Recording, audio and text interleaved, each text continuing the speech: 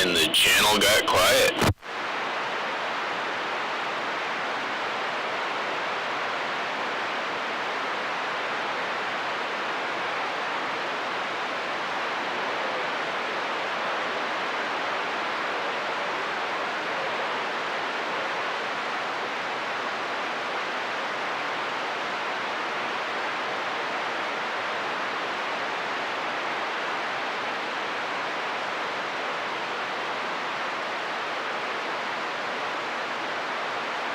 I love people that like to ride aft but don't like to pass.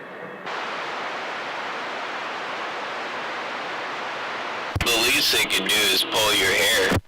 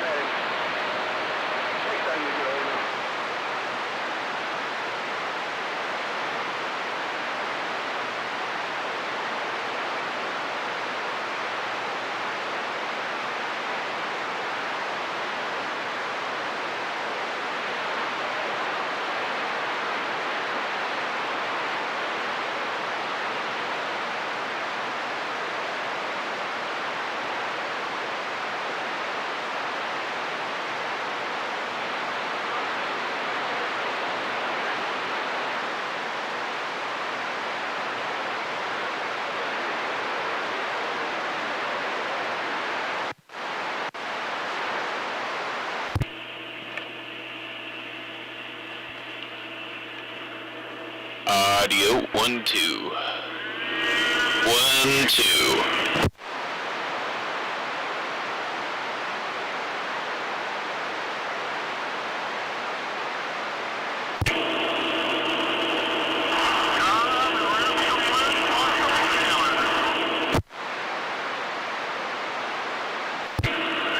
Audio 1 2 test. Audio.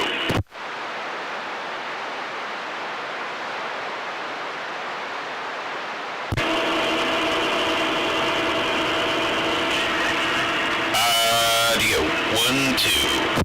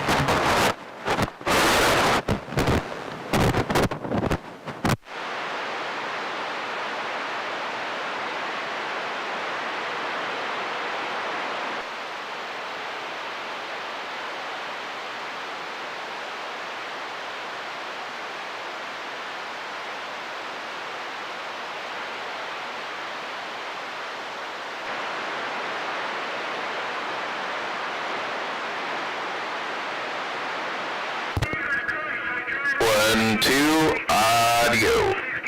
Audio.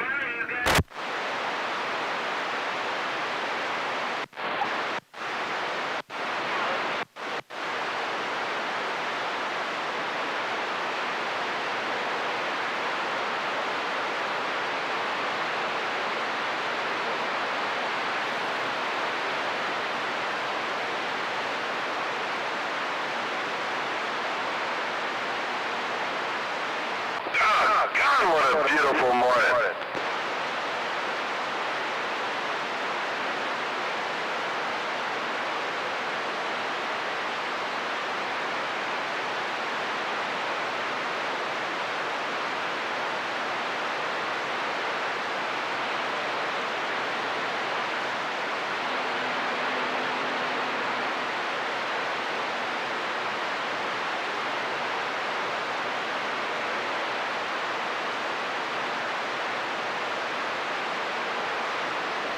So when does all the fun start today?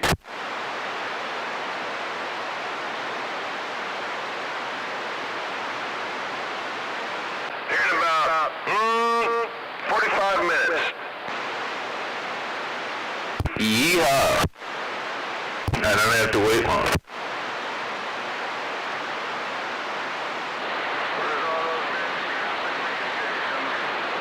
Just make sure you take your shoes off the door, please. We just vacuumed.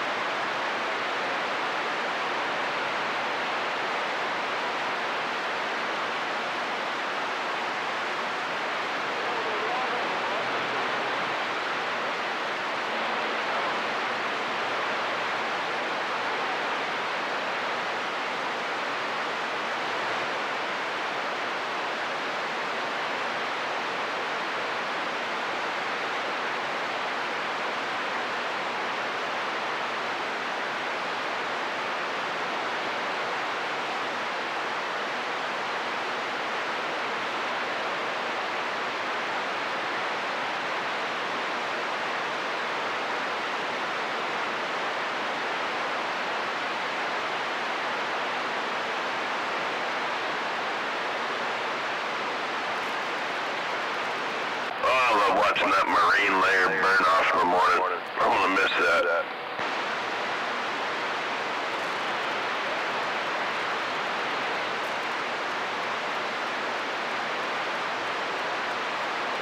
All the birds out there getting the worms in the grass.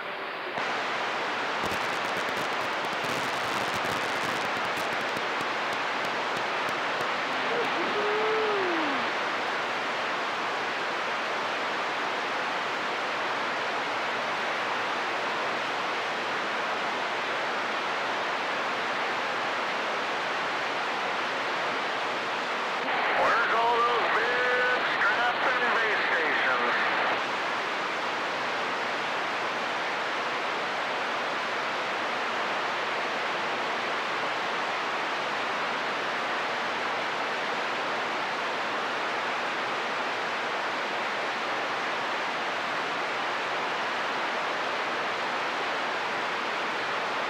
I thought I heard that mud runner hammerhead. That can't be. His old lady tossed him out.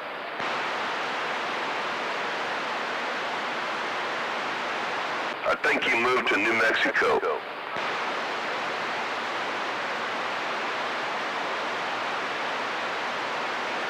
Who's that? Slammerhead. I don't know. I think he got a flat side antenna or something, because I hear people talking to him out there, but he never, he's never loud enough I can hear him. That's because his old lady kicked him out of the house, and he's living on the street, his RV, his mud duck RV now.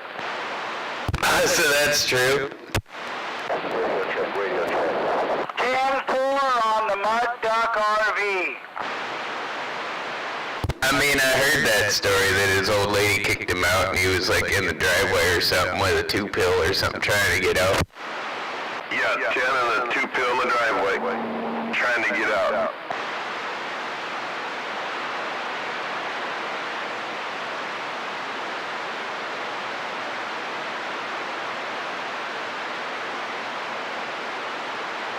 Man, they make these shotgun shells that point down.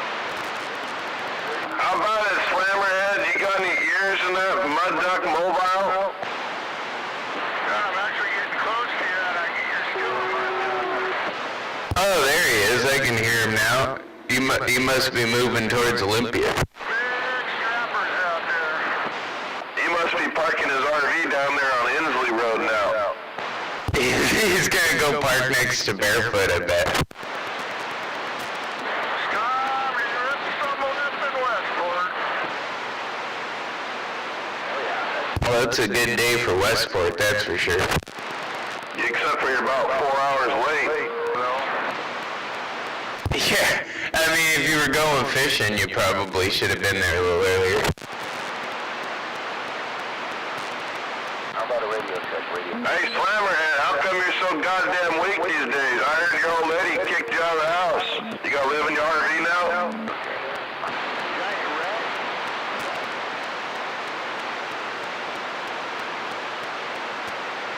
Oh, Lord. I figured he just burned something up again, to be honest with you. I mean, he has a tendency to do that and go away for a while. Down here, let me tell you what. Best thing you do is kill him. Hey, how about a radio check? Harsh.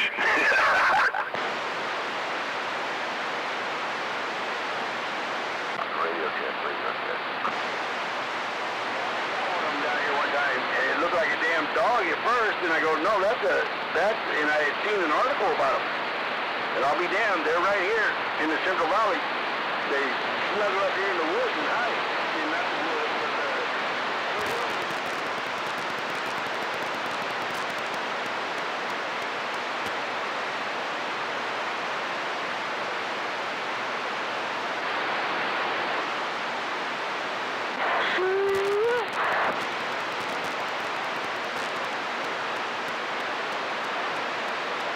Maybe he already sold his house, man. He's getting ready to move to New Mexico.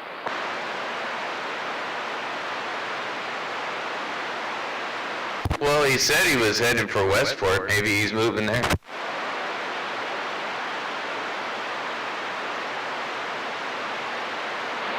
With the gas prices, New Mexico is kind of far away in an RV. beavers.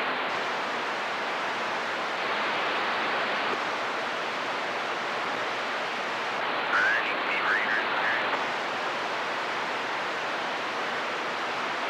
had a beaver one time that wound up in my swimming pool. Where was that at? I lived in North Carolina.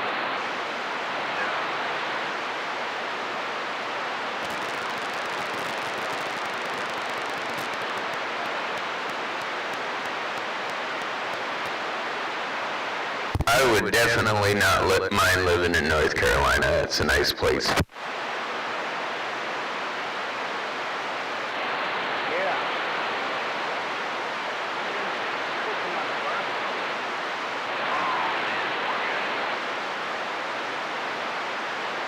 I know, he was a little tough.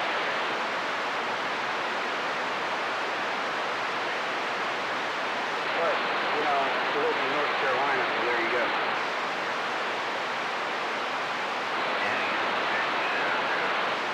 Yeah.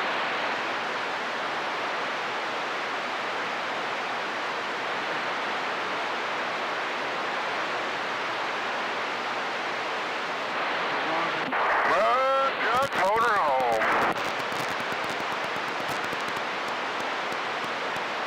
You must be getting close to town now. I can actually hear you. Can you hear him now?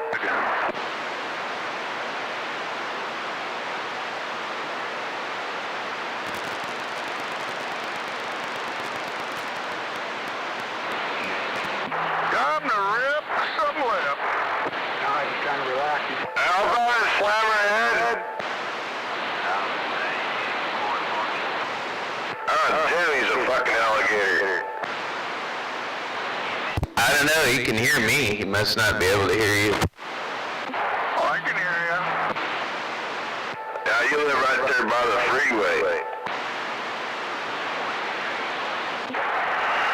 We are at the Nisqually River. I used to be able to throw rocks at the freeway at my house, but I'm a little farther away now. I'm probably about 1.5 miles or so. Or 7 miles if you ask Maytag. Hey, Slammerhead, how much longer? A couple inches. Yeah, when are you gonna move? I thought he said he was gonna get a big radio and be loud again. Well, you know, it takes a couple weeks for them RM Middle East to deliver. A couple weeks to RM Middle East to deliver, and then a couple of years for the fucking Cobra 2000s to arrive.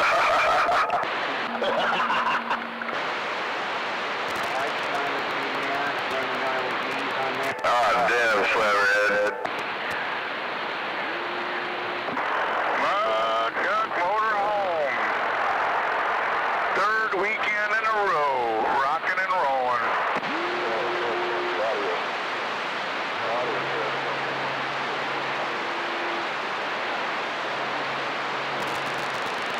Everything's all painted up. I just got to tack the rails. I was kind of hoping that I'd be able to wire it first before I tack the rails on there, so it wasn't in my way.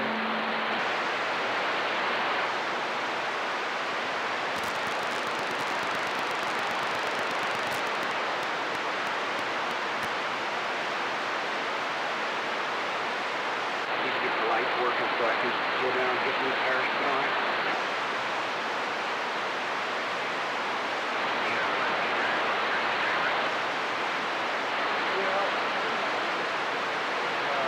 There was a trailer that had carried jet skis. So I took the deck all off of it, and I think just have little rails and such a damn jet ski stuff on it.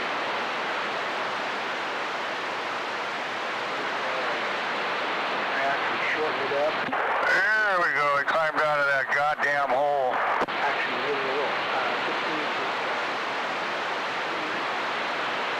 Oh, wow. I couldn't get down inside the house. I have to try to turn it on its side. It's too heavy to turn it on its side. Trailer probably weighs 600 pounds. So the tires that are on it are dated 1988. So, 30 some odd years old. Yeah, I figured it was about time to retire.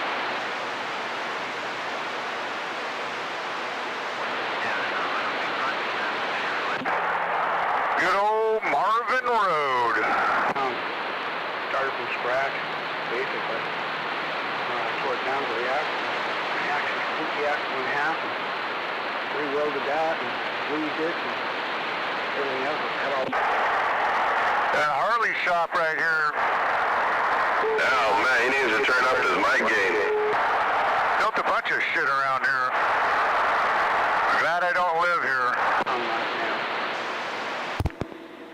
What, you bought a bike from Steve Boone?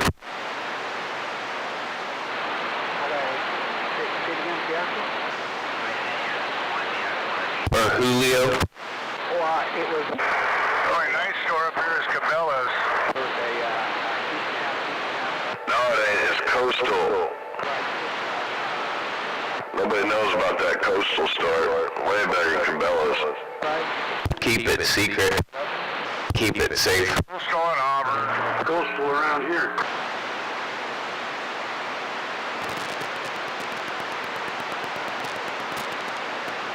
They don't have swimming salmon in there. What's that, Gunny? So where's there a Coastal around here? It's the old Shopco building over there by Discount Tire. Oh, really? Cool. Yeah, man. We're having a good sale this weekend, too. It hasn't been there too long. Yeah, I used them quite a bit when I was down there in Oregon. They're all over the place in Portland.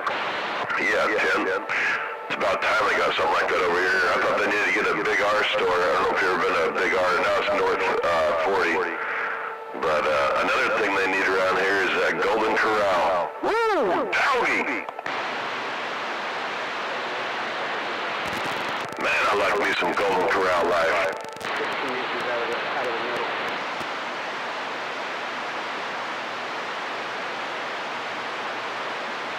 Here we have like a buffet place. Yeah, 10. The most money Morning, noon, and night buffet. Go ahead. Either that or a Cracker Barrel would be cool.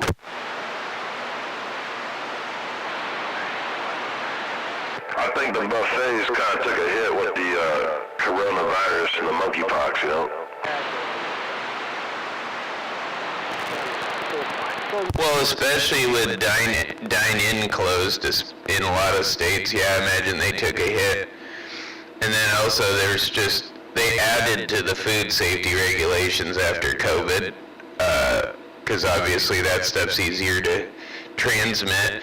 So it's, they probably have a lot of stuff that they can't serve anymore too. Yeah.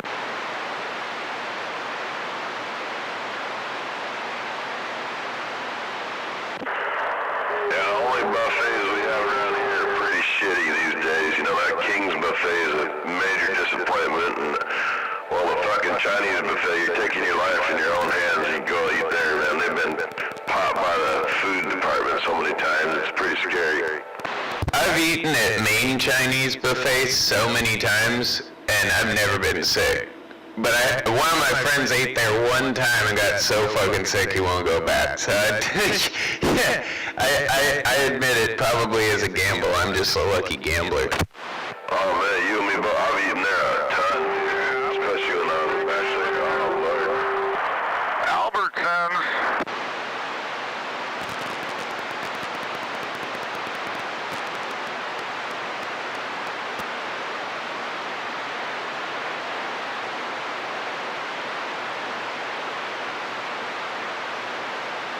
But it was the best Chinese buffet in town.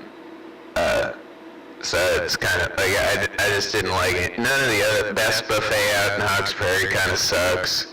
The one over here in Tumwater wasn't bad, but it was slim pickings. I like going up to DuPont, or I used to like going up to DuPont to that buffet, man.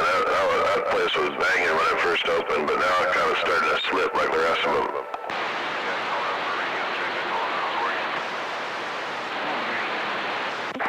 Maybe even getting even louder.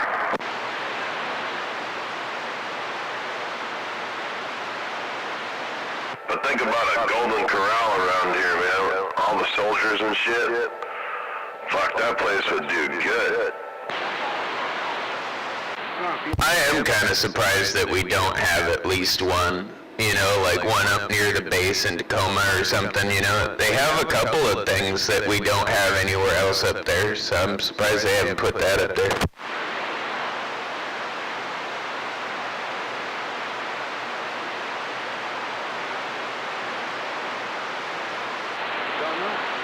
And I'm sorry, man, but that Popeye's chicken is trash. That stuff is terrible. Oh man, you gotta go, you want real fast food chicken that's really good. You go down there and you get, oh god damn it, what was the name of that? Bojangles chicken down in the south. They have them in like the Carolinas and down that way. But Bojangles chicken, man, that shit is the best. 1080. Be careful with that three-wheeler, you're gonna get... Keep your feet on the peg, man, lean into the turn.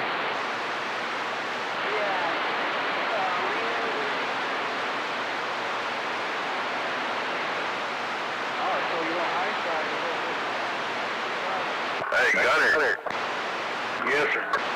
I was there, and they had fucking ammunition on the shelf, dude. And they had a pretty good selection of reload and stuff, too. Yeah, Ken, that's why I was shopping at them down in Portland. This guy sold me one for $200. The frame was all wasted. You couldn't buy ammo or primers anywhere, and Coastal had them. Yep. All Hondas run good. You just got to make sure there's still oil left in them. Oh, it's waffle time. I'll be back.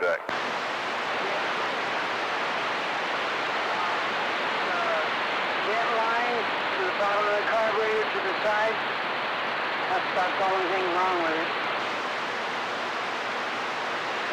Is it hard line? Getting on that wall. I think it's 101, or what is this? 103. But on the side there's... Exit 103 is basically 101. Not quite yet. Exit 104. Well, exit 103 is Tumwater. Yeah, it's the one right, I guess you're right, it's 104 is the 101 exit, and then there's 103 gets off right by the brewery there. Okay, I'm on North 101 now. Yeah, 10-4.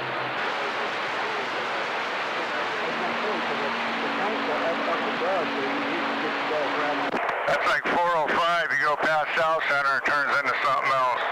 Looking stupid.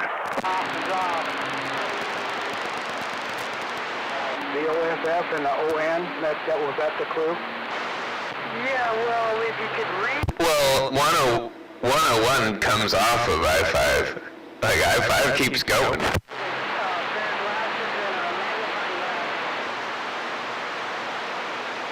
Oh, just clean the oil off. You know, I've never fished that Black Lake.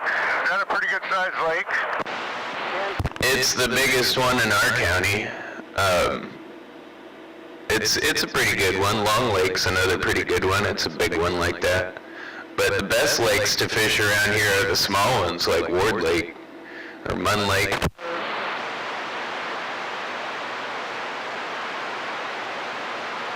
all right. I've had my bike built for, I don't know. Yeah, the jet boat I own, the guy sank it on Black Lake before I got it. I ran out of fuel because of, forgot to either turn it on or what. It's not a super shallow lake, but Black Lake isn't very deep. A lot of the little lakes around here are much deeper. And then there's Summit Lake you'll end up driving by too. That's another good one.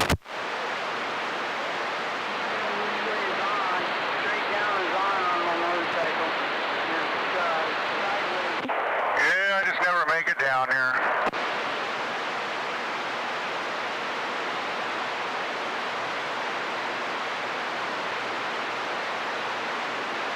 They do like to haul ass though, son of a bitch. Oh yeah, the average speed from when you hit SR8, just as you're heading towards the ocean, you'll hit that other interchange and get up. Instead of getting off and staying on 101, you get on SR8. The average speed limit between there and Elma is going to be about 90. Carry one of those disposable paint trainers with you all the time.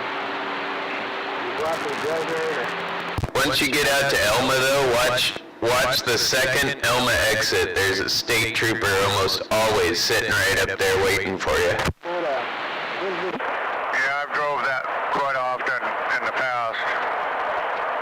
And McQuarrie too, or McQuarrie, whatever they call it. That's another one. Yeah, McCleary, they don't sit there too much. They'll sit there right before the McCleary exit on that Mox-Chehalis Road exit right there that pops out. That's where I grew up, was right there in McCleary. Elma's another good one they'll be kind of hanging out at too. There's a pull-off on the on-ramp on the second Elma bridge there. It's like Main Street or whatever. I don't remember what the fuck the name of that road is, but it's the second one you'll come to, and they like to sit right there on the westbound side there, up on that on-ramp, and they can get you like 2 miles down the road on radar, and then just sit and wait for you to drive by them. Coming from the gas stations. I mean... Oh yeah, I had a buddy lived on the upper Sats up there, so I drove up there quite a bit back. Shit, that was 10 years ago. You get a lot of crap inside those fuel bottles.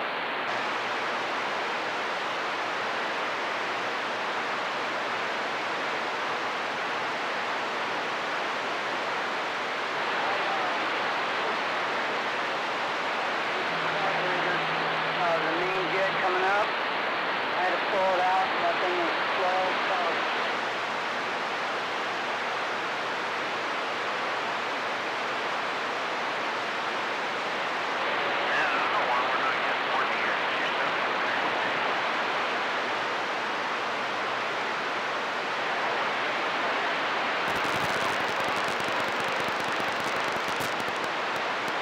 North South Skip, huh?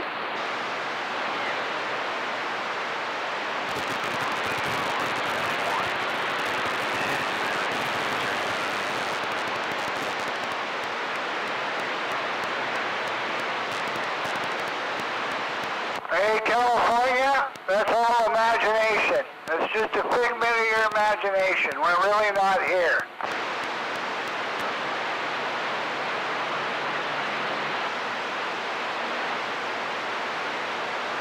Might have to dip a couple crab pots in Oakland.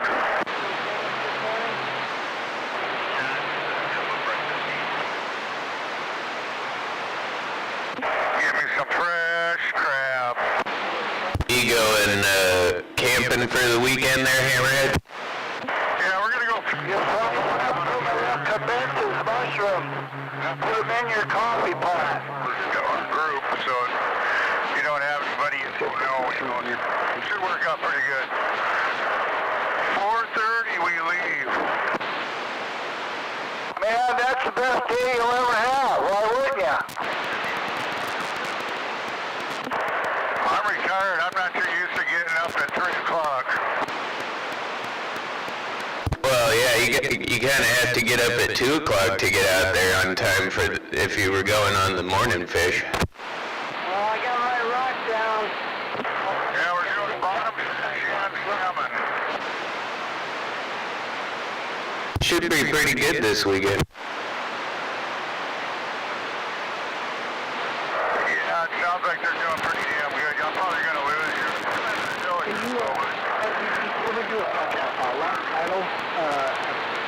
I'll probably lose you about McCleary. That's about as far out as I've ever been able to hear from here. Man, that's far out and solid. Well, in that direction, you know, I mean, once you get around those big hills, when you're pulling in, doing that S-curve right going into McCleary, that's when I lose people. Find paperwork. Yeah, I never hear anybody over McCleary Way or Elma. kind of funny though, because I could hear Lake Quinault, Amanda Park. Yeah, my problem is I probably won't. Well, the only person I know in Elma that actually has a station is a buddy of mine that I set him up with something he could talk on, and his dad gave him an old Starduster, and we put that up on a big piece of mast that his dad had. So you might be able to hear him from there. There's really nothing in between you and Elma. Then you're going to have to file for a new registration. Yeah, I'm at that little grocery store right now. Yeah, I think I got one lower ridge, but it's a low one. There's no numbers on it, is it? You'll go up over that hill past the store, and then a bunch of people will disappear because it goes back down. I recovered that.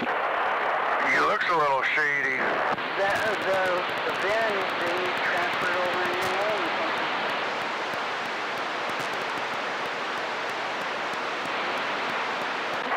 Kind of feel good. I'm doing 70 and people are passing me, so hell, I'm the slow one. I told you, man, I average like 85, 90 until I get down into McCleary, then I slow it down. You know, that's when you hit traffic and the cops might start popping up. But yeah, and then I'll hit 90 until I get to the first Elma exit, and then I slow it down again. Hey, have you ever eaten this barbecue place up here? Yeah, they're not as good as they used to be, but they've been there forever, man. Before it was a barbecue place, it was a pretty bitchin' restaurant. But yeah, they got really good barbecue. It's just a long drive to just go out there for barbecue. Yeah, I've never tried it. Drove by it many a times. Never have went in there and tried it. I heard it was good.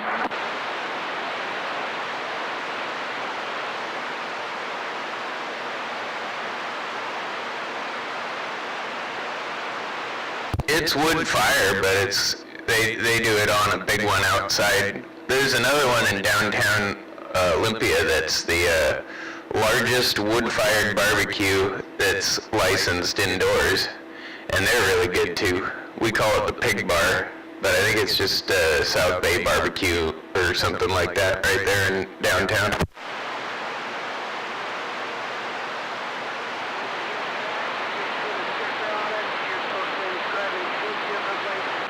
I don't know if you can hear me, but yeah, the smoker's rolling. That's where they grill it all, is right there on that big trailer right out front. Yeah, they got one parked out front smoking away.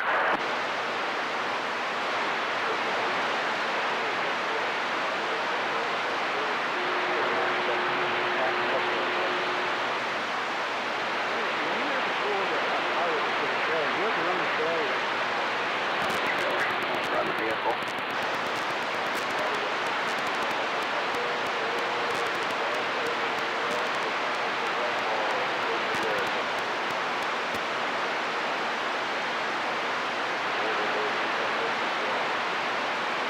I like to have all the registration on me.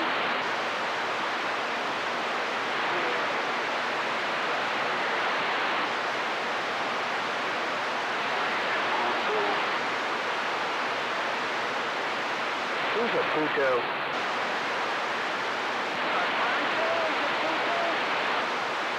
I don't know. Poncho's calling us Putos. I will say the best stop, in my opinion, the best place to stop and get something to eat on the way to the ocean in between Olympia and there would be the Crow's Nest down there in Montesano. Some of the best burgers. Okay, I'm running out to the shop. Everybody have a good day. Model Key Restaurant. That's pretty good too, but man, I always try to stop in at the Crow's Nest. I've been going, since I was a little kid, we've been stopping in there. The place is great.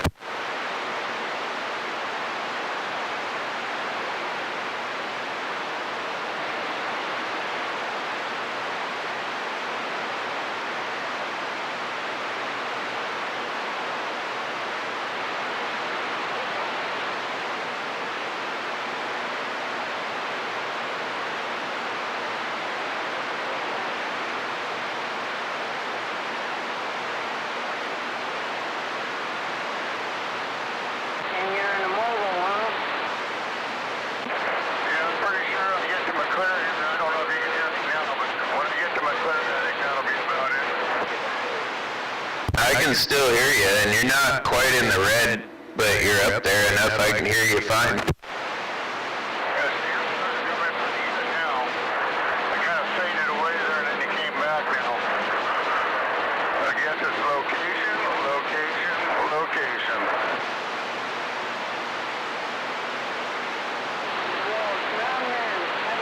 You're up early.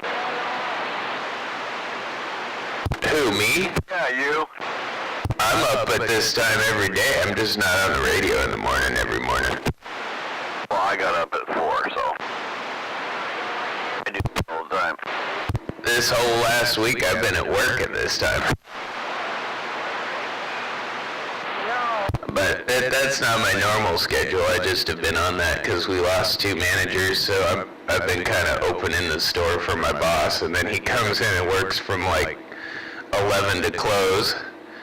And then I've been opening on Thursdays, so I've been getting up at like 5, 6 o'clock pretty much every day. It's good for you. I don't know, I took some getting used to, but I prefer it. I get to see more daylight. Yeah, when I worked swing when I was young, I used to work at a plywood mill out in Lacey, and I'd get off work and everybody was getting up to go to work, and I was getting ready to go home, go to bed. I don't like getting up at 4 o'clock in the morning to go to work. I've done that. I don't really want to do it again. But, you know, I mean, if I wanted to, I could get up at like 8 and still make it to work on time. But I've been getting up a little earlier. Probably because I've been getting to bed too early, like 9 o'clock.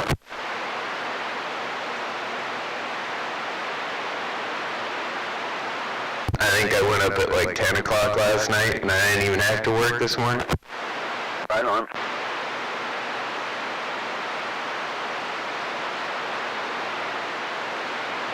We went on a killer bike ride yesterday. Me and the dirt man. Yeah, 10, where'd you go? We started at Lowe's out at Yelm Highway, and then headed towards Lost Cause country. All the way to the very end, and I do mean to the very, very, very, very end where bicycles are not even allowed to be. Damn, if I'd have known you were there, and, you know, depending on the time of day, you should have stopped by across the street. I'd give you guys a pizza. Oh, don't tell us that. Oh, Dirt Man would have known that. We would have never made it back to the car. He would have, but I wouldn't have. Morning time, Zodi. Good morning.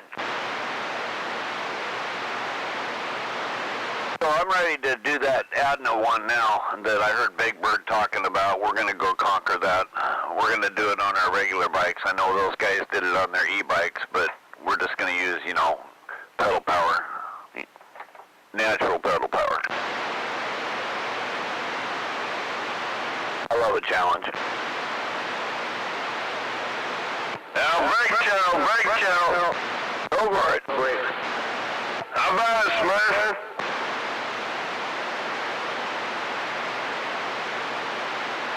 Thank you for the break. You bet. He's probably sleeping. You heard that resulted in a head-on collision, right? That was a head-on collision out there? Is that what I heard? Yeah. I was sitting listening to the scanner, and I heard some medics go into a collision on the freeway, and I was kind of hoping that wasn't it, because I didn't catch where it was, but that probably was it. Are you talking about the one I called in? Yeah. He said there was no serious injuries, but yeah, it was a head-on. Fucking A. Well, I'm glad we made the call. It'd be nice if the state patrol would call me and say, hey, thanks for calling that in. You saved 5 people. Well, I don't know. I mean, I would, at least, at the very least, they knew about it probably before the collision, so they were already on their way. I'm the one that called them because Smurf said somebody needed to dial 911 and nobody was doing it, so I got on the phone and did it. And they called me back, so I was in communication with them for about 15 minutes during that event. And they were looking for what kind of vehicle was it, which way was it going, and how fast. Yeah, when he got off the radio, he got on his phone and called him himself and gave him all that stuff, so, yep, it was a good effort out of everybody. Thank you for the break, I'm standing by. Roger, yeah, and at that point, that's when Beavis said 5 of them went by his house. Well, he said they were like 10 minutes before that, so they were probably on their way as you were still on the phone with them. Well, they had called me back.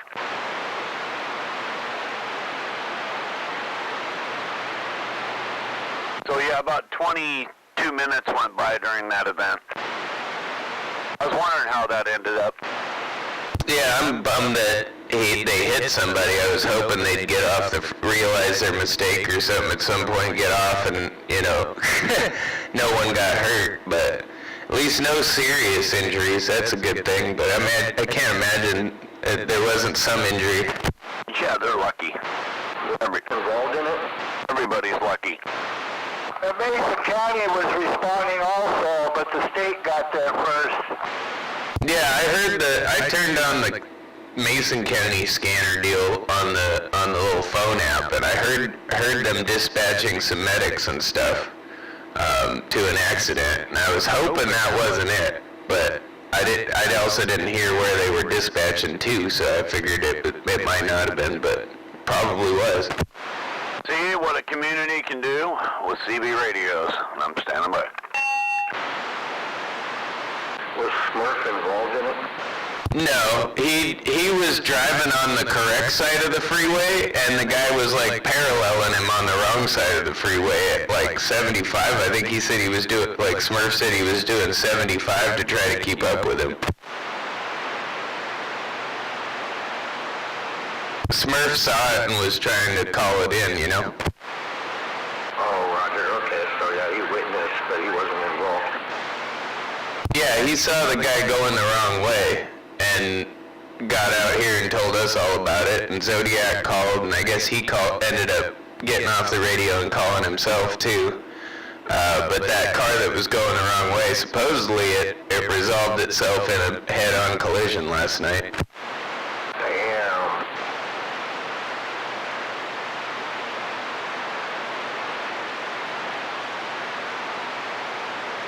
But I suppose it was probably a good thing the cops were already on their way when the accident probably occurred, you know what I mean? 2 people had already let them know.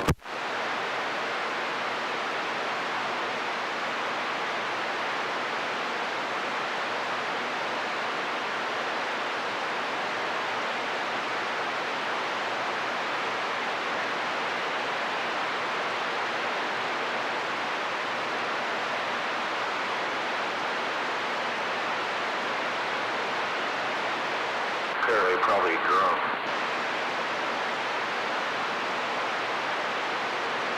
More than likely, they probably thought they turned onto the right side. You know what I mean? They were drunk and they just didn't go far enough before they got on.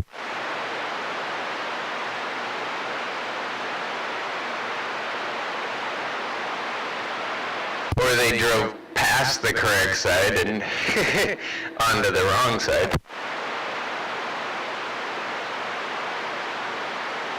You know where they came from, Al? No, I didn't know where they got on. I know Smurf got on the radio about Kennedy Creek area. I remember he was talking about they were at Camilchi or something like that. He come off of that Shaker Church Road. And the only place, when he comes from Highway 8 to 101 on the Shaker Church Road, that brings you out on the wrong side of the highway. Yeah, Tin. That makes a lot of sense. I didn't realize he came from that far back, but yeah, that's the only way you can turn is on the wrong side of the highway. Well, Smurf didn't notice him until, what's that called, Paradise Valley or something there? That first place you could turn right after getting on 101?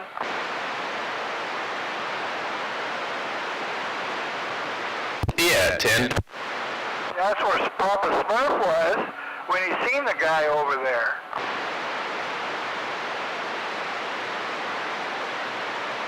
Yeah, that guy must have gone a long way, because, I mean, by the time they were calling it in, they were at, like, Kennedy Creek. Yeah, that guy went a long ways to get to the casino. Well, you'd think he would have realized that, like, that wasn't the shortcut he thought it was, because I'm pretty sure that's what he was trying to do. He was trying to cut over so he didn't have to go all the way down into Mud Bay and turn around to get on 101. But you'd think he would get off at the nearest spot, which would be Steamboat, you know, and get on the right side. When you're in that state of mind, that don't even come there. You get tunnel vision and you just drive. Yeah, Tin. Well, I can tell you if I was sober at that time of night and I realized my mistake, I would have just driven down the fucking shoulder to the next exit. Best thing to do is turn around and go the right way.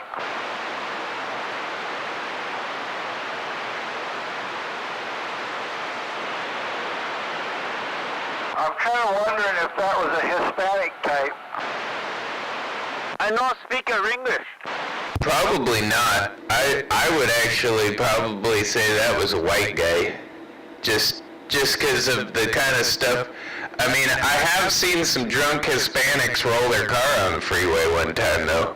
But they were going the correct direction. The driver passed out halfway through and slammed into a Ford Ranger in front of me.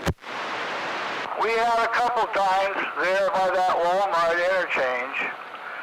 They're coming south, north of there on 101, and they take the goddamn, they think it's an off-ramp and it's an on-ramp.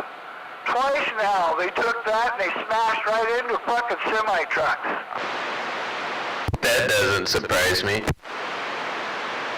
Fucking drunk and high as a fucking kite.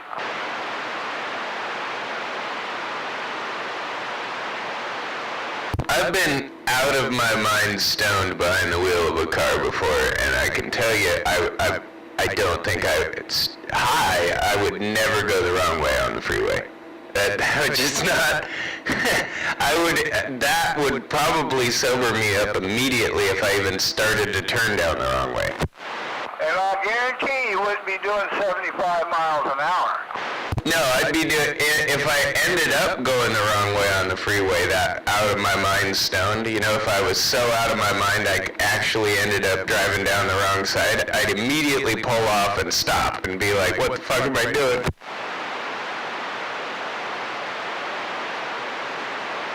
Hey, Slayer. Yeah, Jake. Breakfast tomorrow? Sure, yeah. Around the same time, 10 o'clock? 10 o'clock, that's lunchtime. Well, alright, I'll try and make it there earlier than last week. No, we can plan for whenever you want. That's the difference between weed and alcohol though, man. Alcohol, you blow through the stop signs floored. On weed, you sit and wait for them to turn green. Everybody I've seen that's really stoned on the freeway is doing about 45 miles an hour. In the right lane, which you gotta give them credit, at least they're all the way over on the right, you know, where they should be if they're doing that.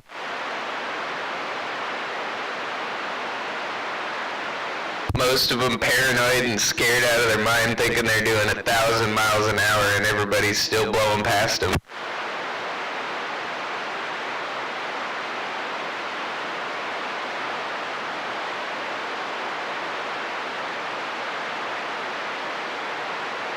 And they're still in second gear. Yeah.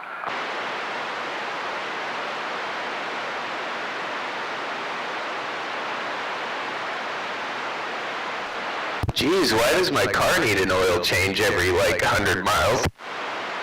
Right.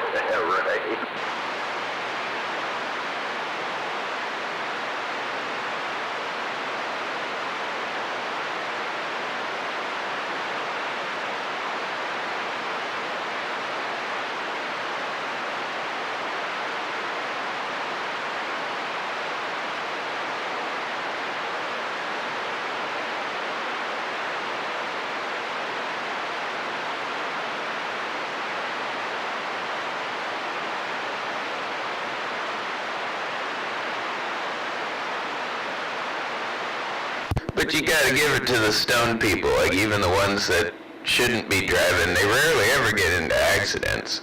They're just too careful.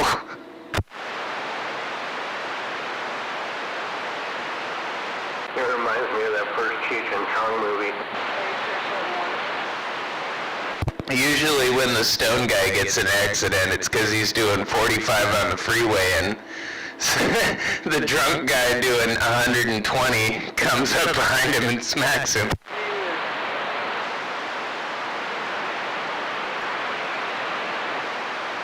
And the drunk guy's listening to Sammy Hagar, I can't drive 55. As they're doing 90.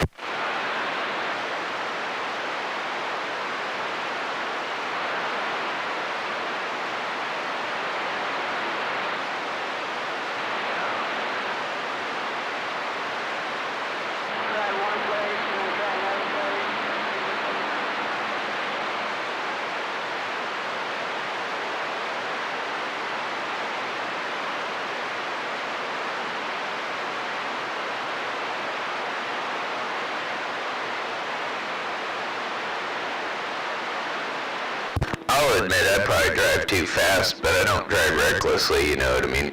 I just don't like speed limit.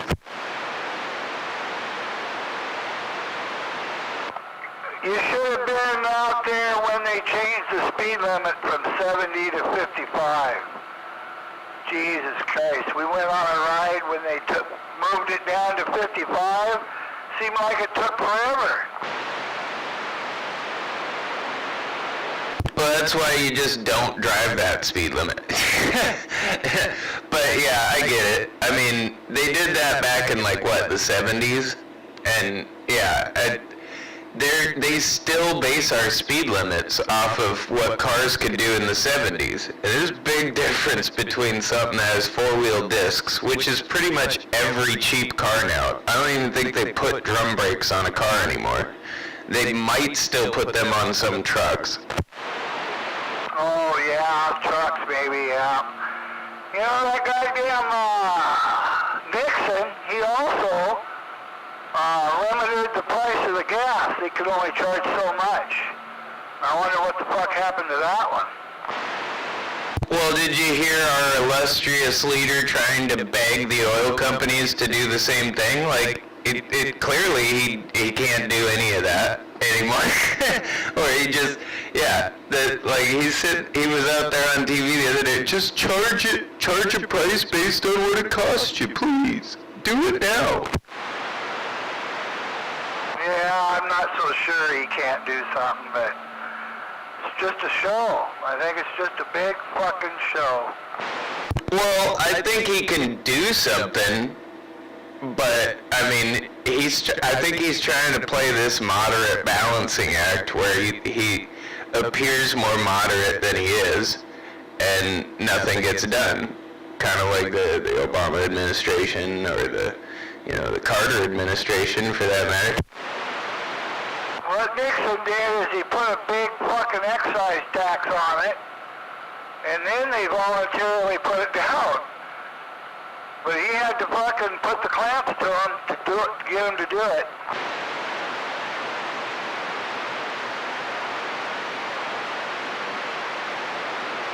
Nixon, other than being a crook and being elected under shady premises, and committing a bunch of crimes that he shouldn't have done, wasn't a bad president, administrative-wise. He was the last Republican to pay off a deficit.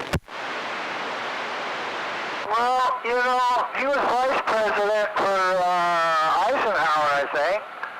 That's where he got the real taste of it all.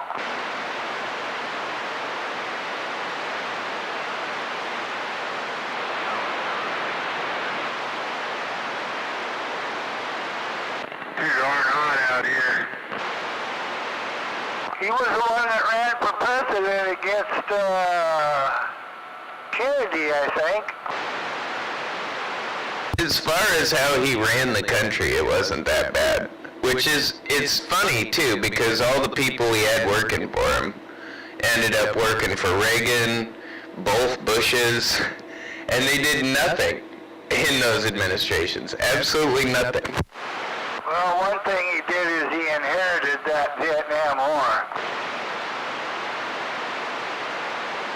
Yeah, that was kind of, I wouldn't say that he dealt with that very well when he inherited it. He kind of just dealt with it the same way that, LBJ was dealing with it.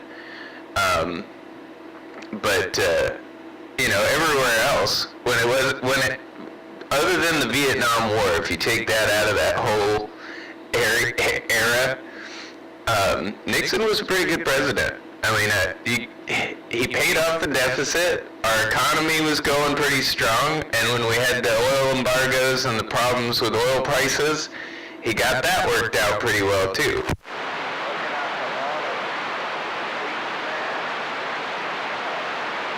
But Carter's administration was when it really got fucking out of control. I mean, the price of gas was just, like, that was when people were parking on the side of the fucking highway because they ran out of gas and they couldn't get any more.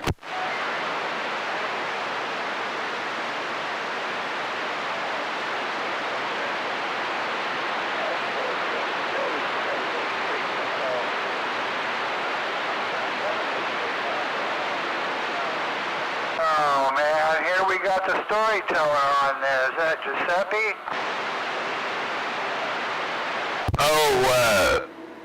Oh, god damn it. What's his name? Not Giuseppe, but it's like that. I call him Giuseppe.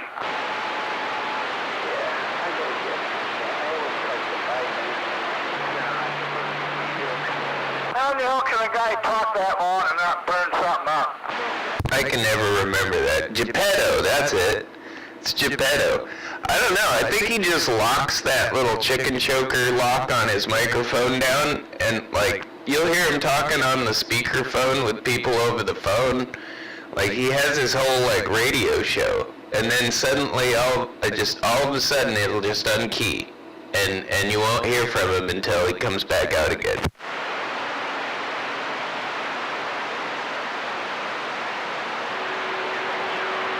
Those people are driving. But he'll lock that thing down for like 8 hours straight.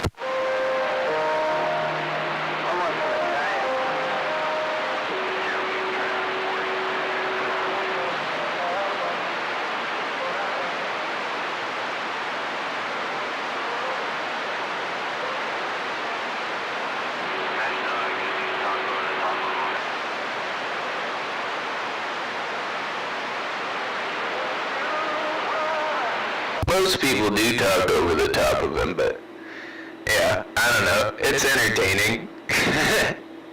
At least, it's something different. Not a lot of people do that.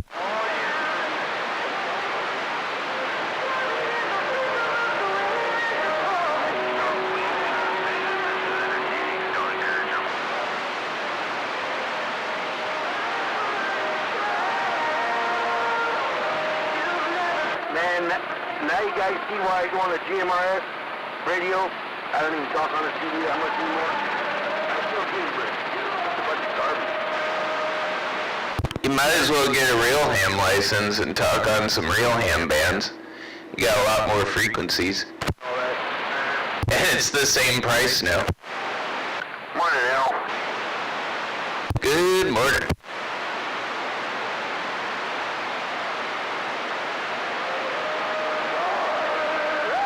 Whatever drive you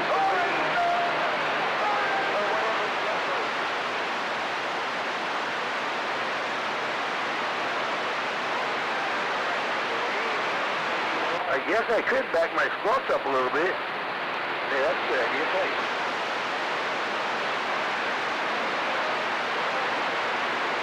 Get yourself a real ham license. You don't even have to take the CW test anymore.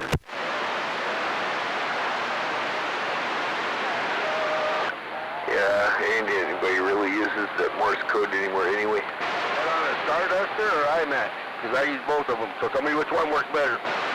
Well, you used to have to because they didn't have, like, just affordable kits that you can plug your radio into a computer and do it now. You know what I mean? Or, like, there's a bunch, MFJ makes one, but there's a bunch of auto keyers where you just type whatever you want into it and it sends it.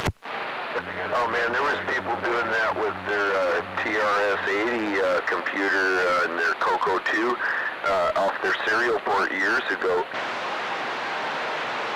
Well, yeah, that's how you usually you'd run it through the cat port in your ham radio, and you could use auto keying through a computer.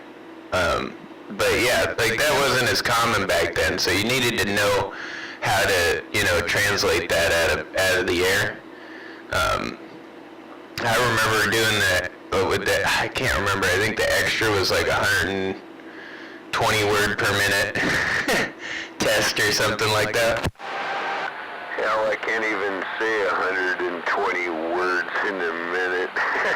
Yeah, that running through the serial port, it was real easy. I had wrote up a program in BASIC that would actually key that serial port up with the right tone for the right sequences for the codes and stuff.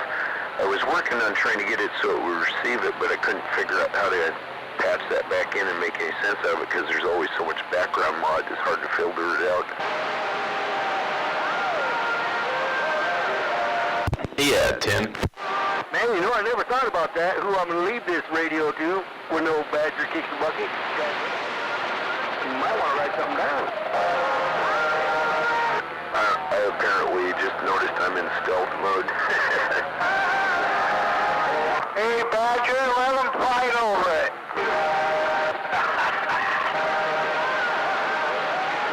Either that or just have it listed on eBay or something through an estate sale and let them fight over that way. People can buy the notorious Badger radio. That Badger radio. Don't forget about his repeater and stuff. Is the radio working? Well, it's working up here in Olympia, Washington. WD-40 said that. Yeah, I'll take it. Station number 10 in the swamp out here in Olympia, Washington, also waving at that Badger down there, 10 foot.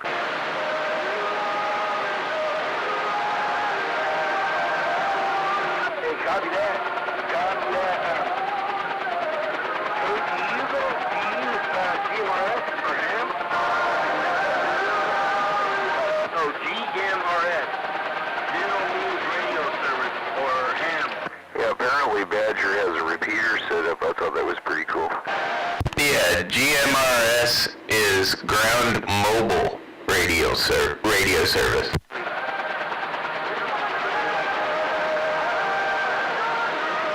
Ground Mobile Radio Service. Dude, and when this one gets like these guys out there just making noise, just go run the FM side. You hear everybody like right next door.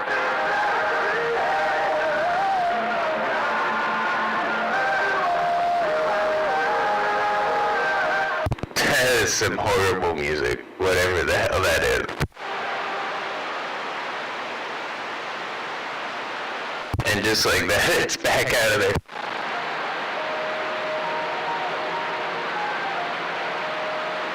Yeah, copy that. And up there on the Columbia, I don't know, I could look for you, but there's probably some good repeaters up there. There might be.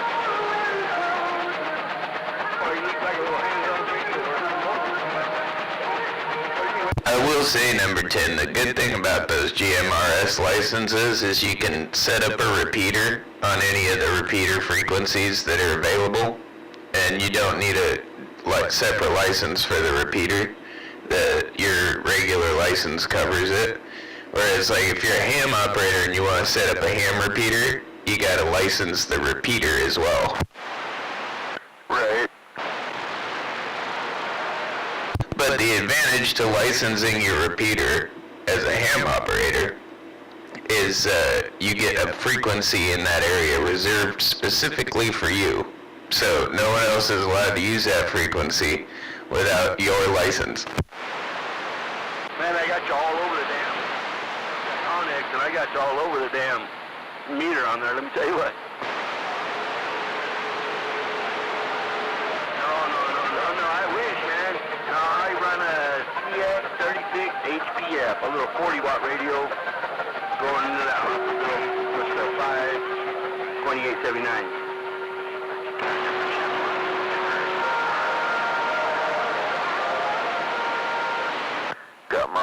loaded. Got my coffee right here.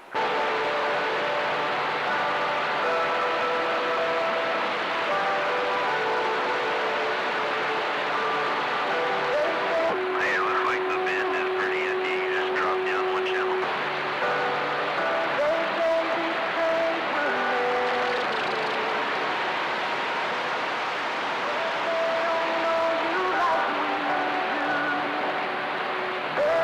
Is that fucking Celine Dion or something? What the hell is that? That's what I've been trying to figure that out. It's just floating in the background there, and that's what I was thinking too, but I wasn't real sure. somebody gave me. Somebody's got the soft rock going. On a tower, Yeah, them old-fashioned love songs, they're playing on the radio, Tiffler. everything else is probably Yeah, 10. over there. My buddy and Vitaly down here by me. Coming down in two-part harmony. Notice how I did a little three-dog night there. 10 up. And he got this one like $100, so it was kind of a good deal.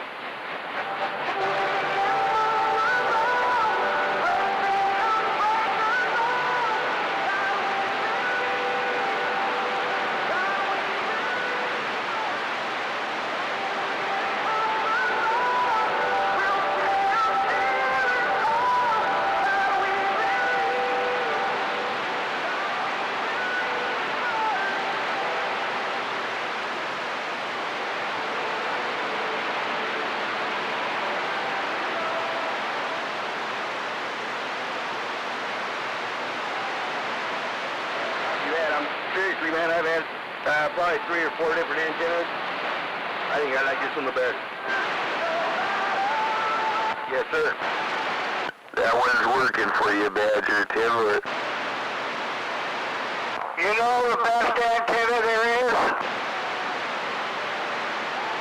I heard that deer slayer in my swamp shack, I did. I hear you just barely. That musical is kind of cutting everybody out. 10-4. Number 10 in the swamp. Good morning. I'll just put a linear. Station number 10 in the swamp. Number 10, number 10. That's right, that's me. Tiffler, waving back.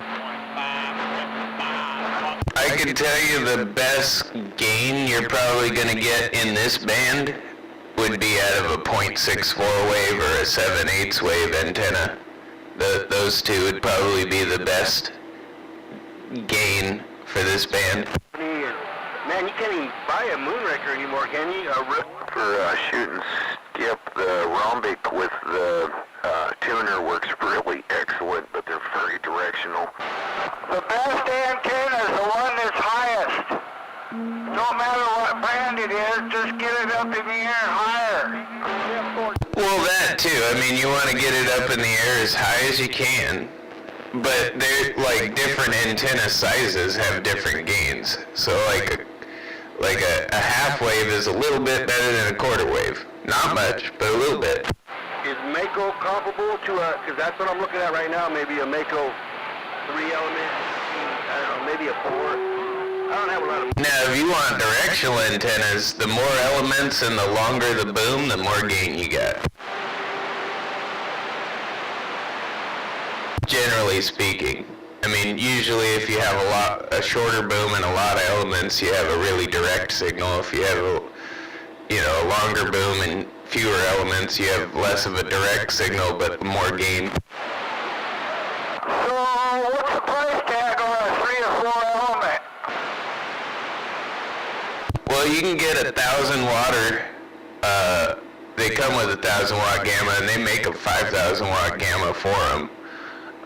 But that Cerio, those little Cerio aluminum beams, they're real light, easy to put up on some like a push-up pole or something like that. And you can get I think the 4 elements, I've seen them on Amazon occasionally for less than $200. But they're not as big or as durable as like a Mako. But a Mako costs you probably about $200 to $400 depending on the size. Like a 4 element, probably a little closer to $300-400. Yeah, but when you're 3,000 feet up, you don't need to have that big money one. Cutter said find a little 3 element and that'll be dangerous. Mako then? Yeah, 3 element or 4 element little Cerio beam, honestly, with like a radio like you're running there, Deer Slayer, it would just dominate. Especially if you put it in that bucket of cement thing you got going on, you put it on something like that up on a hill like that. You could have it 10 feet off the ground, it wouldn't fucking matter. Right, yeah. Yeah, the bucket of cement, that's a good deal there, but I also bury it in the ground. You know, you got a couple excavators sitting around here.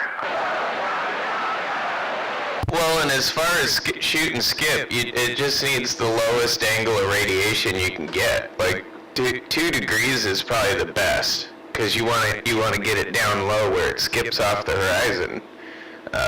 You don't want your signal going straight up. It doesn't bounce back that way. Yeah, see, I don't know any of that, but all right. But also, I gotta consider the wind. When I get up on top, it's always windy up there. Man, yeah, the one I'm looking at right now, the guy, but he's got a tower, man, I think it's a 40-foot crank-up tower, all the coax, all of that stuff. He wants 650 for the whole show. But in the beginning, he was telling me 350 for the beam. So I can get the beam, but I'm going to need, I don't know, a push-up pole. I got 2 push-up poles, so we'll see. Maybe I'll take some money up, try to get that whole rig over there. That'd be nice. That sounds like a pretty good deal with all of that stuff for that. That sounds pretty good.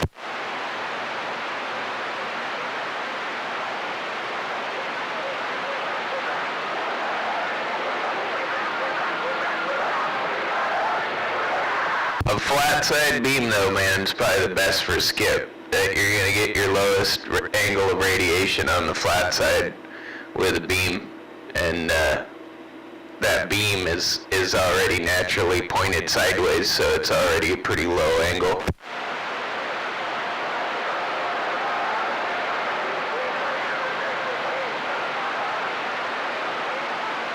That antenna you're using there, Deer Slayer, is pretty good for skip too. Those Antrons, believe it or not, if you only have them like 10 or 20 feet off the ground, they're better for skip, because they have a real high angle of radiation. So if the lower you put them, the better they are for skip. Quarter, you know how they go for? Man, it was $36, and it was. Hey, Al, Yeah. I got this antenna next to my RV in the ditch, and it's about a 150-foot rock wall right behind it.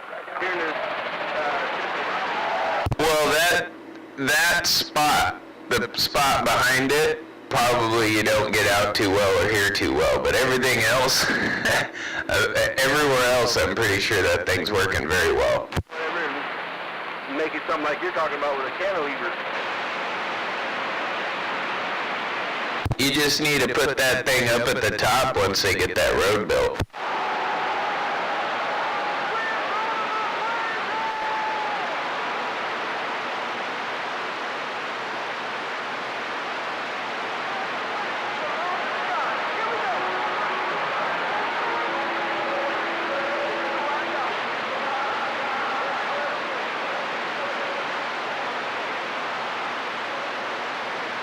Okay, so it's like the header, right? You have a bottom that keeps it, the bottom square, and the top's like the header, right? I know what you're talking about. Yeah, top row, okay, on chain link fence.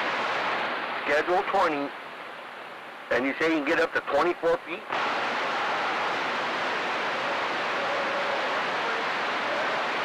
You can get 24-foot sections of that stuff, but I don't know. I don't mind chain link top rail if you're pushing an antenna up the side of a tree or something like that, so you got something to strap it to, but it gets pretty wiggly.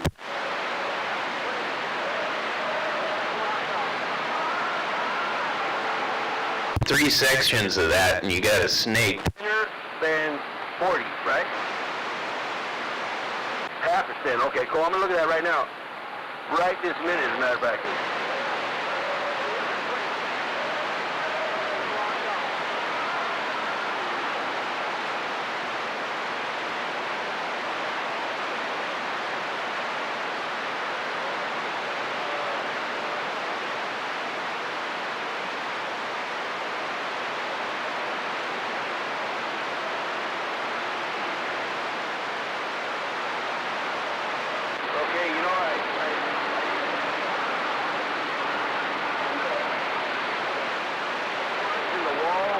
20 gauge, and then you had 18 gauge and 16 gauge red iron.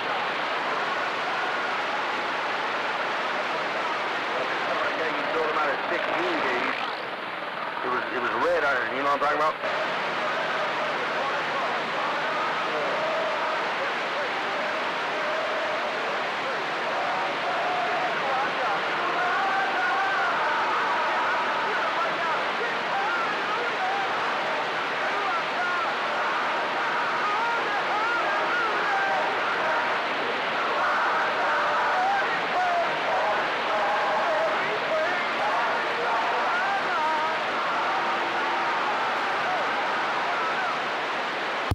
How about it, Deer Slayer? Copy that. Yeah, go ahead, Al. 20 foot. Yeah, I looked it up. That Serio 4-element is $189 on Amazon right now. They got 2 left. Local Skid Row. And there's some big stuff right. Well, that sounds like the right price. Probably the right one to do the job. You know, I need to get together with you then.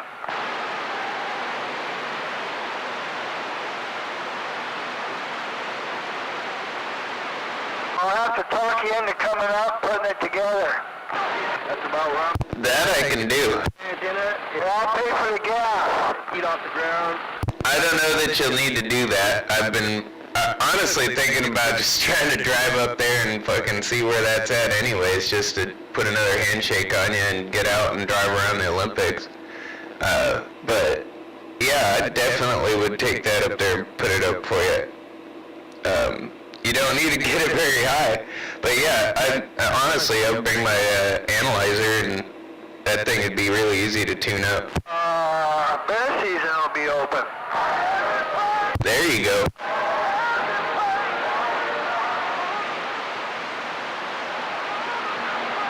Somebody ought to try to tell this guy it's not Sunday yet. It better not be, because I was going to go up to a hill tonight and, you know, key down for a minute, and I don't know, if I have to go to work in the morning tomorrow because it's Monday. Whatever, Central Valley tubing or pipe supply, blah, blah, blah, whatever. And man, I walked in the door, that dude behind the counter pulled out his wallet and started counting his money to see how much he was going to make. You know what I mean? I was like, man, like that 40, Schedule 40 was based on the price. So it's showing me the SWR chart on these pictures of this antenna, and it's saying it looks like its resonant frequency from the factory is right around 27.2 megahertz, which is perfect for the CB. A couple wires on something, that might work. Yeah, you get crushed by California. I could just barely make you out. I'll holler at you later, maybe later tonight or something. Oh, I already had my coffee.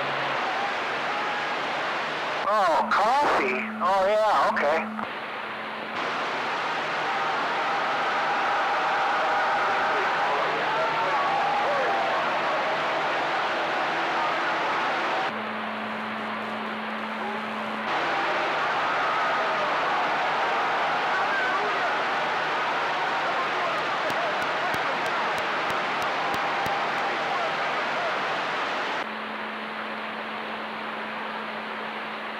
Copy that. Copy that. Yeah, well, I'll check that out. Actually, I am right now. And what is the diameter? Is it like...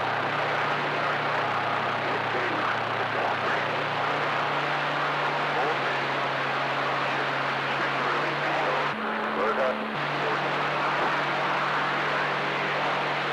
Solid, too, you know. It's solid.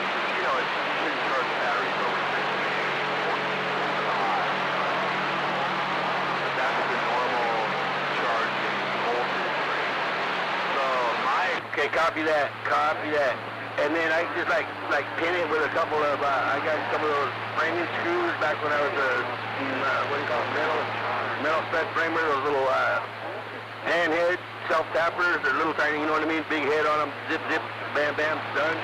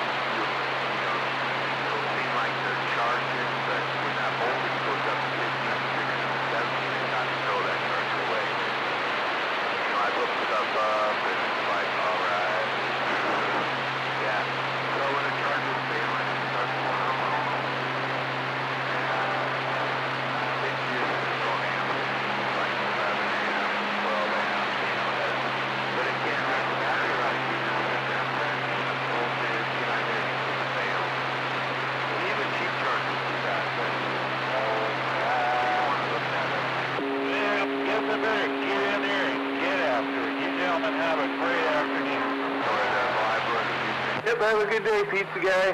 Copy that, brother. Copy that. Larry Dunn. Oh, I'm in California. And this is like the... Man, it's not Oakland. This is like where the middle of the state, where all the illegals come and they steal everything.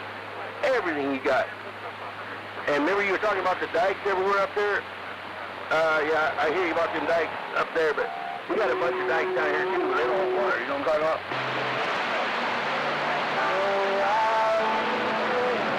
Yeah, he's trying to figure out antenna stuff.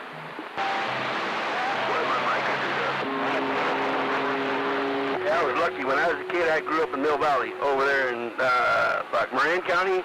My dad was in Novato, Hamilton Air Force Base, and my grandma.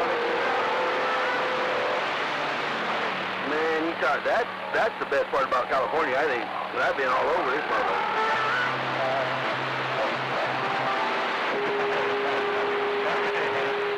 I'm looking at you people, guys. We'll catch you later. Coinga Lake on Highway 198 in a little town called Lemon Cove. I'm a little west of there. If you look on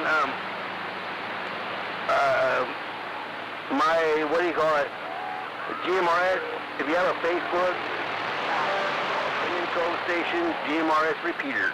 It's a group that I built. Lemon Cove Station, GMRS 4G actually. It's a 4, I run a 5.4, so it's 4G.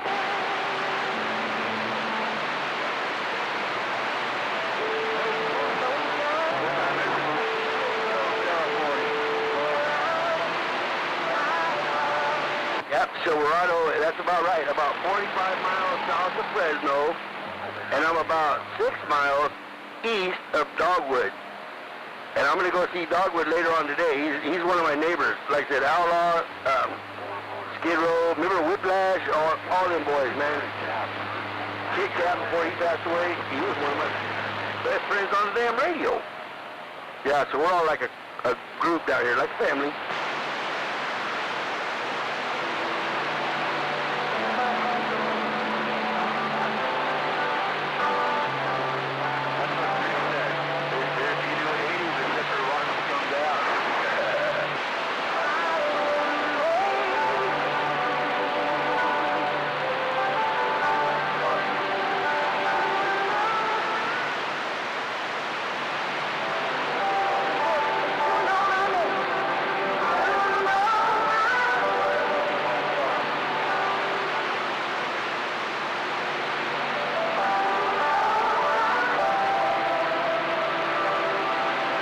Yeah, copy that. I always call you equalizer because you guys hit me with the same frequency and your voice sounds a lot alike.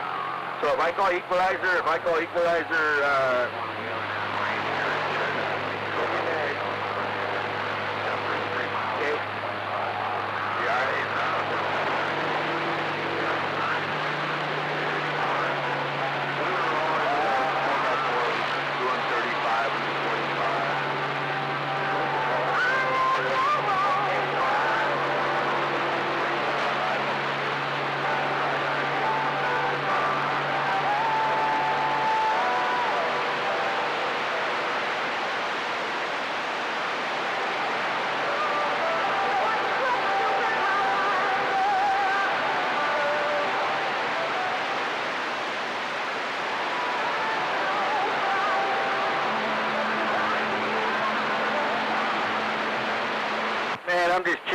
45 kilos. Stand by a second there, will you, Silverado? But yeah, I hear you, man. There's some people like that down here I'm going to talk to you about in a minute. Not too much, Mr. Kilo. What's happening up there?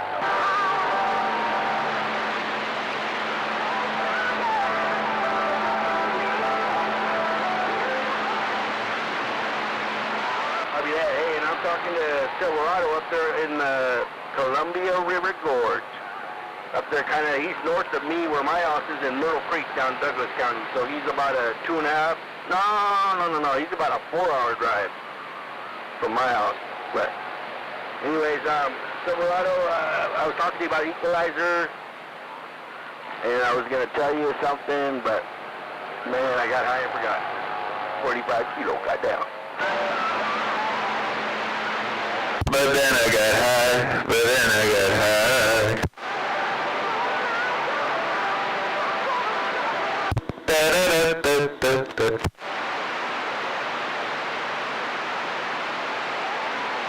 That's it right there, 45 kilo, 572, Silverado on the Columbia River, said the 4 fingers and a thumb.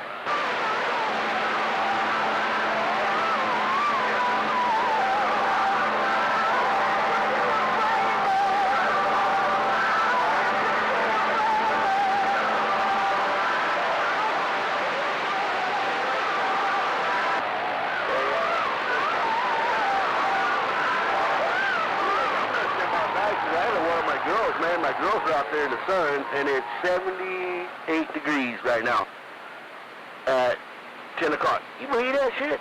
It's supposed to be like 90 right now. Goddamn.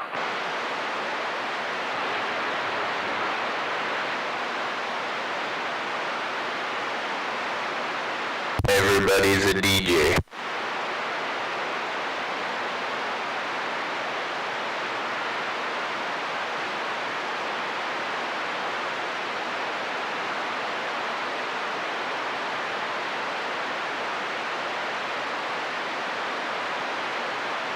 Boy said you were listening to you there. Howdy. If you ever have a good day there, how about it?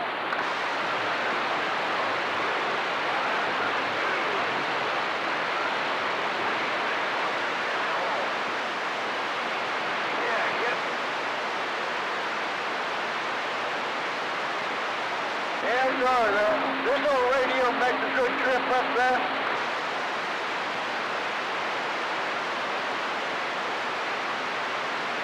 Well, thank you very much. I appreciate that. Put a grin on my chin.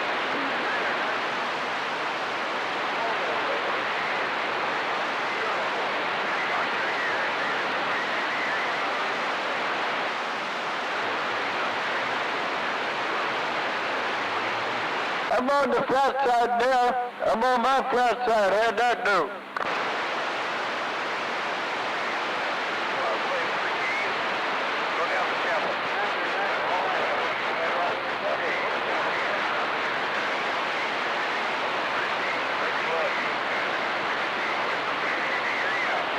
I guess I lost him. How about it? Hey, you get a copy of that on Dogwood, I put mine on the flat side. 413 North, California. Okie dokie. You have a good one.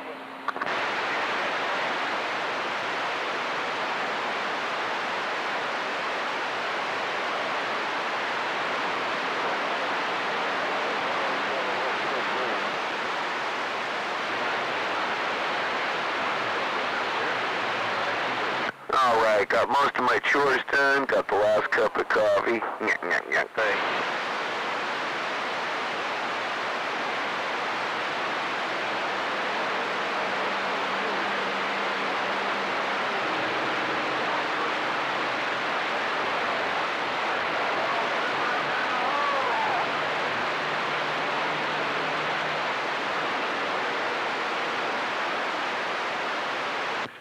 A 45 kilo, I hear you rolling up in here, I do. Holy smokes.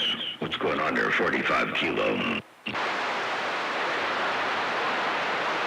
Well, there's Motor Mouth Mall. Yeah, 10-4, he's kind of putting the hammer down. 410, likewise, yeah. I saw a big old signal. I thought, man, I gotta go say hello to 45 kilos. See what's going on out there. You got the sound going on my radio. You got the big old 15-inch two-way stage monitors rocking and rolling over here. They're great.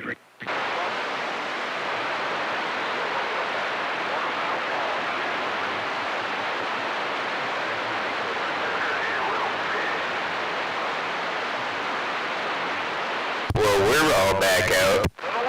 Yeah, we're pretty much all back quiet now, Tim.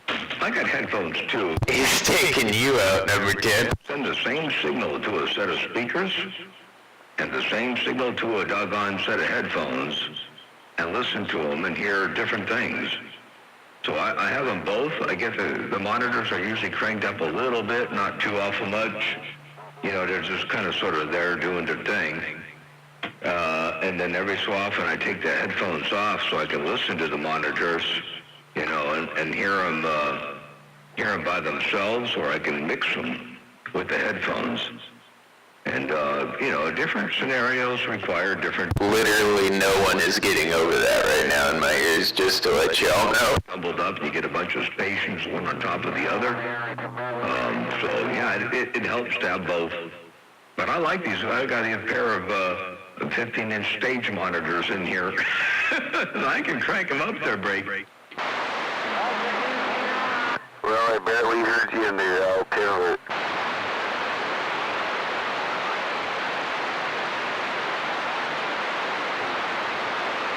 Yeah, I heard enough to know you were talking there for a second, number 10.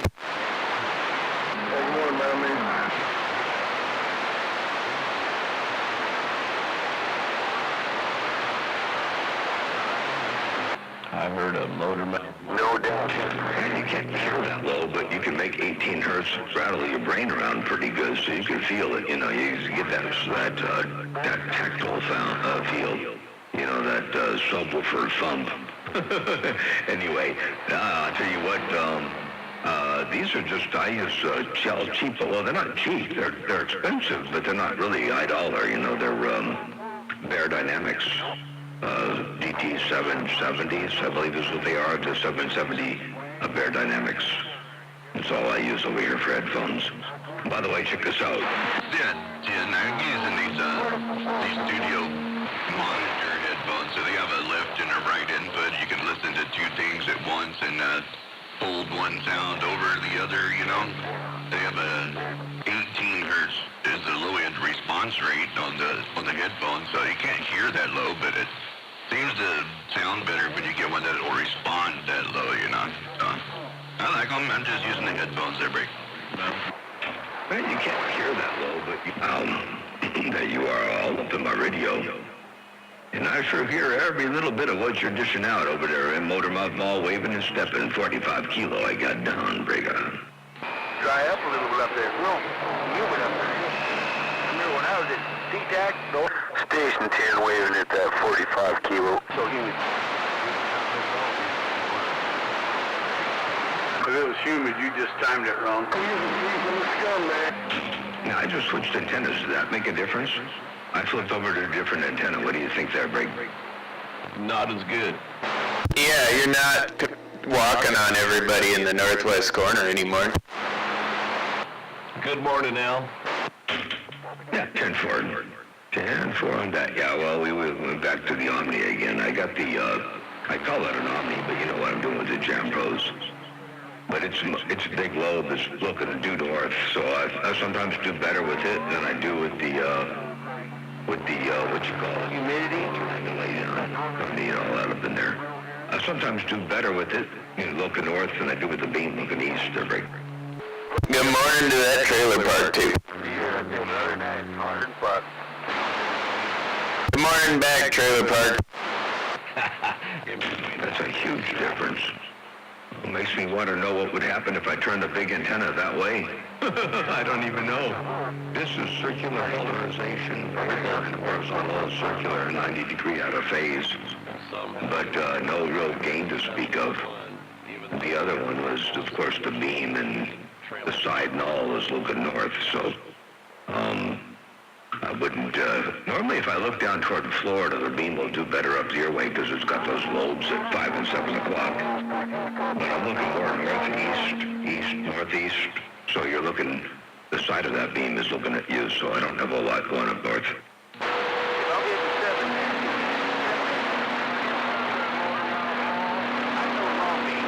Well, not a whole lot going up north is walking on the whole north up here in my neighborhood. And on top of the pile right at the moment, no doubt. 718 Trailer Park Northwest corner, back at you. And Motormouth Mall, stepping on ducks. On everybody.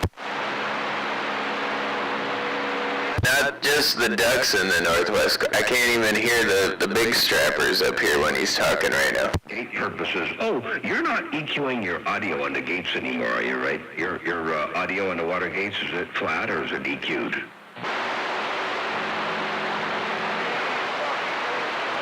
Oh, okay.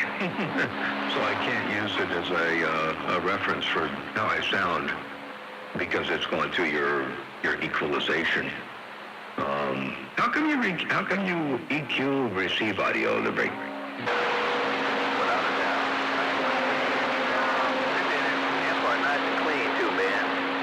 Messing with my damn monitor, ain't messing my TV up. That damn Chad did a beautiful job on restoring this damn donkey stomper. Me and my donkey stomper got down.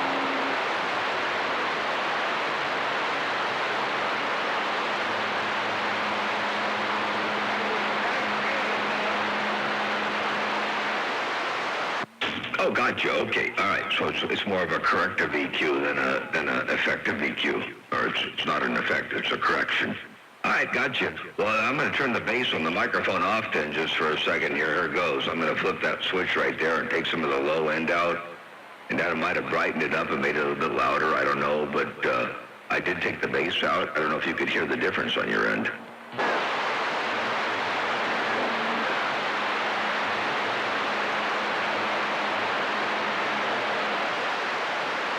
I have 10-4, yeah, the deep, bottom. Now I'll go in, bottom. Hello, test. Yeah, it's subtle. It's subtle, but, hello, there, it's out right there. Hello, now I'll go in, hello, right there, now it's in. So it's subtle. Anyway, all right, I'm not going to do that anymore. People don't like that. They get all bored with that stuff. All right, Motormouth Ball, step and break.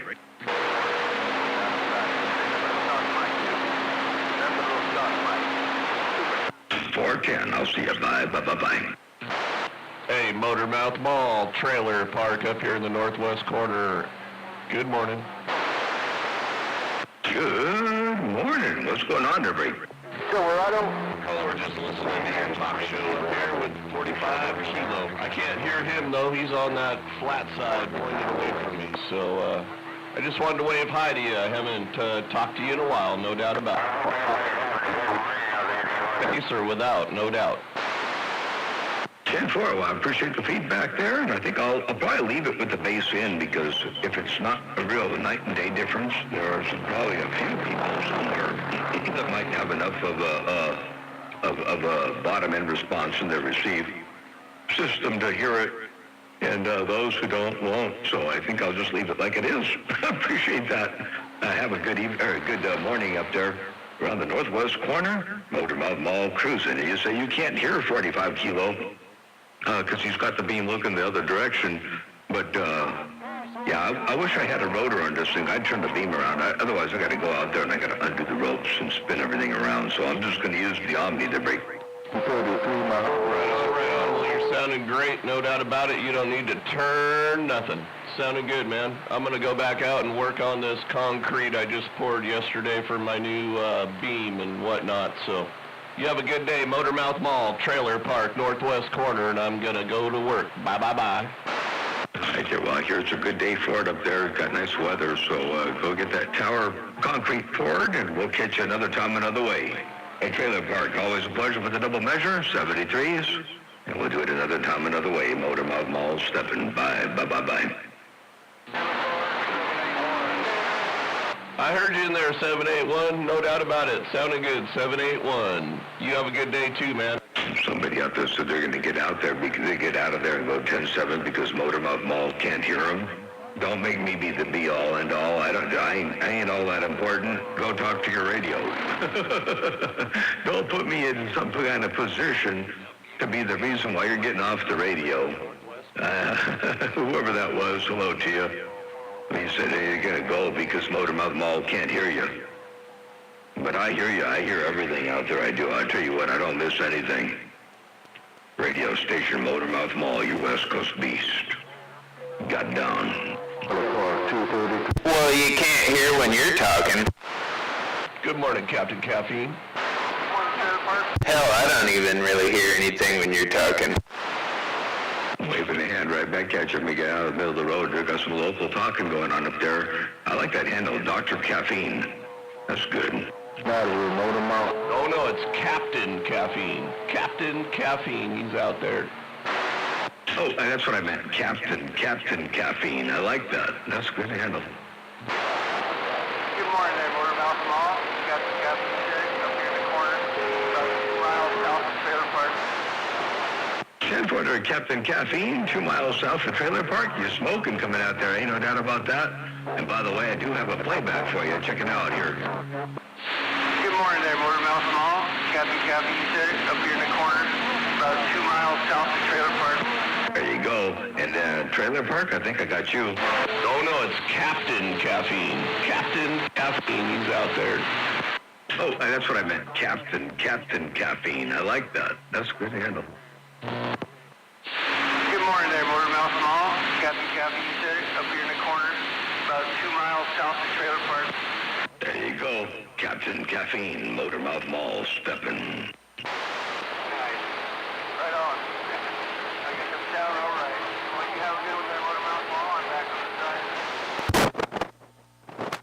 the side. It's later, 73s. And we'll do it another time, another way. Captain Caffeine, Motormouth Mall. What the hell was that? Motormouth Mall stepping.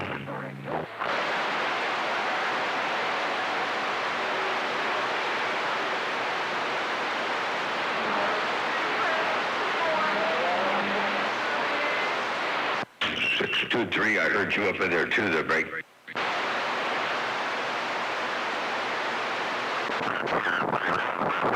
10-4, appreciate the bump down. 8623, have a good day out there. Big ol' wave right back at you. Motormouth Mall, stepping right there, break on.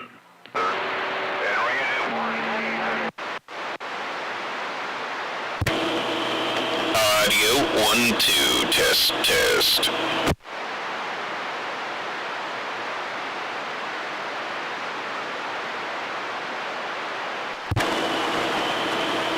Audio 1, 2, test.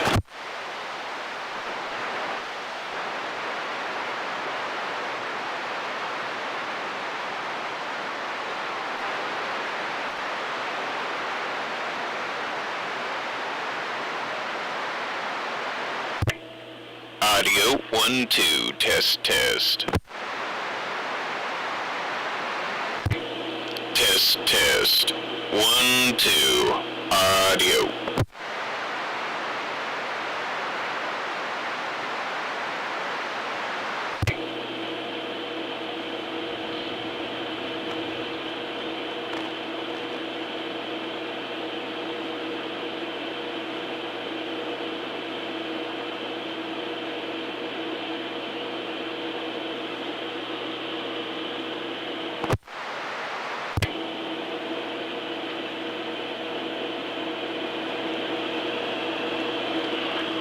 Audio 1, 2, audio.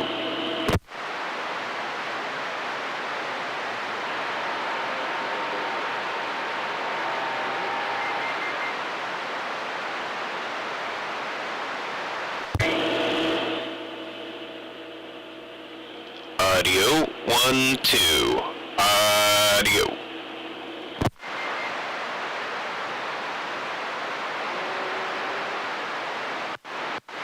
You got on that beam dogwood? Right on. I live in Farmersville, down about 30 miles. Right back at you. 2-bit radio. Anyways, Dogwood's getting ready to shut it. Got down. I won't even be able to key up next to him, because he'll blow my shit away. I like going outgoing and dumb. I always look on the...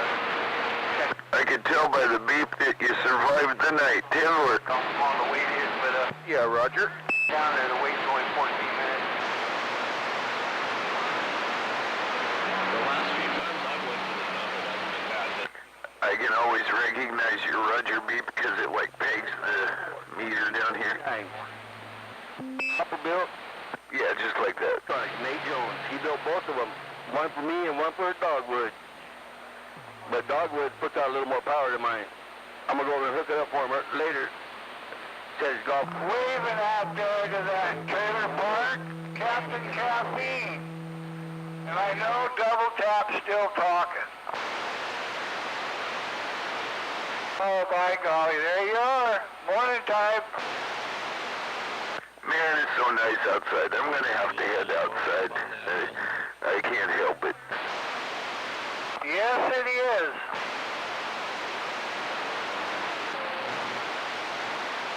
Andrew, you still in here? Oh yeah, Dogwood, I'm still here. Double tapping you down this way. Smoking double tap.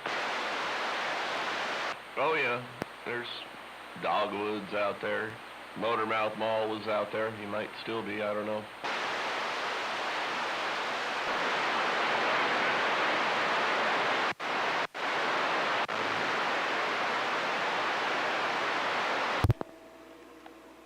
Audio 1, 2.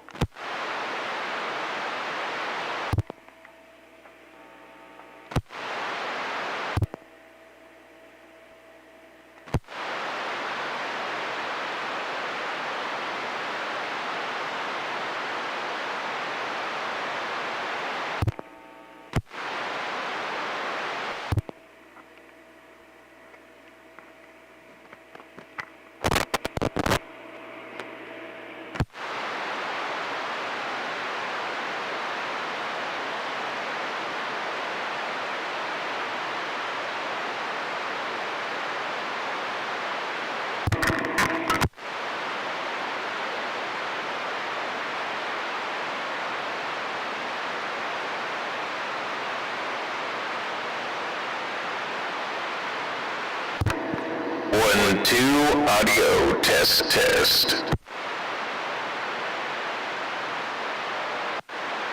That's just it. Didn't sniff.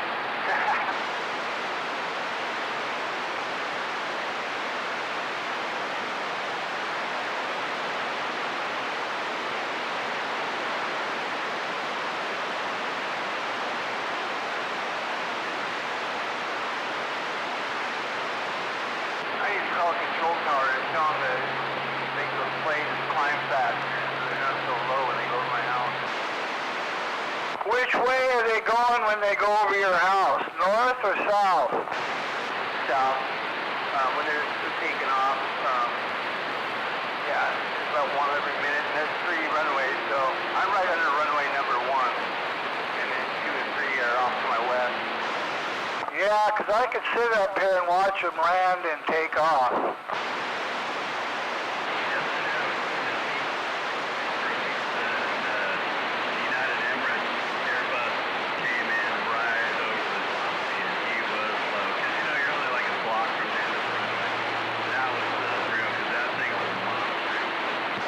When was that? Oh, I thought I heard a plane that really, I didn't even look up, but I heard a usually large sounding plane, but I didn't even think about it. But now that you said that, that's probably what I heard.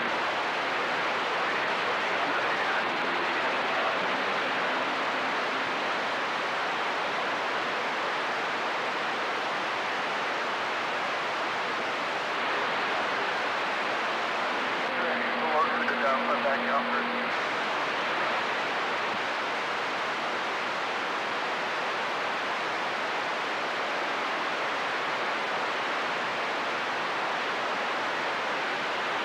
What, did Skip disappear already? hell no, they're hot and heavy. They ain't coming in here yet. California is. something to them. They might. Well, my static level was at 3 earlier, now it's at 5, so maybe, I don't know, maybe they're just bringing the static in with them. Oh yeah, mine went up a couple less units.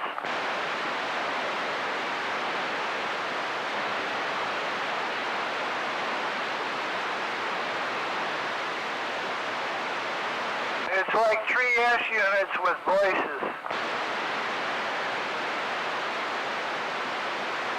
I'm listening to Motormouth Mall's Gate, and we're still being heard down there. Oh, wow. Yeah, he's down in the desert. Are we getting out?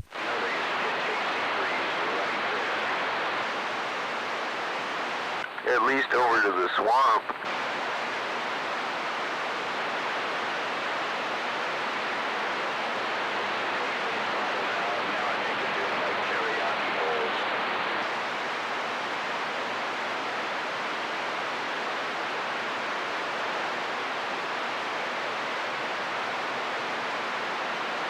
He must have stepped away from his radio since he's not talking, but yeah, we're still being heard down there.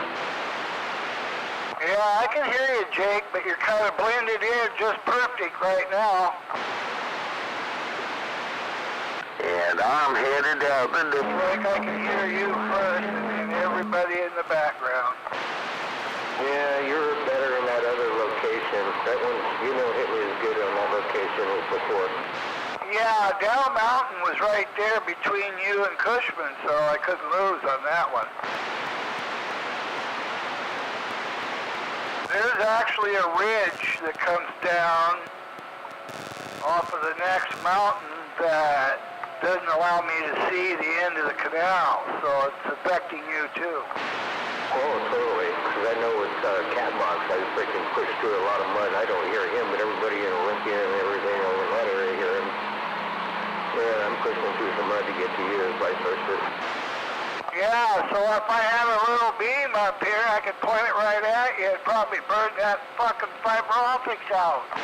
You know, the funny thing was, is I turned this damn thing on today and I was down to my normal levels and stuff, I'm static and whatnot, and it's been pretty good all day. Well, that's weird, ain't it? Either that or everybody's got stuff turned off. Breaker, breaker. Go, Breaker. Just gonna say, sitting here in South Sound Olympia, I can hear you fellas out there just fine.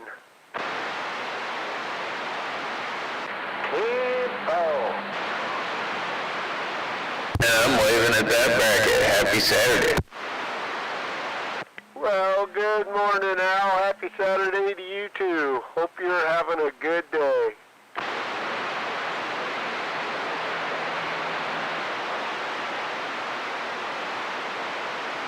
You don't gotta get out of your car when you get out like this.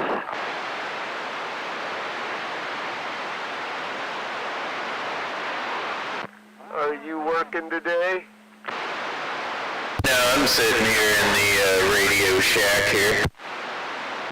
10-4 on that. Yeah, just sitting here looking out the window at the trees. It's a beautiful day. Yeah, I get to work like a normal human being nowadays. You know, I'm like 9 to 4 weekdays. Oh, it doesn't get much better than that.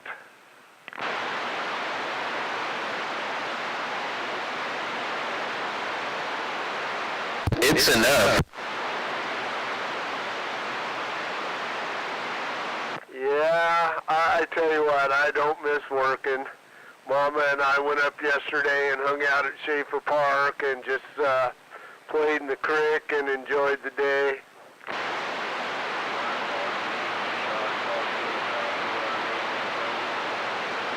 Sounded good to Dogwood too.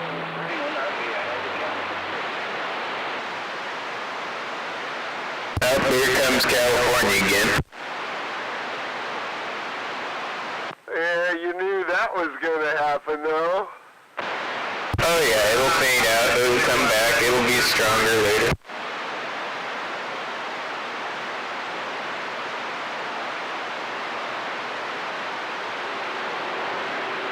Awesome.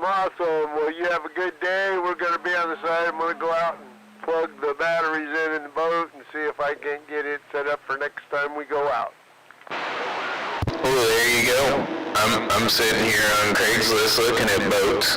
Well, on Facebook Marketplace. I want to get myself another little boat. Not anything too big, something I can pull, but hopefully something I can pull behind my car too. Oh yeah, we've just got a little baby 12-foot aluminum. It is just about right for two people. Yeah, I got rid of one of those. I don't know. I was looking for something in the realms of like 14 or 15 feet at the most. But 14 would probably be just about right, depending on the boat. Yeah, 10-4 there. Actually, Mama and I are doing the same thing. A little bit bigger, a little deeper, a little more comfortable for us just to float around on.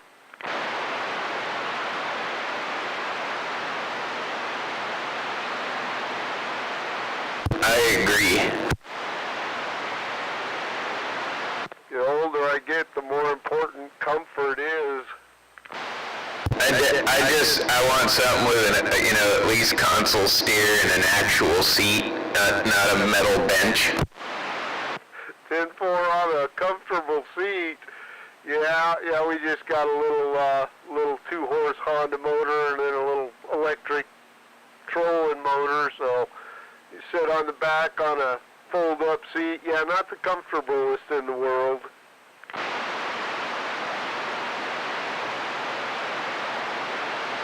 Well, it's better than my old aluminum was, I think it was a Miracraft or something like that. Might have been it might have been a Sears. I don't think it was. I think it was a Miracraft. But yeah, it was just aluminum seats. So like I bolted some decent seats to it at some point before I sold it, but it was not the most comfortable thing in the world.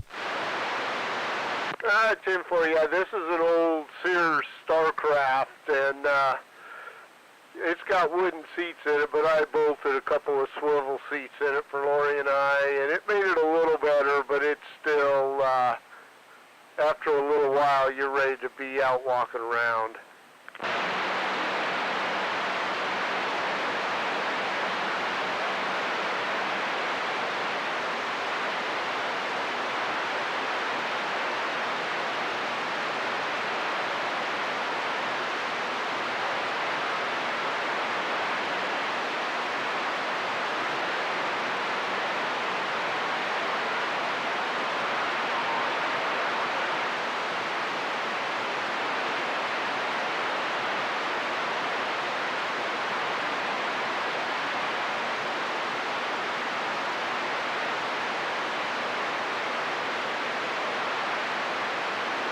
I wish I could find another Boston Whaler, but man, those things are getting spendy to find.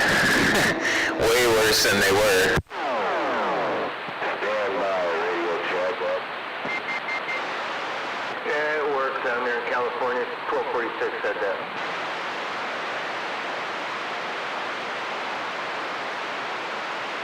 Are you in the market for a Boston Whaler there, Al?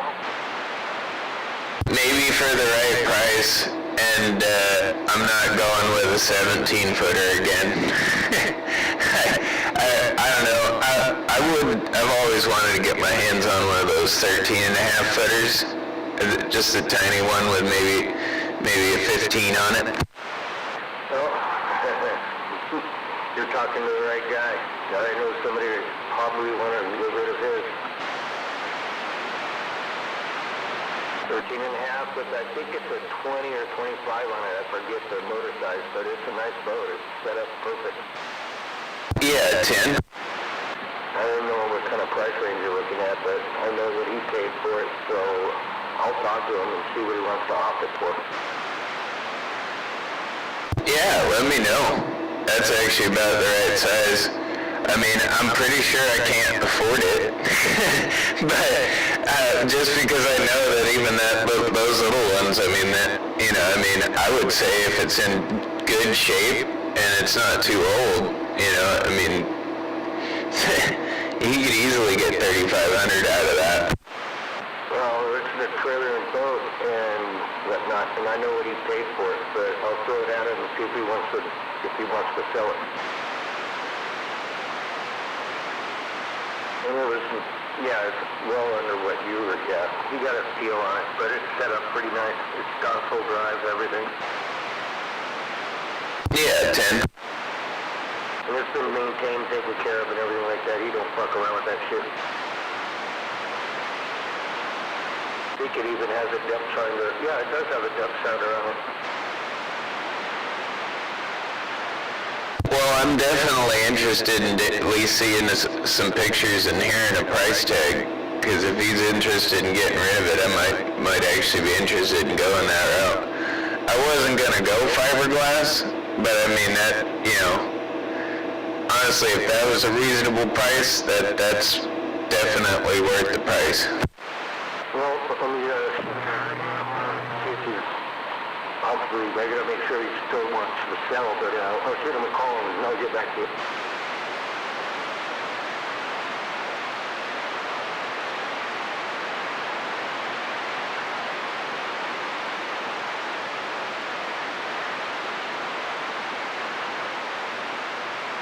I will admit, those things aren't the most stable thing in the world until you start getting it up on a plane, but they're pretty comfortable.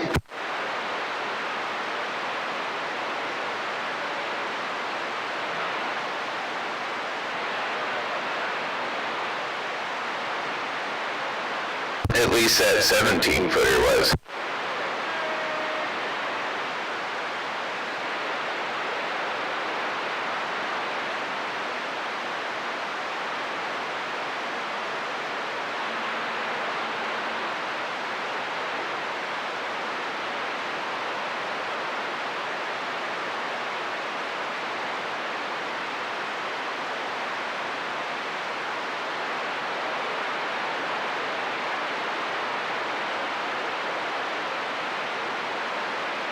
Honestly, the only fiberglass boats I've been looking at are old Glastron Carlsons and maybe a Livingston or two.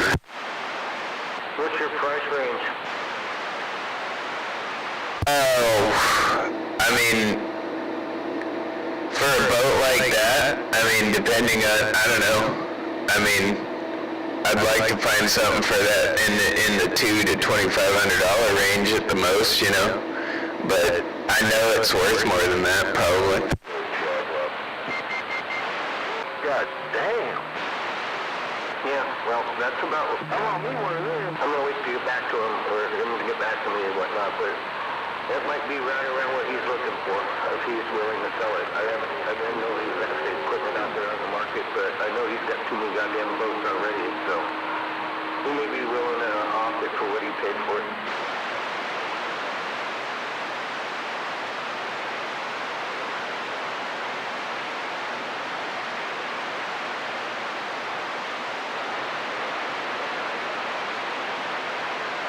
Tried to call him and he didn't get back to me, he didn't answer, so I shot him a text. I'm not in a huge hurry, either, but no, I really want to get something small. But that would actually be small enough I could tow the Honda car if I wanted to. But it'd tow behind the Escape like it's not even there, you know what I mean?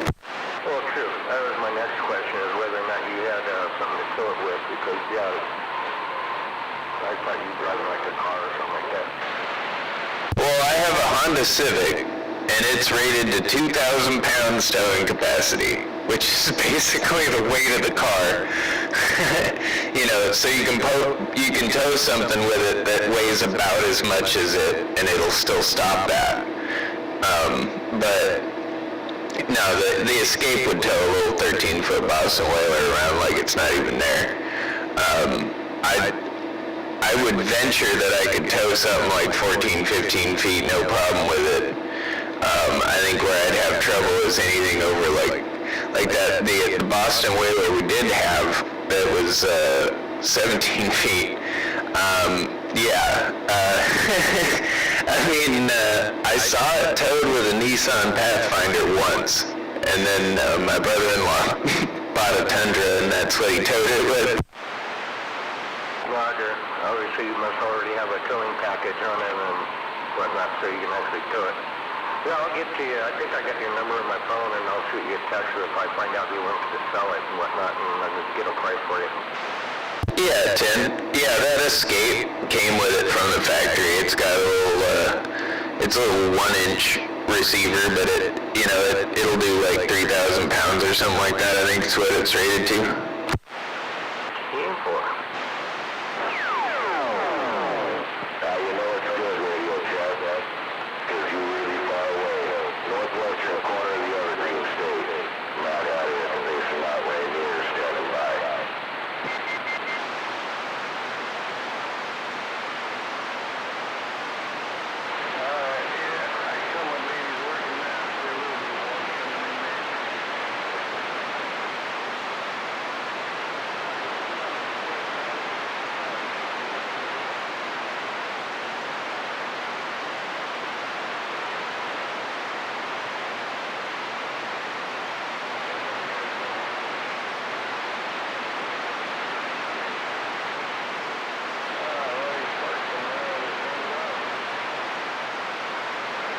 Sounds like it's from California.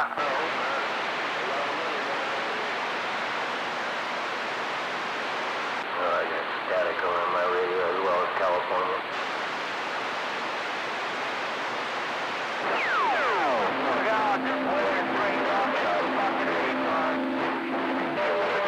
It always does.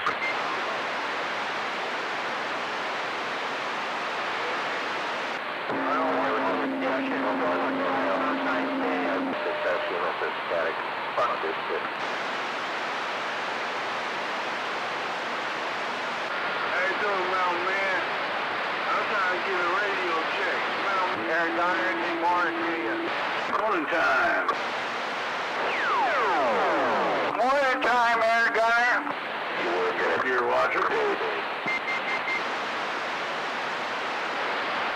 Radio check. It's funny, I went and took that equivalency test to get the boater's license or whatever because I didn't want to deal with the course, and I figured I could pass it, and I did. And then I was looking up the rules on it.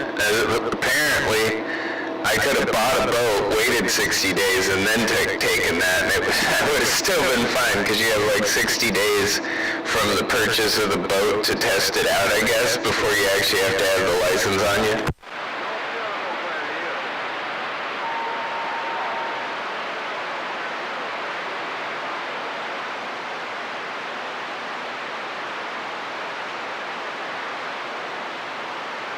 I was like, damn it, I could have just bought a boat, had it for 60 days before I got the license.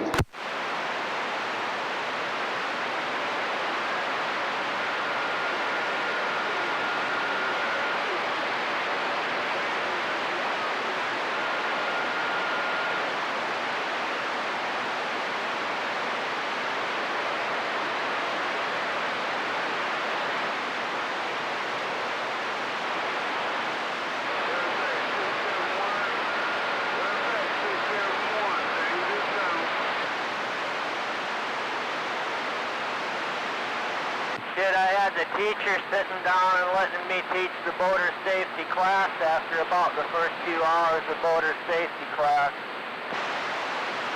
Well, when I first looked into those, I was like, I'm just not going to get it. I'll pay the ticket or whatever. I don't care. I know enough about boats. I know the rules. And then, but I also didn't need it because usually when I was in a boat, I was with somebody that had it, or I was with my dad who didn't need it because he's one of the grandfathered in people, he's old enough. But, yeah, I don't know. I thought it was kind of interesting when I saw that they put just an equivalency test. So if you already are an experienced boater, you just pass that test and they give you the license. You don't have to take the course. Right, already been running a boat for so long and then they made the rule and we only took it just because. Yeah, 10. I think they added that mainly because I mean, people that weren't grandfathered in, like my dad was, I think you have to be born before 1955 or something in order to not need it.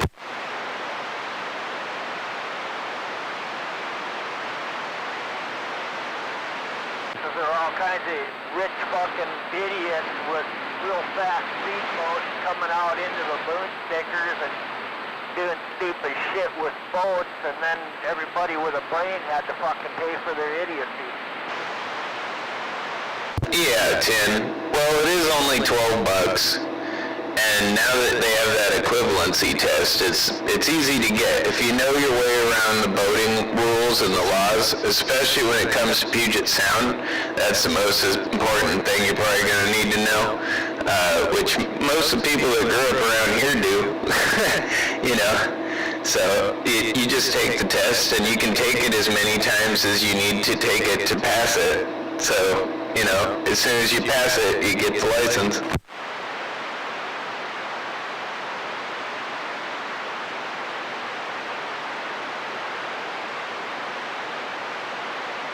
And I passed it the first time, so I think most people around here that know fishing and boats should be able to pass it pretty easily.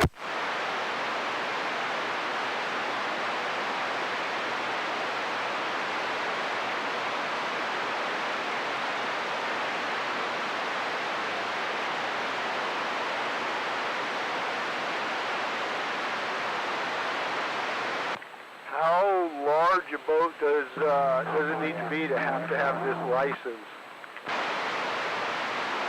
Boat size does not matter for the boat operator's permit.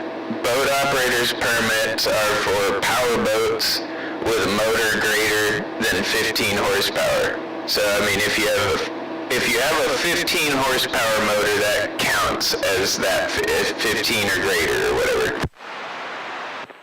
Okay, I knew that at one time it was anything bigger than I think a 10 horse, but we sold our Bayliner here about 10 years ago, and I've kind of been out of the boating world area for that.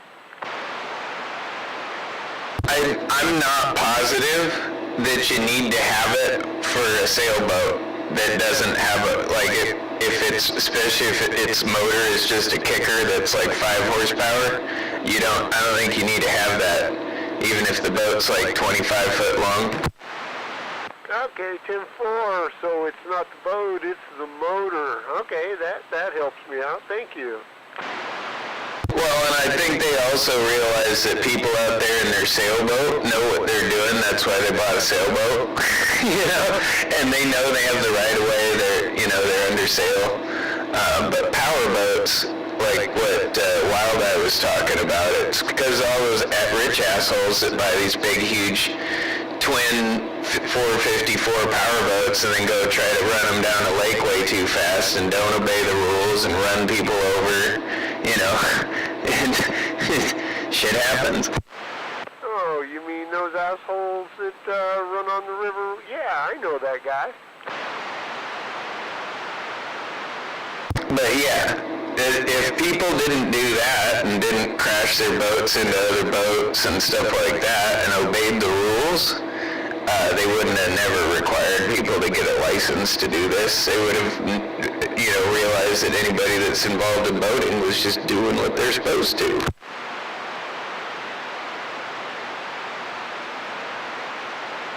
But a guy that's never been on a boat before throws $250,000 on a big cigar boat, he goes fucking hauling ass down the Columbia and runs over a bunch of little fishermen. Yeah, see, that's where I grew up on the Columbia, and we were in boats since I can remember.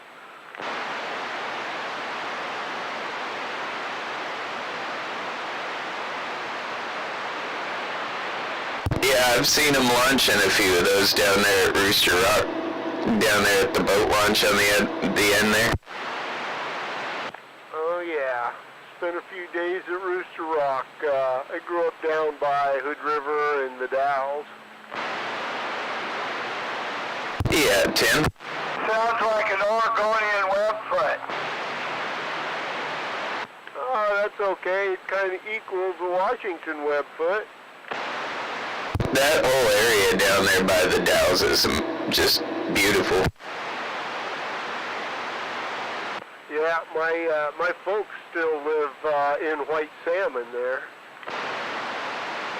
Oh, I know White Salmon well. Yeah, a good place to grow up and live, or it used to be. One of my best friends grew up down in Gresham, so like I've been all over that area just hanging out with him. Got all the good wheeling spots and stuff that I've found are up there, you know. I mean, that whole valley up in it, like especially along the Columbia from like Troutdale on, is just awesome. Oh yeah, anywhere through there is pretty cool. Growing up, we had one of my uncles was forest ranger at Trout Lake, and we spent a ton of time up in that area.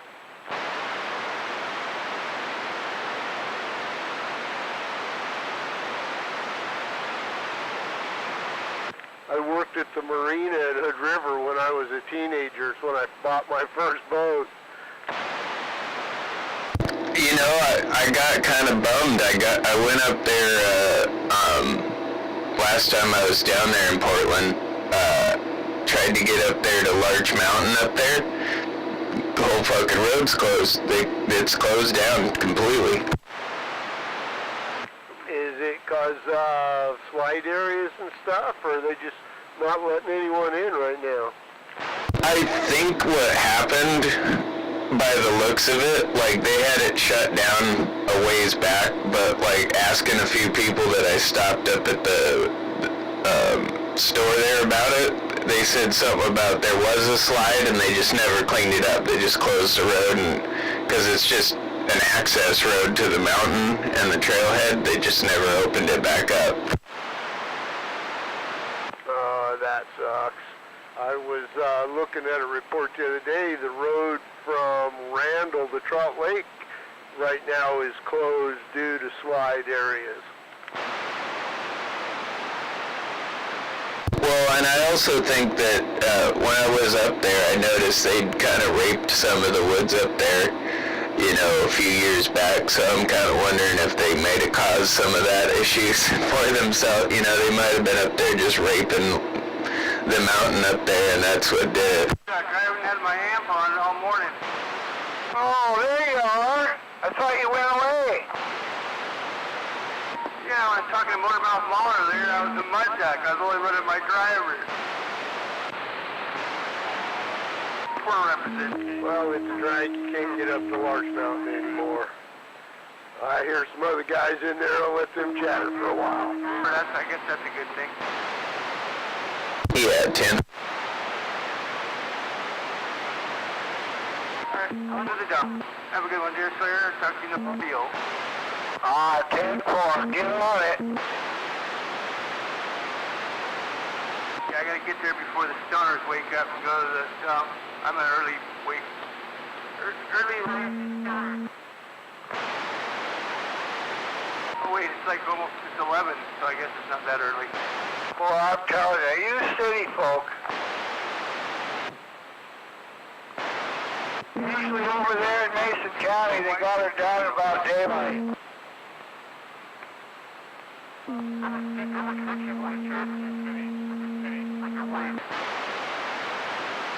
Oh yeah. Happy wife is a happy life.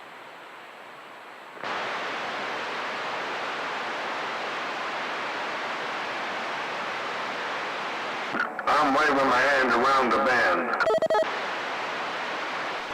And I'm waving at that LTD. Good after morning. Hello, Al. Good morning to you. Hey. Also waving at that LTD. Good morning. Hope everybody's doing okay out there. We're having a very fine day. Yeah, I got a big cup of caffeine and I'm chewing on a pretty good cigar. Well, there you go. All you need now is a good shot of Jack Daniels. You'll be perfect. put on a bowler hat and a pair of glasses, and you got Winston Churchill right there.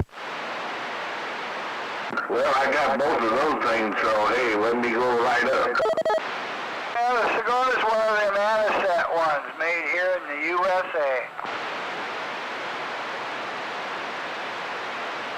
Well, I got glasses, I got my Grandpa Mitchell's bowler hat, and I got a cigar, so I guess I better get her done. Boy, oh boy, there you go, LTD.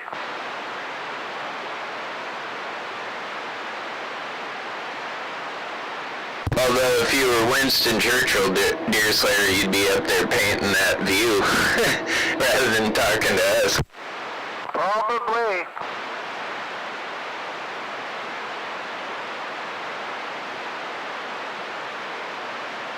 Well, I think on the West Coast we'd be talking Japanese. What did you want? Lived on the East Coast, you better learn German. Your road had come done. Hell, they're having a hard time to learn an American in this fucking country. I don't know that was really possible. I mean, I think it was possible for Hitler to dominate Europe. I mean, that war, if we didn't get involved, I don't think that war would have turned the way it did. But I just don't know that the Nazis could have crossed an ocean and tried to conquer another continent. The Japanese, I don't think I think that was a losing war to begin with, and they knew it. They were hoping we wouldn't take it that far. It's like Yamamoto said, I'm afraid we woke up a sleeping giant. And that's exactly what they did. They motivated us in a way that no one had before.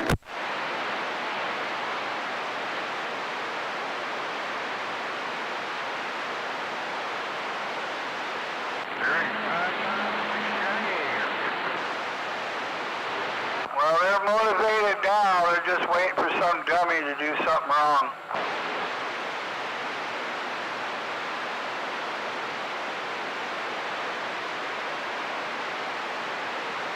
The biggest thing the Japanese did was underestimate our ability to replace our Navy that fast. Because, I mean, they really did take out most of our Navy at Pearl Harbor, pretty much our entire Pacific Fleet. But they didn't think we could float those ships, fix the ones that we could, and fucking rebuild them that fast. They didn't get the big ones. That and the big ones weren't in port at the time. Yeah, we kept our flat tops safe.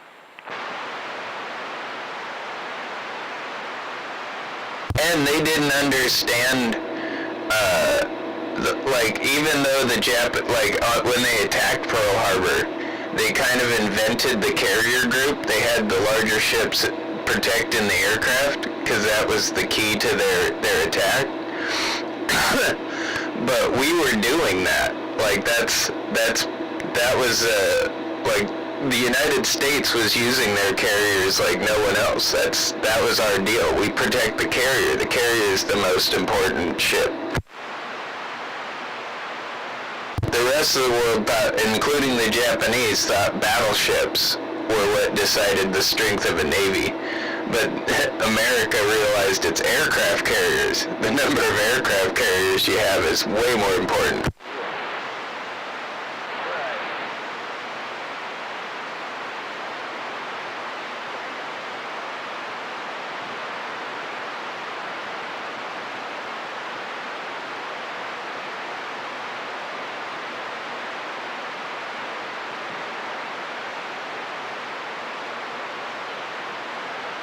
Great thing about an aircraft carrier and airplanes is you can torpedo a boat from a lot farther away.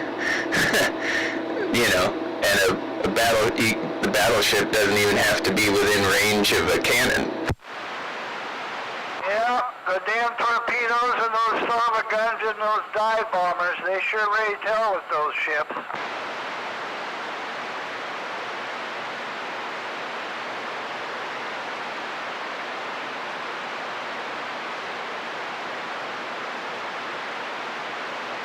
The Hellcat dive bomb. Now it's nuclear missiles out of submarines. Yeah, it's a whole new game now. I mean, we still have probably the most powerful Navy by far. It's not the largest, not even close, but it's definitely probably the most power. Like in terms of what the few ships we have can do.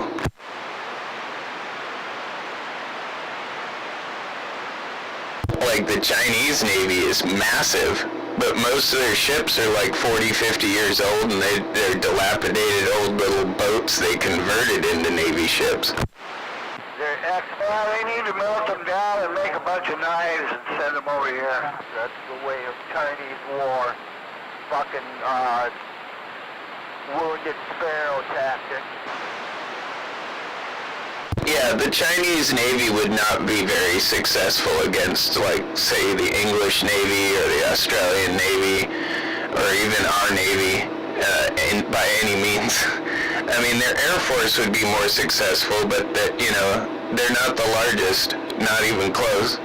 We have the two largest Air Forces in the world, the U.S. Air Force and the U.S. Navy. You know, the Chinese figured out how to go across the Pacific Ocean in about 1200.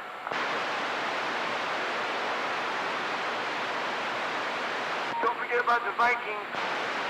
That's on the other side of the country. We don't care about them. Vikings are friendly, man. Vikings are cool. They like us. The Scandinavians love us. I got 2 plastic boats and a bass pond. I'm ready.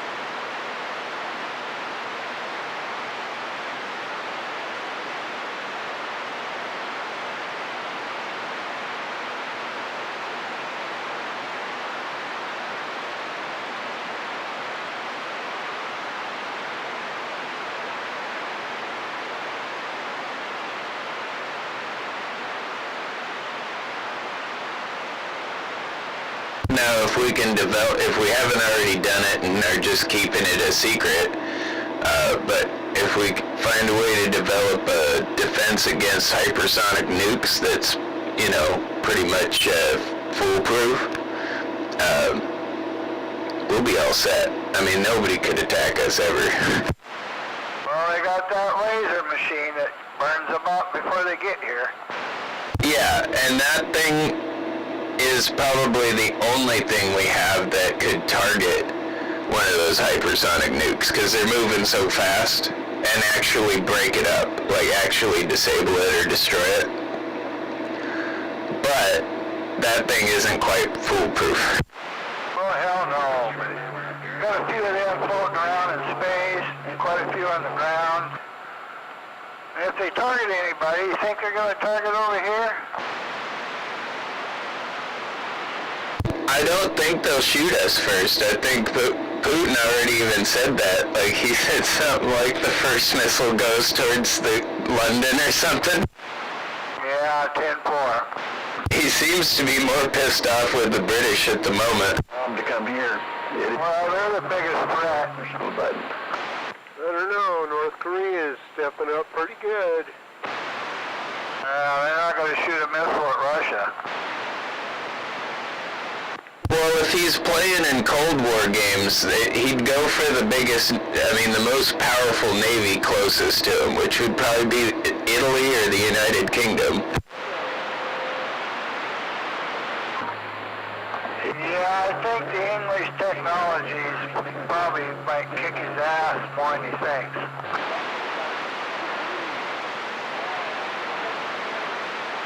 We got a lot of submarines too. And yesterday, did you listen to his speech yesterday?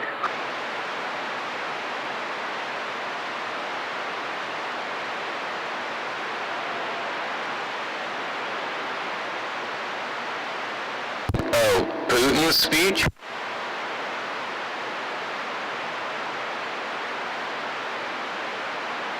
Yeah. No, I didn't hear that. Slams with a bag of BBs if he could get it down his neck. He flat said World War III's already on.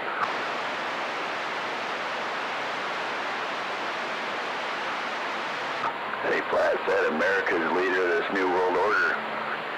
Yeah, their intent to chop their head off.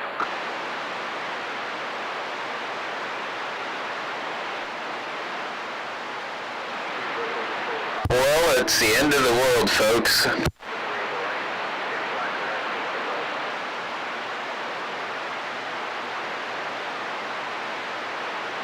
Might as well feast and plunder, right?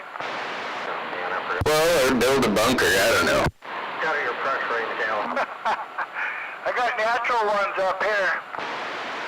Oh yeah, you'll be fine in a cave for a while, but you need something to seal it up with. You know, get yourself some plastic or something you can tape it up, seal it up. Elk and bear hides. There you go. But you need some sort of seal, so, you know, because the radiation will get in if you don't, you know, block the hole. Oh, that's easy. Logs and pitch. Big plastic bag over your head. The air carries the particles around. Maybe you should do a little experimenting first. Just duct tape a plastic bag over your head and see how well it works. But in a cave, you definitely survive the blast. I believe that. You know, just don't look at the flash if it's nearby. Give you an instant blinding suntan. That's the best part. I think the East Coast will blunt most damage.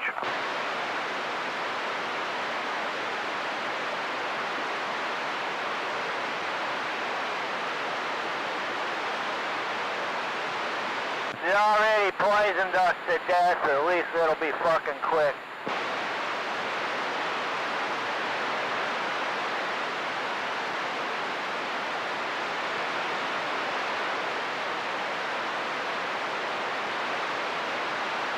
Yeah, you see that flash, you might as well bend over and kiss your ass goodbye. No, the Army trained me. You look away and you lay down and you point your toes towards it and you cover your face. You know, like that. Cover up as much exposed skin as you can. I mean, it's like getting a welding burn, man. That light, for a moment, is brighter than the sun. That way you get all the skin stripped off your ass, just like that guy on Boondock State. Where are you going? Nowhere. Try like Papa Smurf. Oh, wow.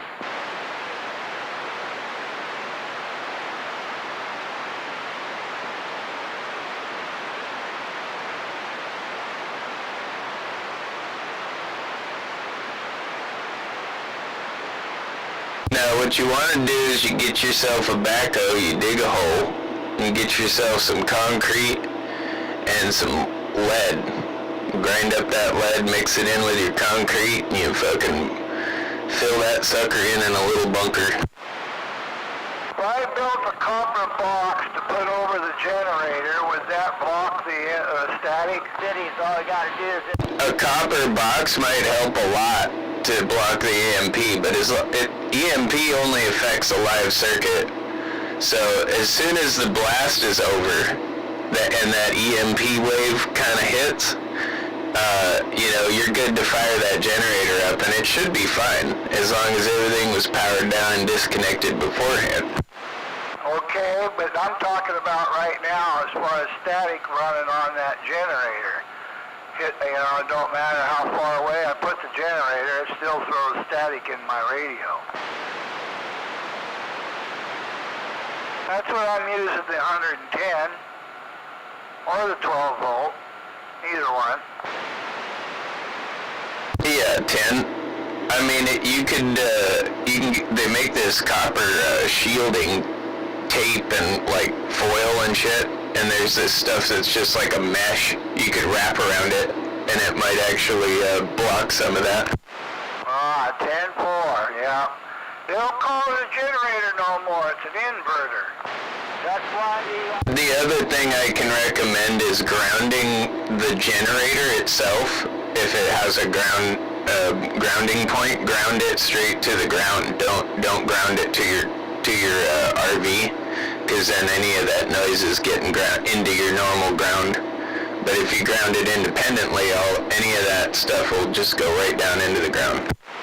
I'm thinking when I get up towards the top and put up that beam, I'm going to get me a copper rod, pound it in the ground, and use it for the ground for the antenna. Maybe I shouldn't do the antenna and the inverter. Well, those copper rods are spendy, and I can tell you can get away with a galvanized one. They're a lot cheaper. But yeah, get yourself a 10-footer, or so. Get 2 of them. Ground your antenna and your setup there, and you'll be good to go. You might as well have a base station right there. Shit, I know where there's a pile of copper and brass rods. Cost will be 0. Brass is even better than copper. Well, there you go. Most of the copper ones are just copper clad, because they ain't going to pound into the ground if they're copper.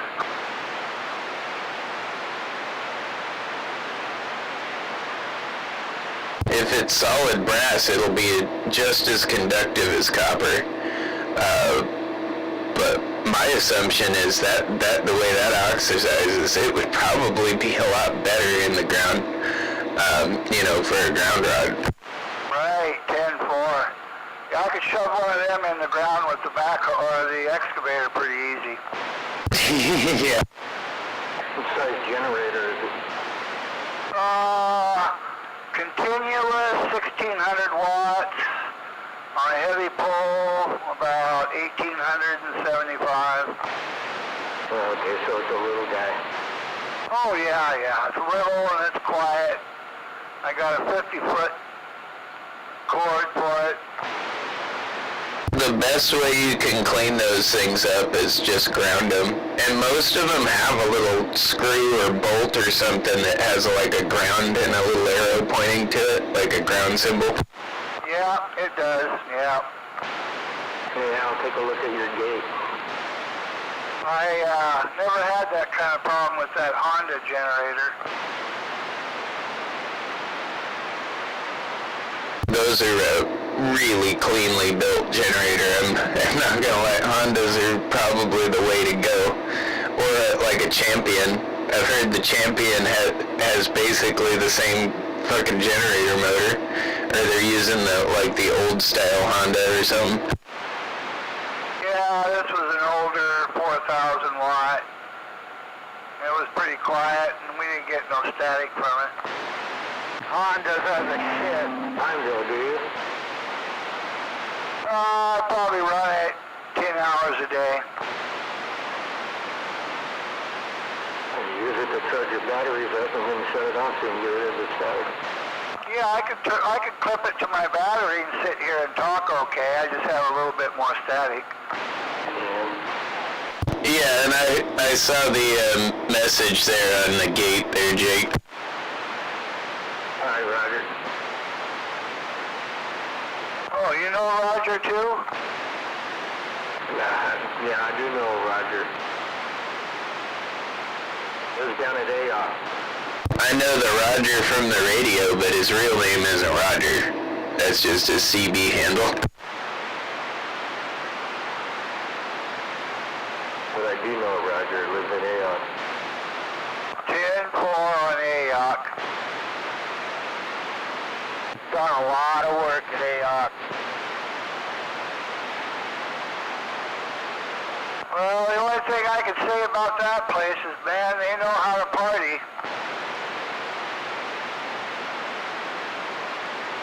You must have pulled off $10,000 worth of fireworks.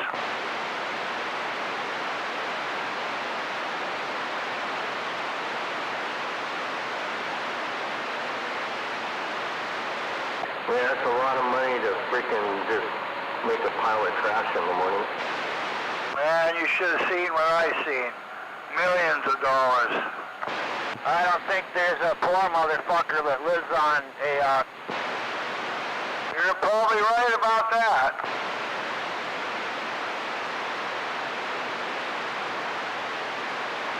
Probably worked for half those people up there at one time or another, and none of them were poor. Oh, I'm sure you saw a lot up there.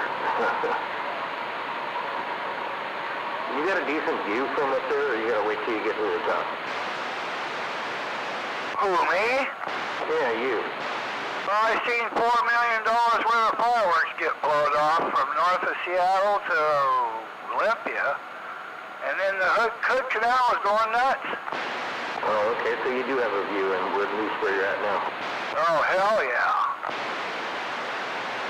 Wouldn't get out like this without a good view. I mean, I usually go up at least a couple thousand feet to watch the fireworks, usually. Then you get to watch everybody burn their money off, and then you get to see all the big shows from up there. Yeah, that Vashon Island, they had a good one. Should have seen the one we had at Lake Cushman Resort in '85. There's a couple spots up there on the rocks at Candy side up there. You go up to the landings, and you can pretty much see, like on the 4th, you can see Tumwater show, the one at the casino out at Redwind. You can see the show, like everything going off up in Shelton, all the way up Hood Canal, and then you can see like the stuff they're doing up in Seattle and the Fort Lewis show. I can see Tumwater Hill from here. Oh yeah, the water tower and the little radio tower. That big flat top building, what's that, you say? Big flat top building? Well, that'd probably be, well, there's a few things that could be. You might be seeing stuff down there on the side of the hill in Montman. That would be Pepsi. But there's a school up there, too. Oh, it's a school I'm looking at. Got a pretty good sized parking lot. Yep, that's the school. That's awesome. You can actually see the school from there. I could drive up there and you'd probably see me park up there. Deal on the top? Yeah, 10. There's like a couple of baseball fields right there and a parking lot. Oh, I could just see the top of the building from here. Shit, I'm probably... If you had to drive, I'm probably 80 miles away. Well, I'm impressed you can see the roof of that thing from that far away. But that's probably what you're seeing. It's got a peaked roof, which is weird for a school around here apparently, but it has one. So you're probably just seeing one side of it. Yeah. Mainly it's the building, and it just kind of looks like it's built that way.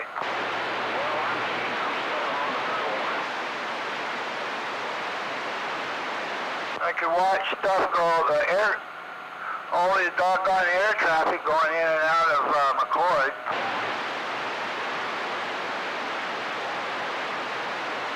Well, they probably got some coming in. They usually got some helicopters going in and out of Grayfield right there on the south side at Fort Lewis.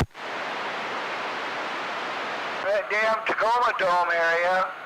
Shit, they were shooting fireworks for about 4 hours straight.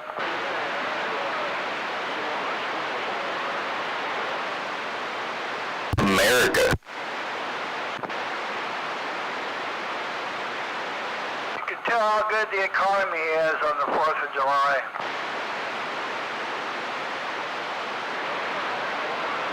Yeah, even where they're illegal, they're just going nuts.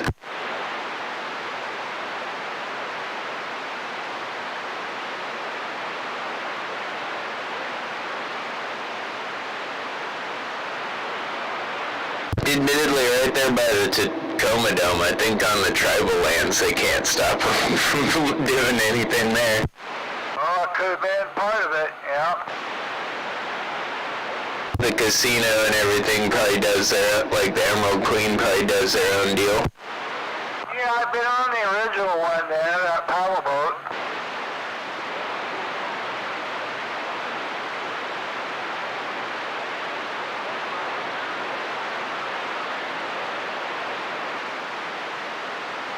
Sovereign nation. One of the dirtiest parts of the Puyallup River. Oh, yeah. You got Mankey's Mill across the water. I mean, that thing is, I mean, the Green River might be, they've been cleaning the Green River up though, so it might even be better now. Did they get all those dead bodies out of there? Around here for a long time throwing shit in the water. Well, I heard they found another dead body, or somebody got shot right there by the Green River, right? Probably a drug deal gone bad or something, but it was right next to the golf course there. Pistols. Yeah, I saw that. Bottles was all we would kill. And Daddy, won't you take me back to Muhlenberg County, down by the Green River where paradise lay? Well, I'm sorry, my son, but you're too late for asking. Mr. Peabody's coal train is hauled it away. Yeah, you want to see some fish with too many tails, you go fishing in the Green River.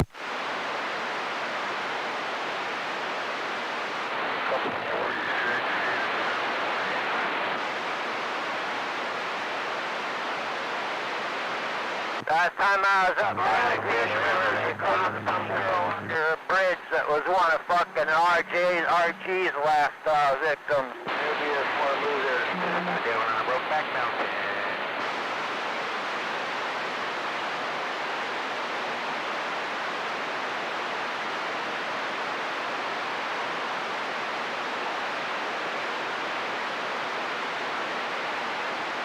I will admit though, Tacoma doesn't smell as bad as it used to, so they did a good job pretty much cleaning up the air up there, but they had to shut down that fucking half of that paper mill to do it.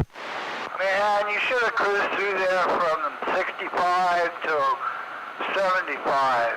That's why they call it the Puget Sound. Was that a charcoal mill?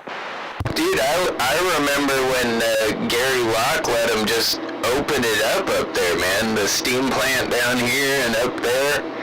The aroma of Tacoma, fuck man, all the way up to like SeaTac, the sky was pink. Yeah, you know what you were looking at? Money. Yeah, 10.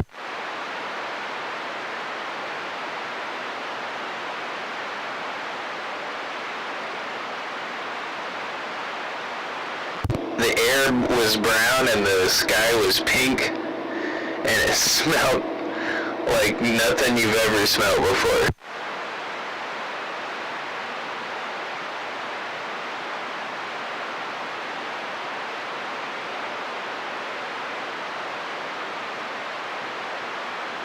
I remember I'd always put even when I got my driver's license, I was still putting the car on recert when I drove through Tacoma on my way north.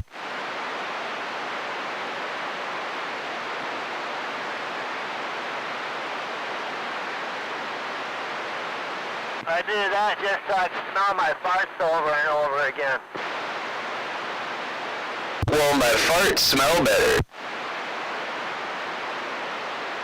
You gotta eat better quality food to have that happen.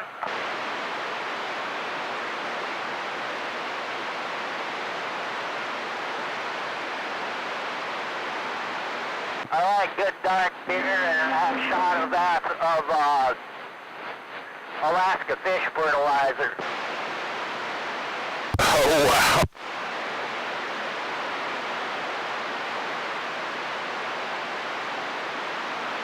Now, that Alaska fish fertilizer is one of the things that I can say probably smells a little bit worse than Tacoma used to. Sure grow some good pot with it. Oh yeah, you can grow anything with that is like the best fertilizer nutrients that are organic, all natural that I've ever used in my life. Those things, that's like steroids for any kind of vegetation, just about.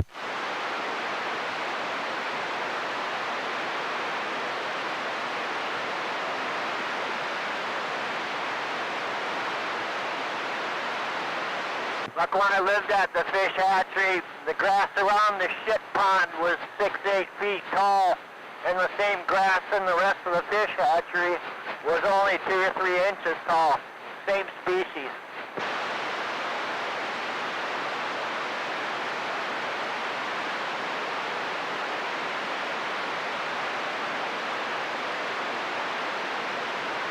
The only other thing I've ever seen that do to a lawn, if you take some of that and put it in like a hose spreader and spray it around your lawn,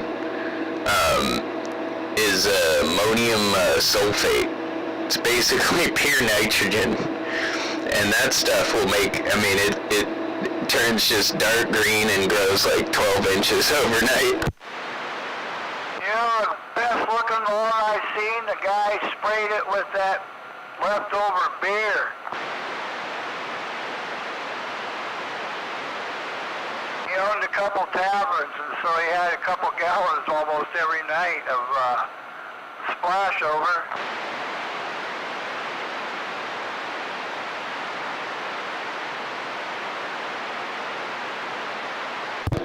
I don't know, there's probably something in that, but I've never heard of that.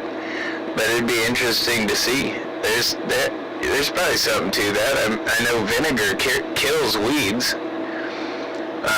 It's a great herbicide. Well, beer is nothing but vegetable cooked down.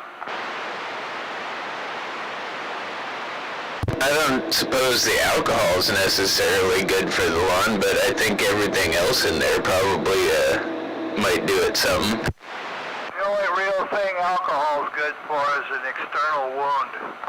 Alcohol's a natural state in decomposition.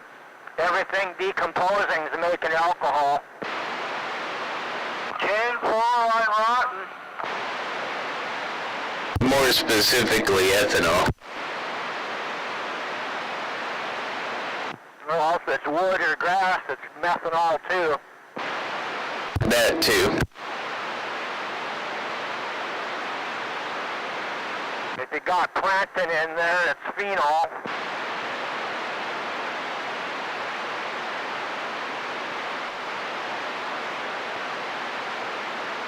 Anything with oxalic acid produces phenol.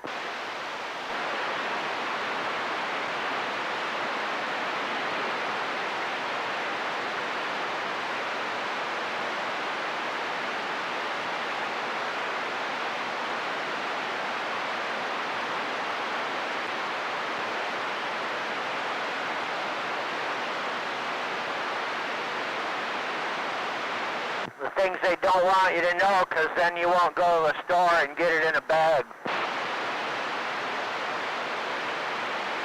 Right?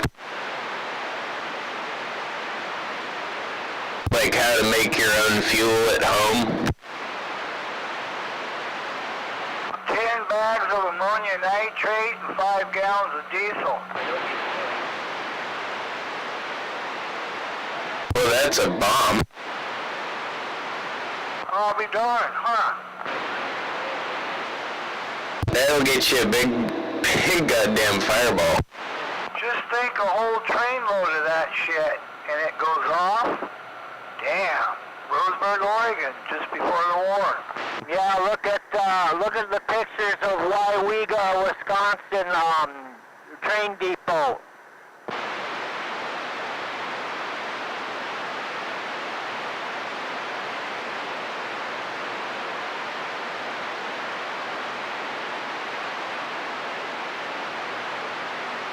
See, what you need there is a little bit of ammonium nitrate, maybe some aluminum oxide and some nitroglycerin. Oh yeah, you can even throw a little mercury oxide in there. Hey, WD-40, what are you fixing to make, a bomb? Well, that wouldn't really be much of a bomb, especially if you only used a little bit, but it'd be a loud noise. Oh, 10 Roger on the loud noise. Hey, sounding good out there. Welcome to the weekend. I wouldn't want to be messing around with too much of that. It's pretty volatile and it might have a tendency to go off a little prematurely. Yeah, I'd approach that with a whole lot of caution. It's a case of probably a lot of aluminum oxide and a little bit of the other two. Well, a little experience helps. Just having a little bit of extra aluminum oxide around all of that might keep it from being quite so volatile, but it'll go boom. Yeah, 10 Roger on the volatile cocktail there. And I heard that duck way down in the mud.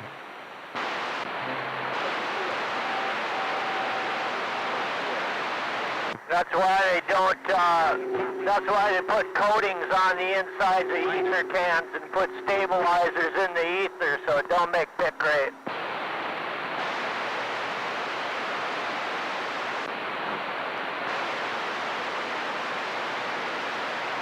I didn't quite catch your 28 there, but you have yourself a great day.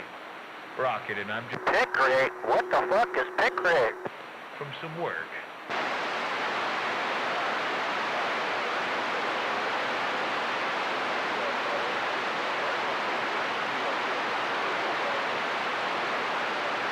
Sandbagging and renting. You're not too far from me, but anyways, you have yourself a good one. Rocket, I'm in the clear.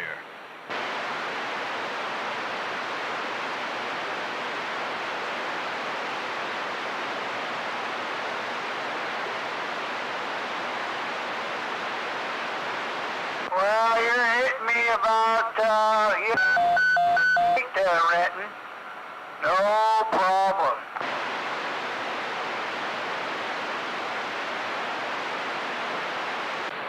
Trying out the 148. 10-4 on the double A's. I hope you got some backup. Oh, bummer. I swear.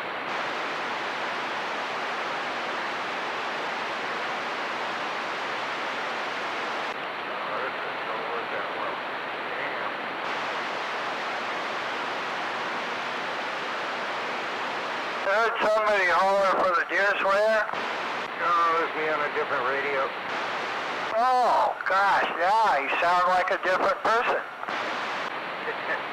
Yeah, I don't have the echo or nothing like that. 10-4 on a standard old radio. No, it's my 148. I figured I'd throw it online and see if it would cut down on the static. Does it make a difference? No, it's around a little bit. I can hear you guys now.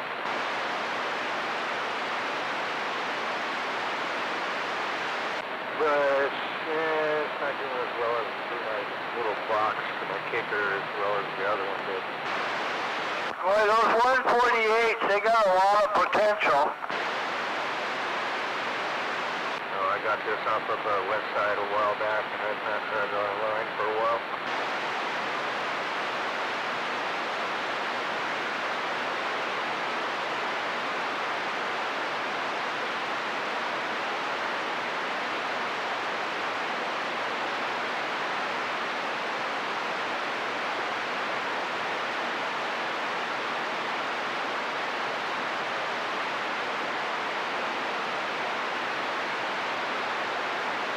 I am still getting the same kind of static level now that I'm looking at my meter.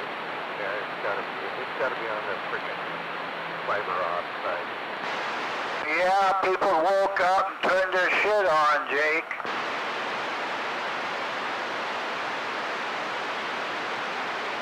It probably affects every house there, I imagine.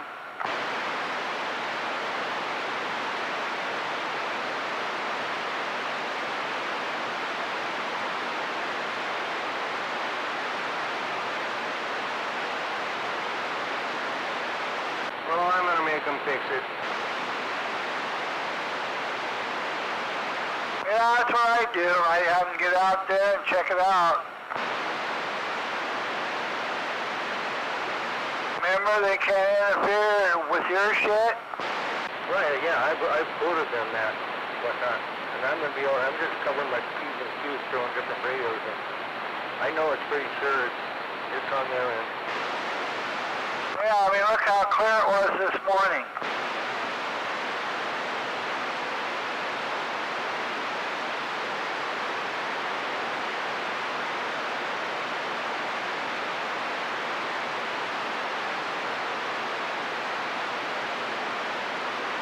I've heard quite a few solar flares this morning.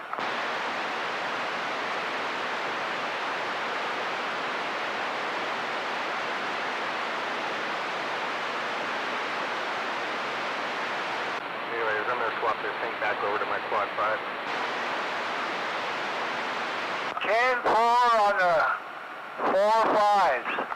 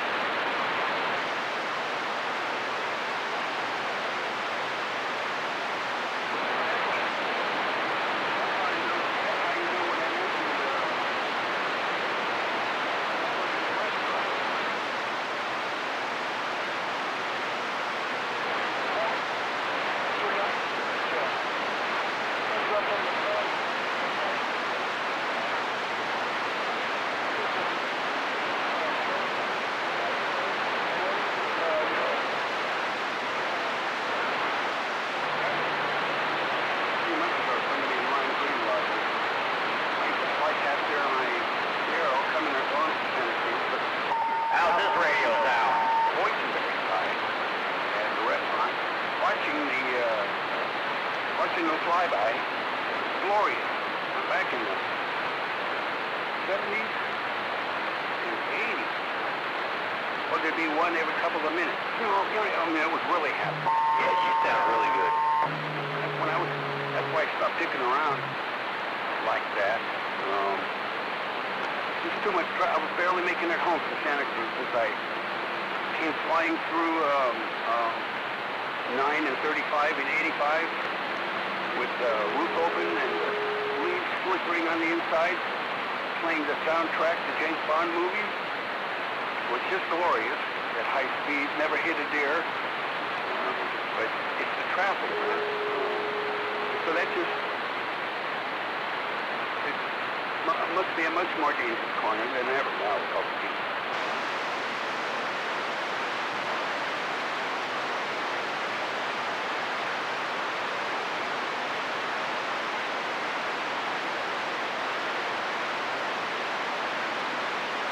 I was trying to think there's a park that goes down into Woodside from Highway 35 and it's headed down. And there's a park, there used to be a park there that was like a rocket park on the side of the hill. Copy. Oh, get back to that video. All it is he meets up with some friends, and when they go off on their ride, the new guys, his first night out, there's some gravel before they go onto the freeway, and everybody made it through them, but he goes back and checks on them. He's okay. You don't have to worry about the video. There's no crash screen or anything like that. There's no crash screen. Other than they went back to check the guy, and he just kind of hit that gravel and dumped his bike. And he was fine on his cell phone kind of thing. And then they went on for their night ride, and that's well after the first 13 minutes. So there's no crash screen.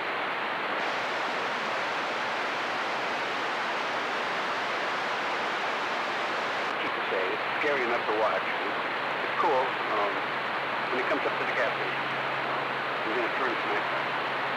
For 13 minutes, which is good. Then you can tell me when he hits that lever up on the handlebar there, and you can hear the gear change. And the bike changes on its own. Well, his left foot is the one shifting the lever, and his left hand is doing the clutch action.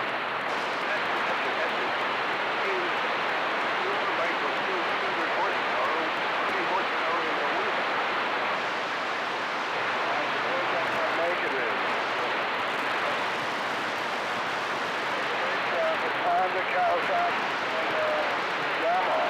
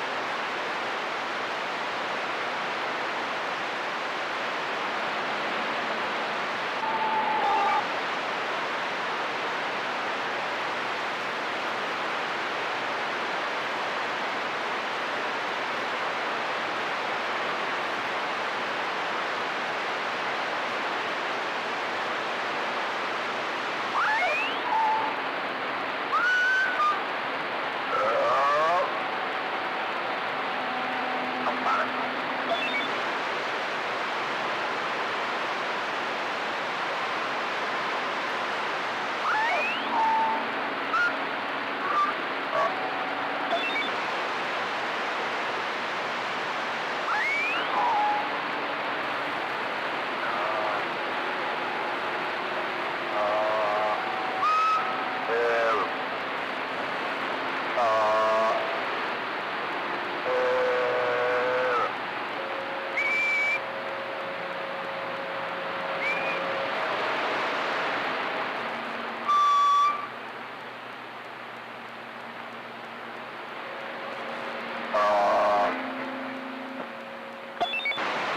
Dirt.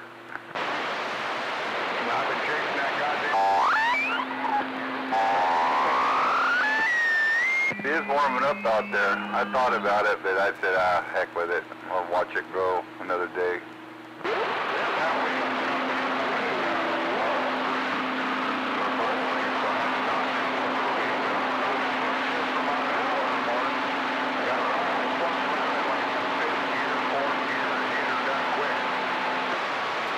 What's that guy mowing the field with? I was wondering that too, man. I hope it's not a regular riding mower.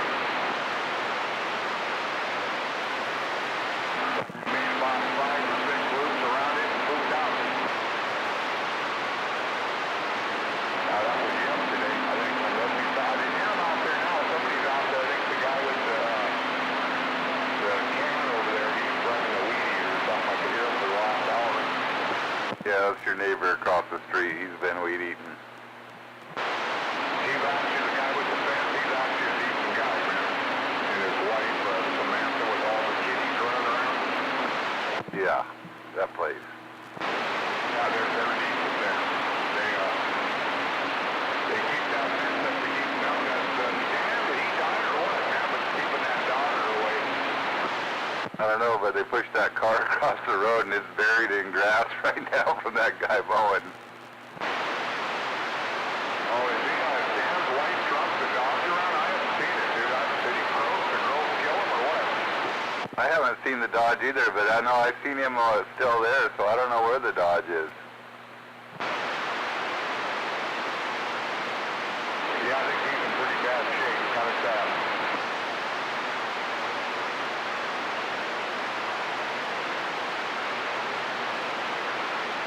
You know, he's about 3 French fries short of a Happy Meal. Got a nice little dump trailer over there I'd like to get. Dan does? Yeah. Go on for $100. You probably get land. And a Jeep. There's a Jeep out back and a shed that's pretty cool. It's got a V8 in it. See him? It's an old flat fender. It's pretty nice. Yeah, you better get a hold of them because them girls, well, they probably, they're seeing dollar signs. Well, I did see the, what's her name down there one day standing out in the road. I don't know what she was doing.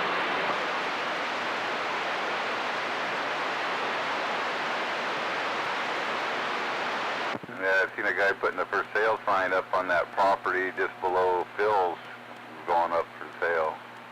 There's a little cabin down there on the river, the stream or creek. No, in between Phil's and them, there's a little road that cuts in behind Phil's.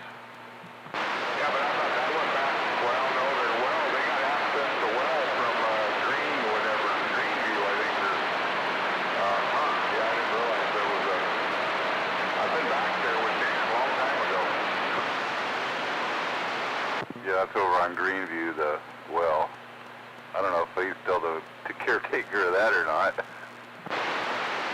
because he was kind of the community well guy. He's got 3 or 4 houses right there.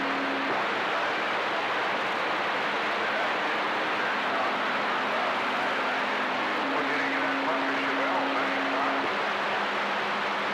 Yeah, that is a nice Chevelle. Probably 50, 60 grand range. I don't know. The other looked like it was a Chevy Love with a great big old blower.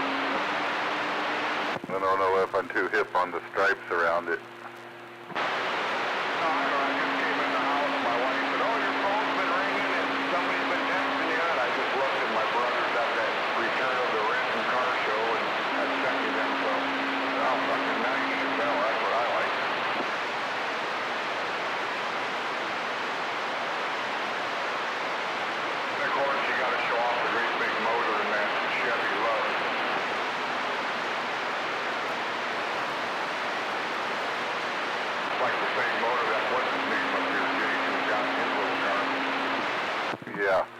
I never did I like the fleet size. I didn't like the step size in that year.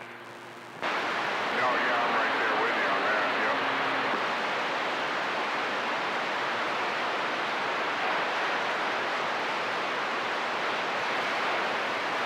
Yeah, I got a great big, huge stack of hot dogs to cook up. I think there's 24 dogs there.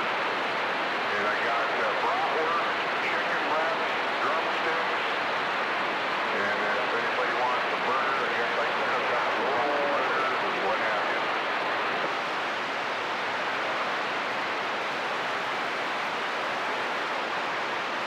$90 barbecue time we went and bought chips and shit at $89 at the store. Gas has gone down a little bit at Bayshore, $5.99. You can get a whole 4 gallons now for $20. $4.99? Uh-huh. I put $50 in the Honda yesterday up there. I always go to Brad. Okay, because Bayshore, that fuckers want to charge you for a debit card, so I avoid there unless I really need fuel real quick or something, you know. But cash or credit, Brad's pit stop is the same price. Actually, he's usually lower than Bayshore, but I see they dropped it, yeah. The problem, I never have cash on me, but I always use my debit card, so very rare do I have cash. Did you make it up to Pioneer Days? Negative. Yeah, kind of the same old thing. Well, I'll be driving by there in an hour, but I won't be stopping. I might head out to the ranch. Go out there and get a bite to eat, see what's happening. That's right, they got food out there, huh? Yeah, I mean, not, you know, you get a burger or chicken wrap or something. It's not bad. 10, $12, I don't know. I always usually get something to drink and then go wander around.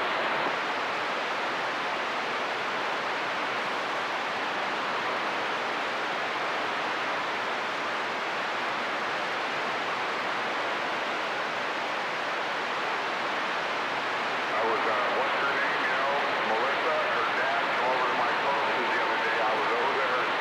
He's trying to get countertops put in too, man. My parents are still waiting a month fucking later. And they've been getting the runaround, so, oh yeah, it's just a bad deal, but he's kind of going through the same thing. But the thing is, we took my parents' countertops off fucking 3 weeks ago, so they were coming the next week, 3 weeks ago.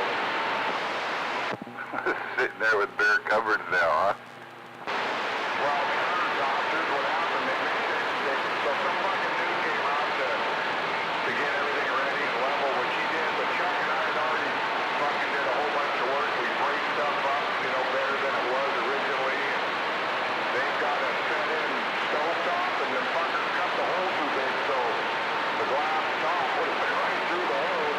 So we took the sink out, I took the dishwasher, they went without it for a month. Because the new countertop is going to have the sink molded right into it. You know what I mean? So they sold the other one. Somebody came out from Lacey and bought the other one, which was brand new.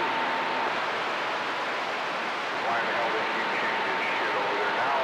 They just put new door handles on all the cabinets, the whole house. Well, Chuck started it yesterday, but they just did it.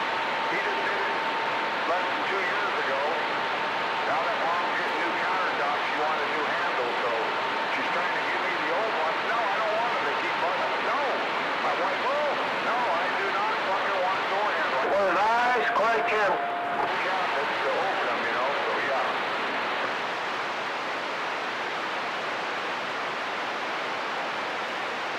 Chuck made a comment, well, they're free, but yeah, you'd rather go pay for some. No, I don't even want any on my cabinets. I don't need them. Get it? Take them out to their garbage can and throw them in. Well, he went and got them and everything was showing me. I said, yeah, they look all right, but I don't need them. I don't want them. No.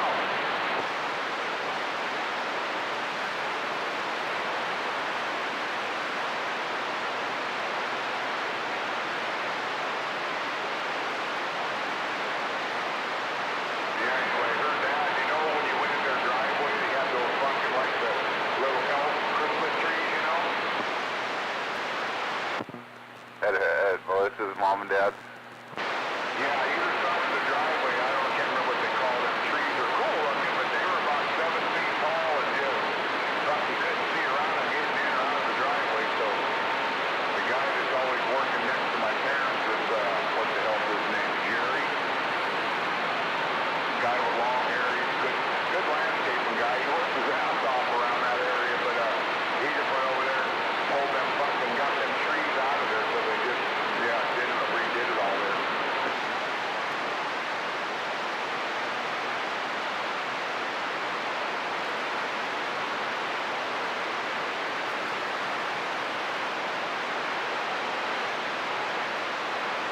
Yeah, her dad seems like a pretty nice guy. He's pretty mellow.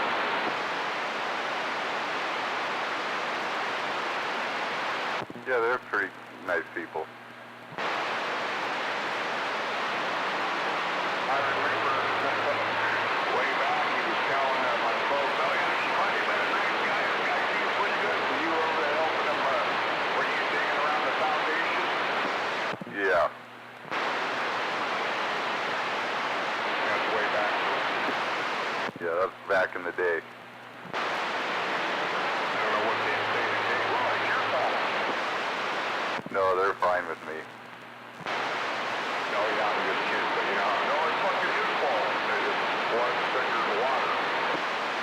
No, they know their kids.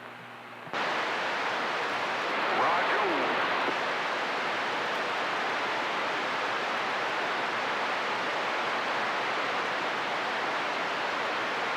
Well, did either of you guys make it over there and get your ice cream cone at the tractor show? Negative. Not yet. Man, too much yard work to get done.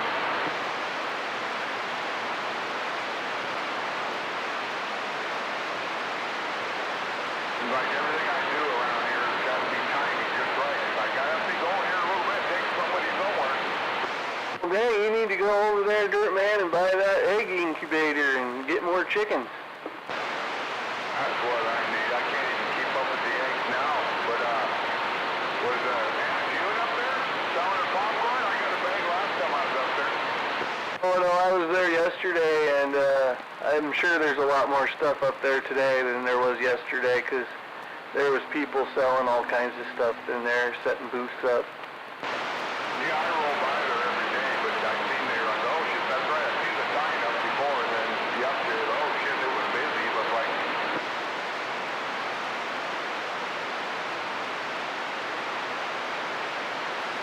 There ain't nothing I need, really. I should go up there and look for that $500 I lost. They had an incubator up there? Yeah, 10, an egg incubator. What they want for it? I didn't ask.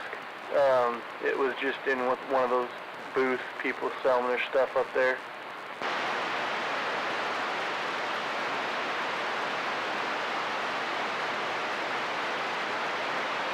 Last time I was up there, there was a big old fat guy come over to Aunt June. I don't know if maybe he left. I think he might have left, but he was sitting across. He had those radios, that ham guy or whatever the hell he was, radio guy. He got these 3 cans of this black cherry. I got one sitting right here. Clear American black cherry, and it's 0 count or whatever. He had 3 of them, and before he left, before I left, 10 minutes later, he came and got 2 more. I'm like, holy shit. He drank a 6-pack in about 15, 20 minutes. He was thirsty. And he wondered why he's overweight, guys.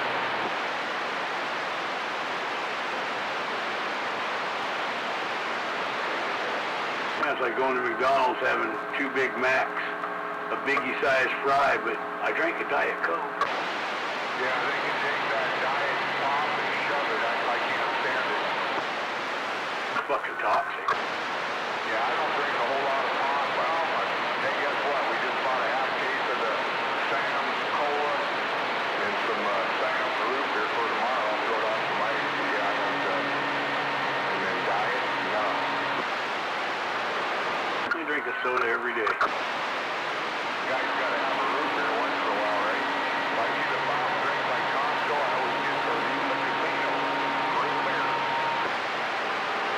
Yeah, and at home I drink vanilla Coke. I liked it when you used to be able to go to A&W and get a gallon of that A&W root beer, and oh man. You still can, you just gotta go to Olympia for it.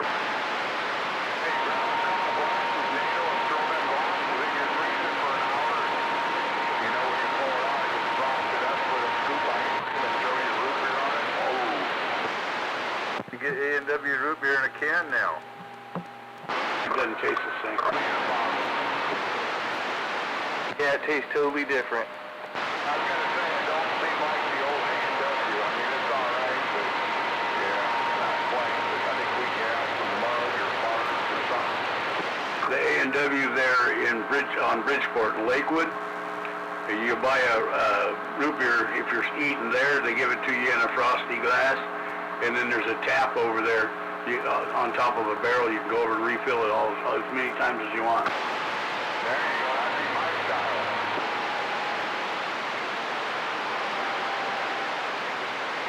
That's why I don't drink root beer at home. The fucking kids always steal it and make root beer floats. About that cream soda, you like that?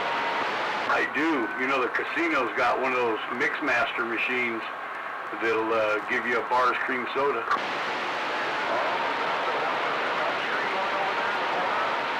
Yeah, it's out in the middle somewhere. Now they got this new one there, you know, the other one just a fountain, you push your glass. Well, these new ones, there's one up there, kind of in the old buffet area. And you can fucking get orange or, you know, the Coke, like you said, the vanilla, or a bunch of different ones. And they put your cup in the front and you get it filled up. Yep, that's the one. Yeah, it's got cream soda too.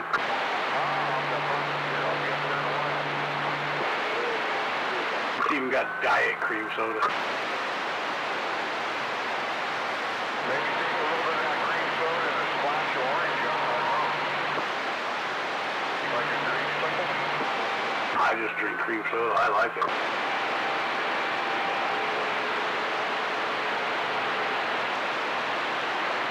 Vanilla root beer is pretty good too. Yeah.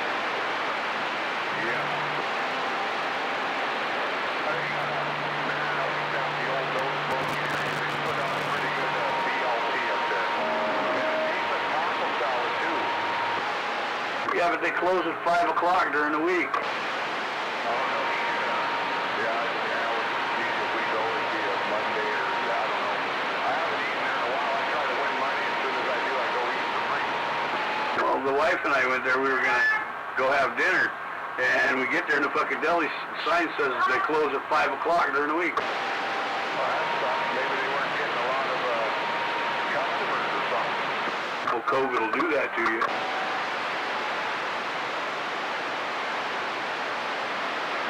I'll go down to that Starlight Lounge and sit down and order something there, but yeah, that kind of sucks.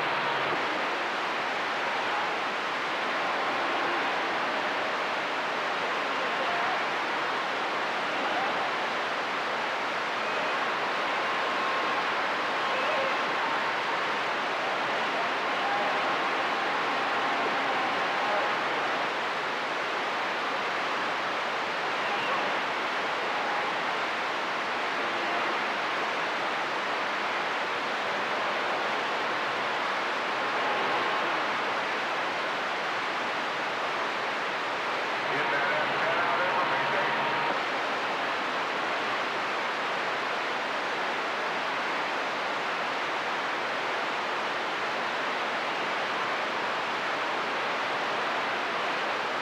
Yes, if he does bring it out, I've always missed it. I've never seen him go down the road with it.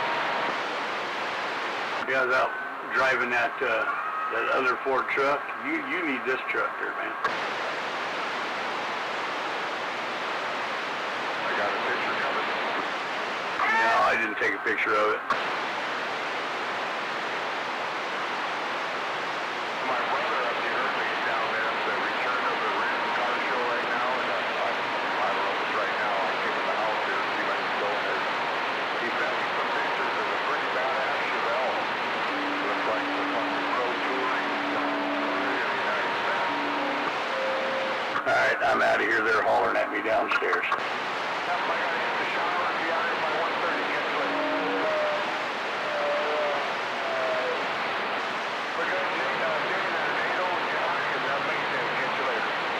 Yep, have a good one.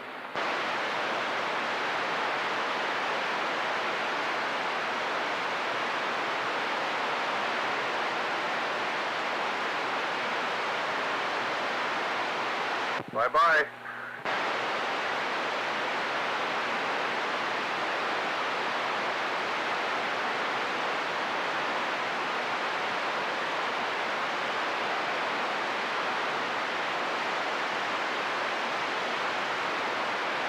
As I'm walking, yesterday she made banana bread, homemade chocolate chip cookies. Today she made like a fun cake, but it's a strawberry cake, fresh out of the oven. And I got pictures and I'm gone.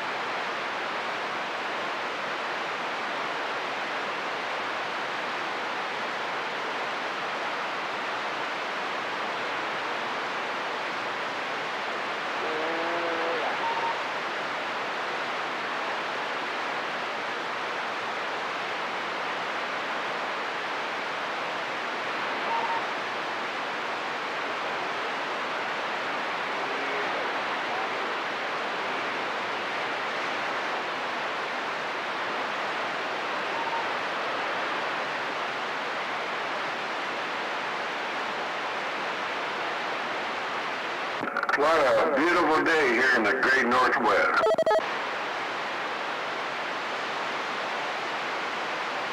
Oh, I just walked by the radio and I heard that LTD telling me what a beautiful day it is, and I've been out there enjoying it, no doubt about it. LTD, Trailer Park, good afternoon.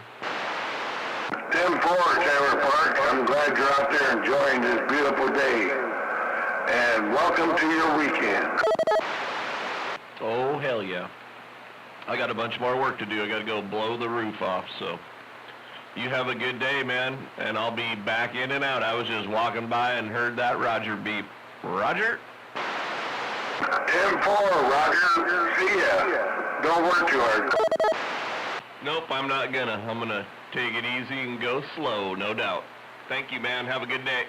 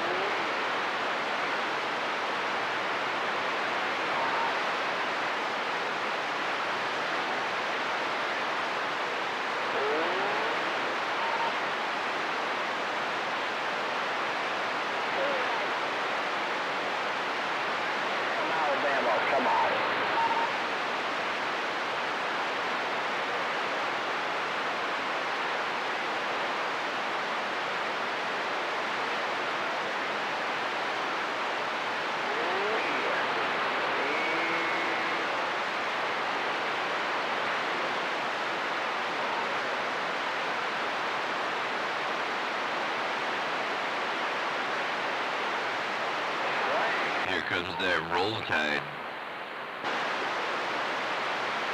I'm waving at that 45 kilo. And I'm waving at that light tipping daddy.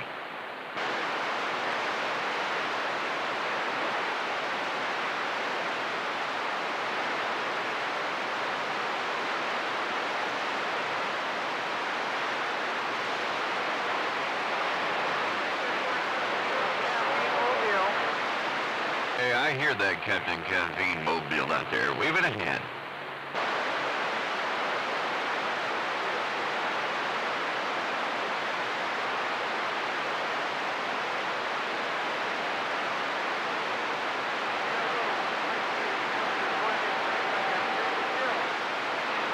Well, it's Saturday. You are kind of sitting still. Everybody does 90 on Saturday, you know.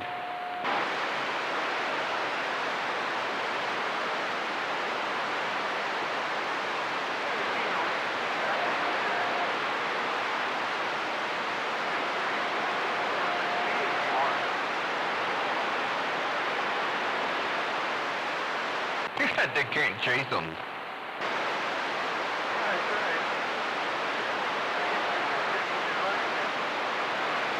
They can turn their lights on and go, pull over. And then if you don't pull over, they go, shit, and turn the lights off.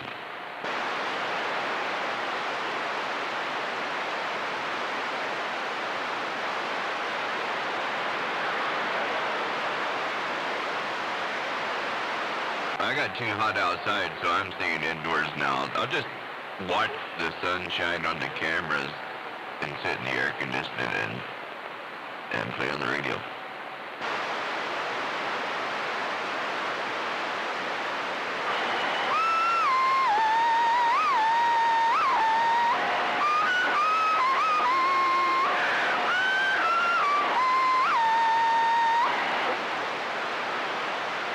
That wasn't a very good tune. What was that supposed to be?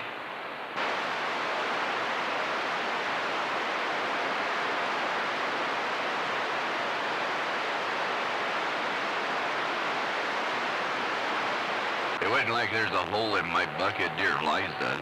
There's nothing like that.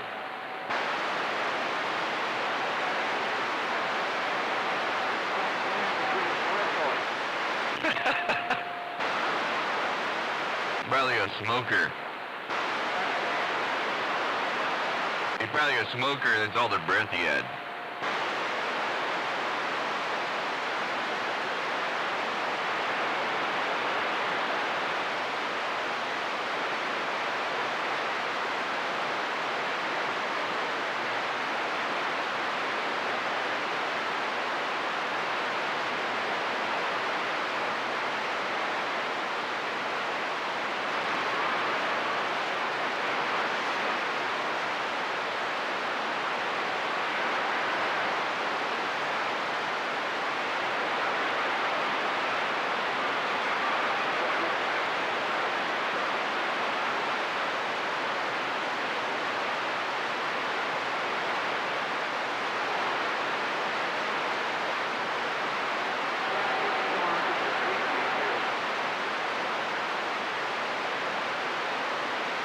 That's why they were whistling.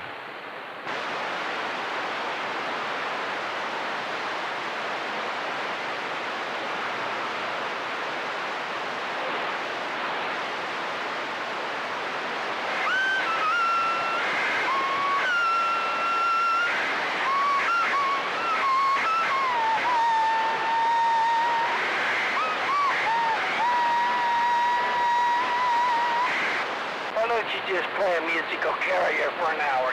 I think somebody left the gate open and she escaped again. Yeah, just play a musical carrier for an hour. Get it over with. I'm waving at the dock of the bay. Somebody left the gate open and she escaped because they're whistling for her again.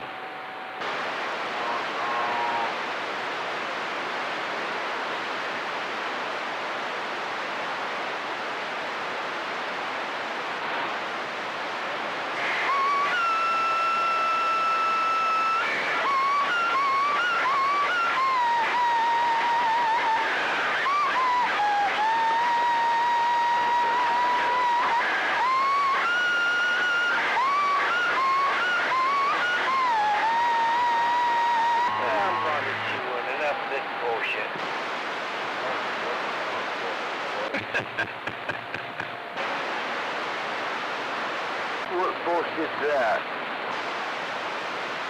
Where are you? Come home.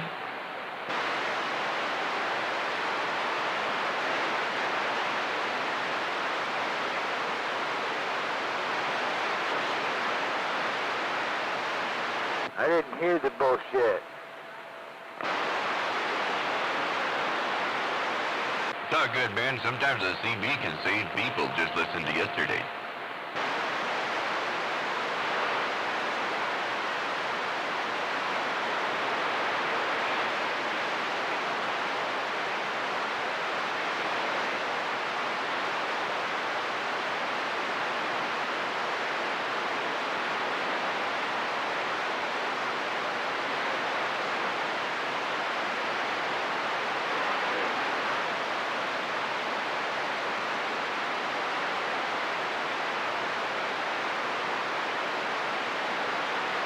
Sounds like somebody has the dead South on their mind.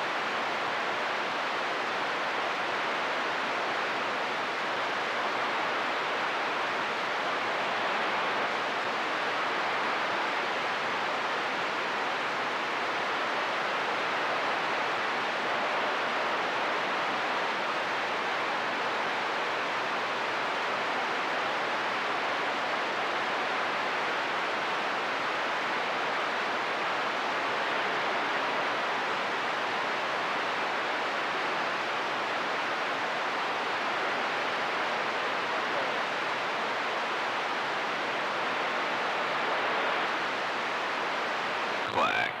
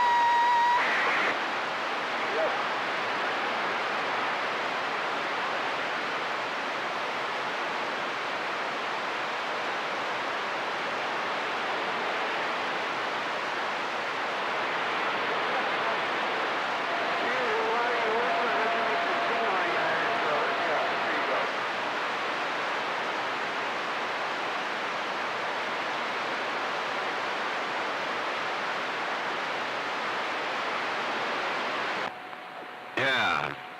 Didn't make your signal any higher.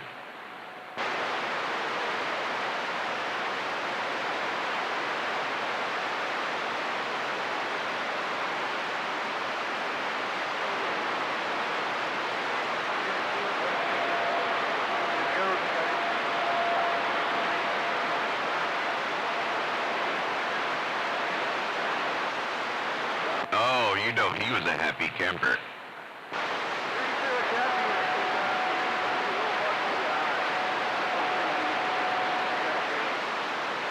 Hey, you look like a guilty kid. You know, I didn't do that. You must have just got in there because you just ate the leaves off a couple branches of one apple tree and yeah, it wasn't too much damage. You didn't get in the way.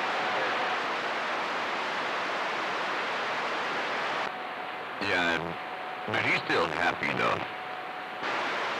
Oh yeah.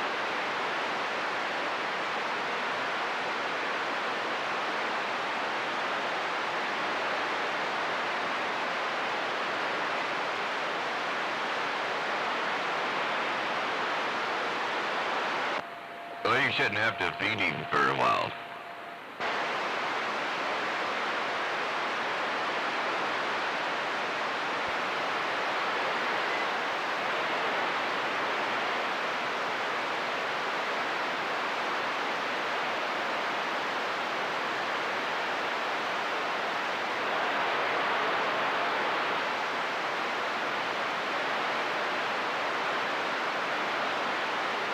Hey, Kilo, did you hear the news?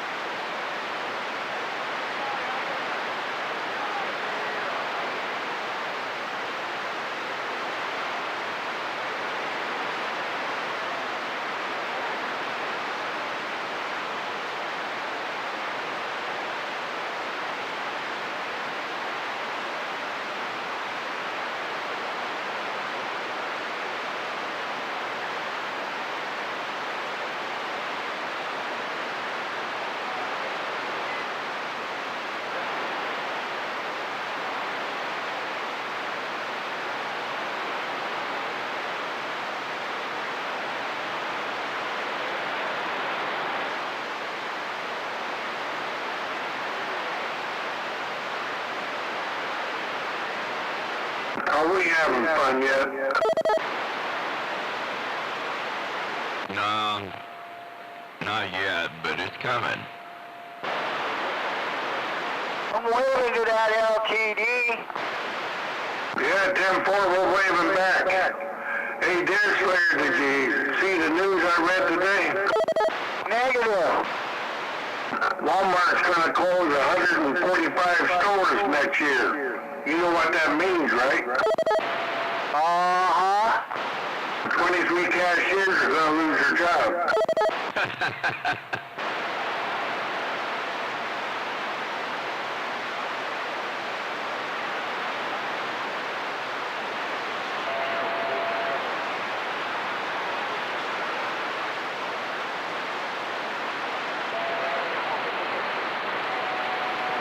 That must mean the Chinese have a new conduit to bring stuff in. It must be Harbor Freight now.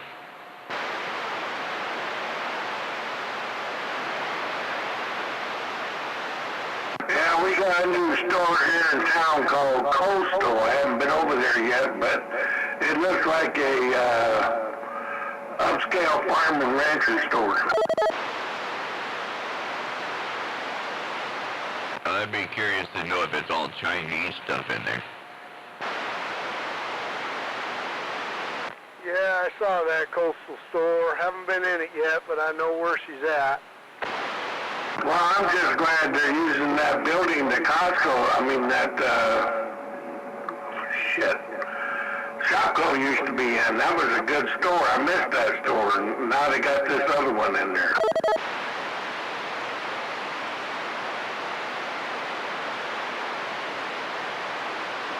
Yeah, everything changes all the time anymore. Yeah, and over there by the theater, right next to that area there, those furniture stores, they change like I do my underwear. I remember in the 90s when they shut down a bunch of Walmarts and they became Bud's Warehouse, and then they shut down. Well, Walmart needs the money real bad because they bought the Broncos, so they need the cash. Yeah, to pay for that new quarterback.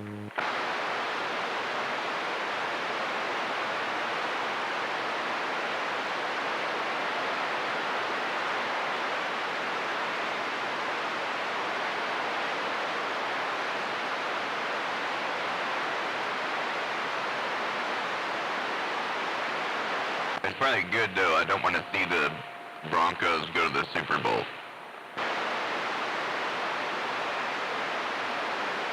Well, they've won it a couple of times, so stranger things have happened. Yeah, but if them Walton kids got them now, so maybe they won.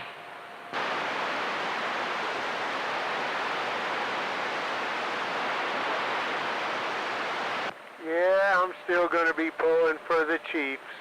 Hey, 10-4 on that. Pulling for the old Kansas City, huh? 10-4. Yeah, I watched them build that stadium. Yeah, that was my team when I was a kid because the Donkeys weren't shit back in them days. And of course, the second Super Bowl, Kansas City Chiefs won right there in Kansas City. Well, they had Super Bowls when you were 19.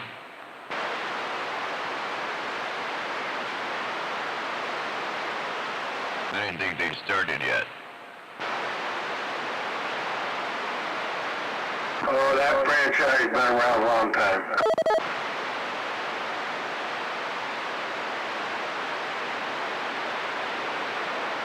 Of course, you always could root for the Las Vegas losers over there, the Las Vegas team.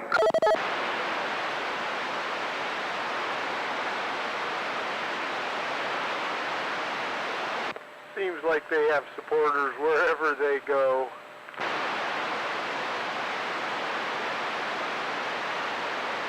Yeah, those Raiders are like a rash. You just can't get rid of them.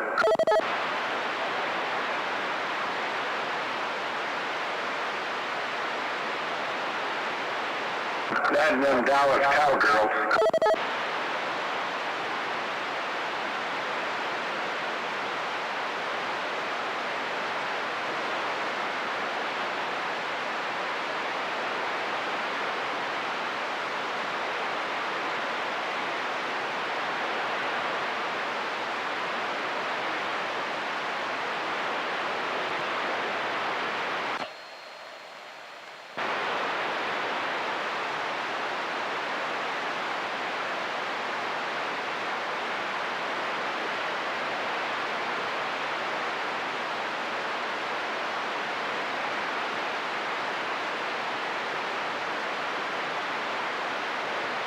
And that goddamn Brady, he can't decide whether he's retiring or not. Can't make up his ever-loving fucking mind.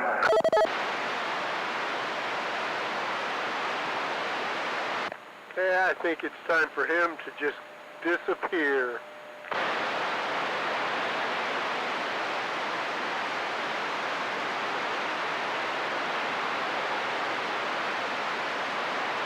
He's probably wanting to break Warren Moon's record, being the oldest living, at the time, quarterback still playing in the game. So I think he's trying to beat that age limit record.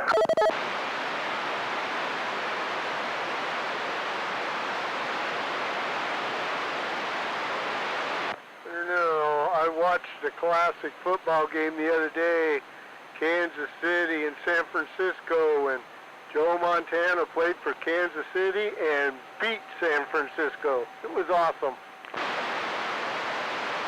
Yeah, I remember that. Yeah, he was a good quarterback for him back in the day, for sure.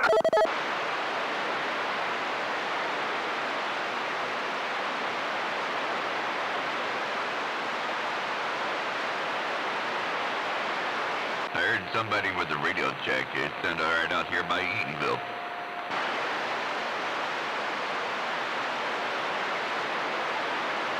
Yeah, 10.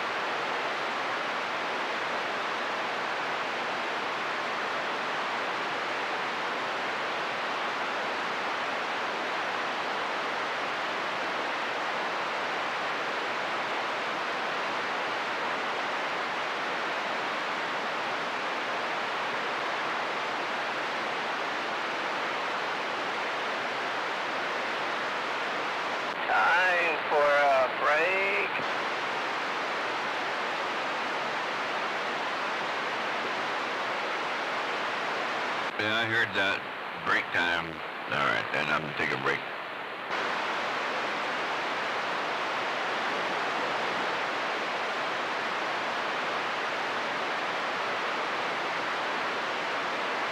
Yeah, just sitting out here, outside, talking on my radio. My feet up in the air, lean back by the picnic table, we're good to go. Yeah, I think that's your, that's the one, I think you said it was swinging like 25 or something, and you can sit outside and talk on it, and it sounds real good. Yeah, it's just a 2950 DS, that's all it is. Well, it's working and waving at you, Cutter. Yeah, wait, we're fine.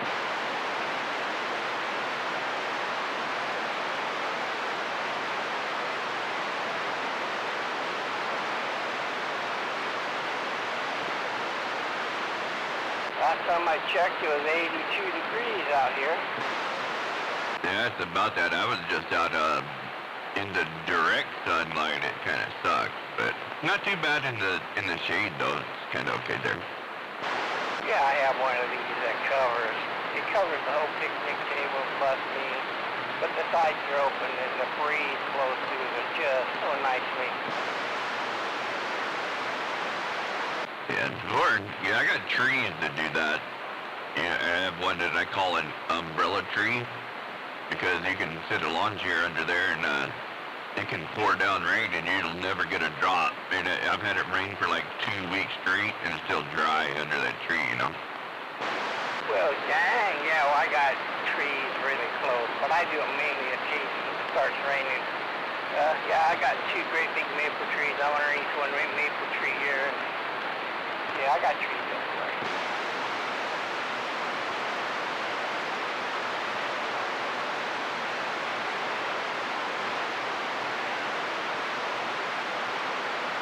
In the shade here, Cutter. What is it now? Got 75 in the shade. 10 Roger on 75. I'm waving at 40 foot that kilo. I'm pretty sure you can hear me. I can hear somebody. Was that who was that Cutter? Was that Smurf? Ask them who it is. I can barely hear him, so I'm waving back to you, whoever was waving, and you got 75 in the shade, I think you said, but I couldn't recognize the voice there, Break. You got rips in the mobile. Rips in the mobile, is that what you said? Yeah, Dan. Yeah, Roger. I can just pull you out of there, but I couldn't, it wasn't good enough to recognize the voice there, but waving a hand back to that rips in the mobile. They can't bitch about that, Rip. Heck no, not in the mobile. Right on, right on. Yeah, right on. It makes the trip over here by Eatonville, so that's pretty good.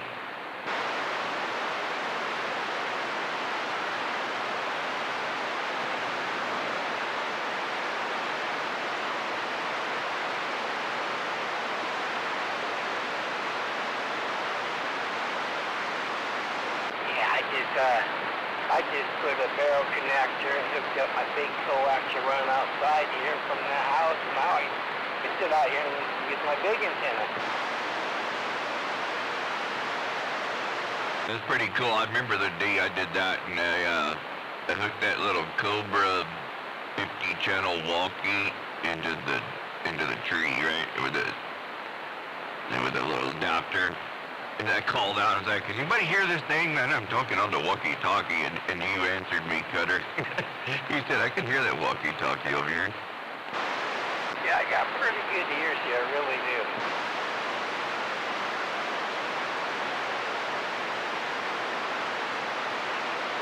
I ain't running no amp or nothing. It's too far to a plug-in to run an amp. So you can't run an extension that far and run an amp. Yeah, not without a manual keyer, probably. You can't get enough voltage through the extension cord to actually run the power supply proper. Yeah, that's what I'm saying. You'd have to have a manual keyer because the RF wouldn't do it. Yeah, 10-4. But it runs radios like this one just great, no problem. You don't need nothing but that tree. You can just run anything off that tree, I think. That's why I look at. That's why I fill up the tree. I know I don't have to have anything great.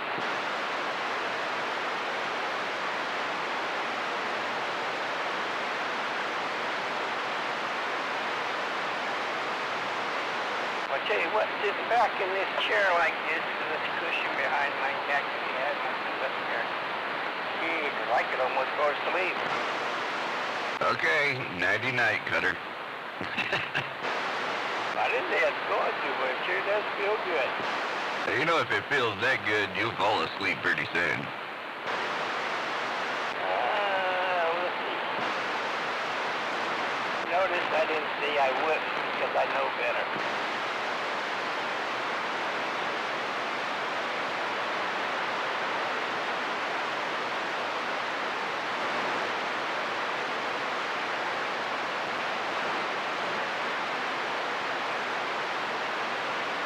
Good, Whistler.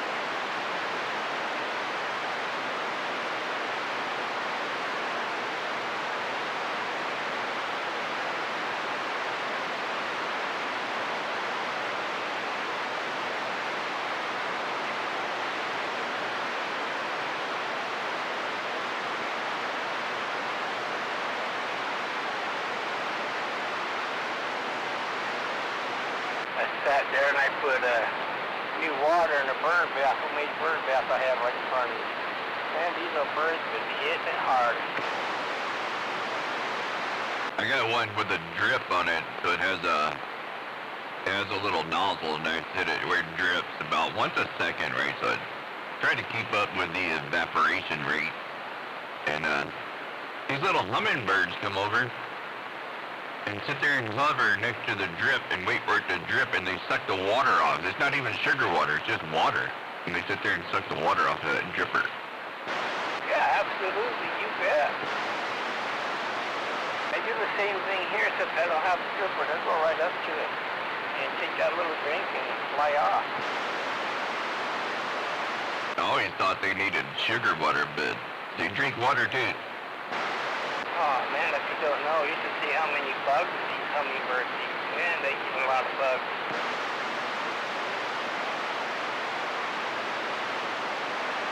And bats. Bats are good for that too.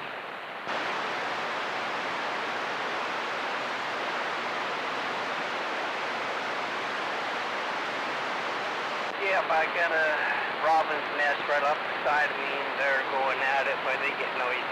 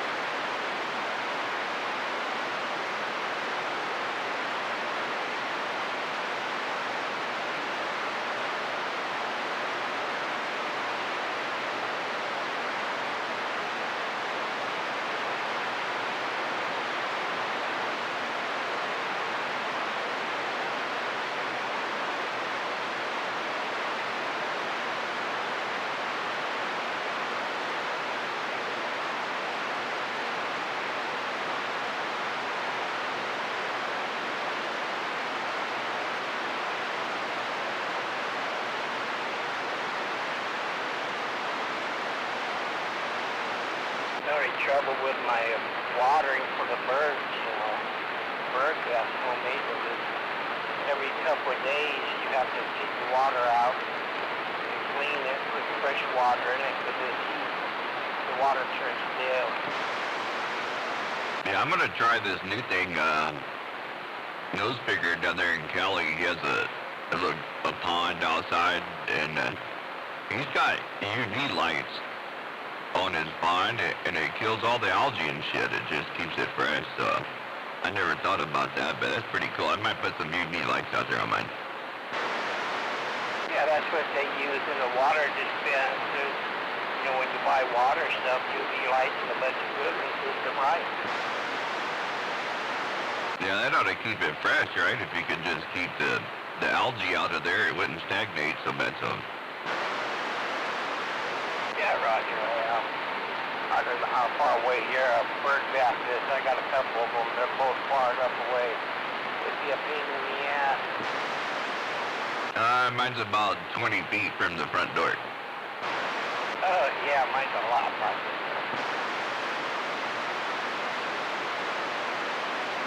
Mine's probably like 50 or 60 yards, something like that.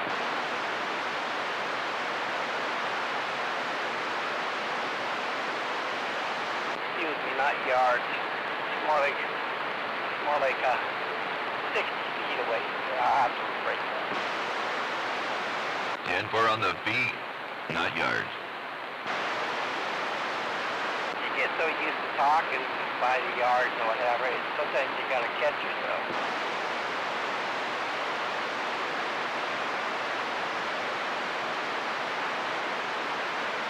I see what gets me is I got this canopy up, like I was talking about, to keep the rain out, gives it a little shade. And all four sides are open, Even I see birds fly through here once in a while. But these stupid damn other bugs like bees and flies, they get up to the top of the roof and they just sit there. They're not smart enough to go down and fly out. Sounds like a good place for a trap. Well, right off the side of me, I'm thinking 20 feet, maybe not that far away, I got one of these old-fashioned bug zappers, the old style. And once in a while we'll get a damn moth in there or something. Holy cow, you should hear that thing fry. It just smokes. Yeah, my screen on mine is too small. The moth couldn't get in there, but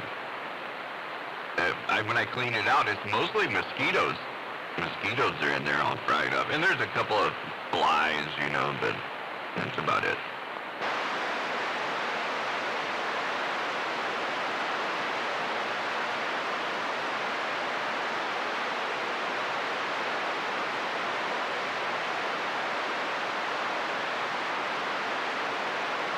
And then on the side of the box it says, don't put the bug zapper next to your house. Keep it 20 yards away from your house because it'll attract them. So I put it out on a fence line. It's about 20 yards. I put it out on the fence line and I sit on the porch and I'm covered with mosquitoes and shit. I was like, fuck that. So I put it up on the porch, and they're gone. They're all dead. Yeah, I got mine in the back of the front porch, which is where I'm at, back of the house. And I got two of them, one on the other side of the house in the corner where the porch is, and then I got one on the other side down from the porch. So I have two in the front. Jesus, those things are always going up. It sounds cool though when you hear that noise. Zip. Yeah, but these old-fashioned ones, I got two of them. Man, I tell you, what a light show they put out. Now, that new one I bought not too long ago, yeah, it didn't snap. I mean, someone put my finger in there for nothing. Oh, yeah, I wouldn't put my finger in there, no. They got a nice crackle noise to them. Oh, Joe. They're like those little tiny, what's those little firework things, the little packets where you throw them on the concrete and they go pop. Oh, snap it or something like that? Yeah, like that. Or pop it. Yeah, pop it, that's what it is. Yeah, I think I've seen them called both. We always had fun with those things when we were kids, especially in school. So you're obviously not in the Mobile no more, so waving to you on the base. Yeah, 10, waving right back, and you are absolutely correct. Telling you what, that little mobile you got from me, that thing freaking rocks. Not too bad for barefoot through a Striker 10K. I can hear what you were saying fine. I just couldn't tell who you were on the Mobile, but yeah, as soon as you said who you were, like, got it. So you got a Striker in your car now? Yeah, 10-4 on that weak mobile audio. I have a Striker antenna, yeah, mag mount, the SR810 10K. Oh, the antenna. Okay, I thought you had the 257 HP. Yeah, Roger. I got motherfuckers after in my hand. I got 4 of these wonderful. Yeah, that little radio will probably never leave my car. Yeah, That's awesome. That's why I still have to find a new one in the box. I got a couple of those too there, High Sider, and I'm waving to you. yeah, waving right back. Yeah, we hear you at the high side, and we're waving at you too if you can hear me. Yeah, I can just hear you. Yeah, I got those Harbor Freight bug zapper price waters. The freaking things are awesome. Anyway, we got 4 of them. And before we do something outside, we just turn the overhead lights on and go to town. Get the kids out there. Pretty much we cleared the area with no chemicals. And Roger, I have one too. Yeah, you just gotta tell them that it's not brute force. You know, you don't have to swing that sucker hard up. You just gotta touch them. Yeah, don't stick your finger in there. All the grandkids here are over the age of 13, so they understand pretty well.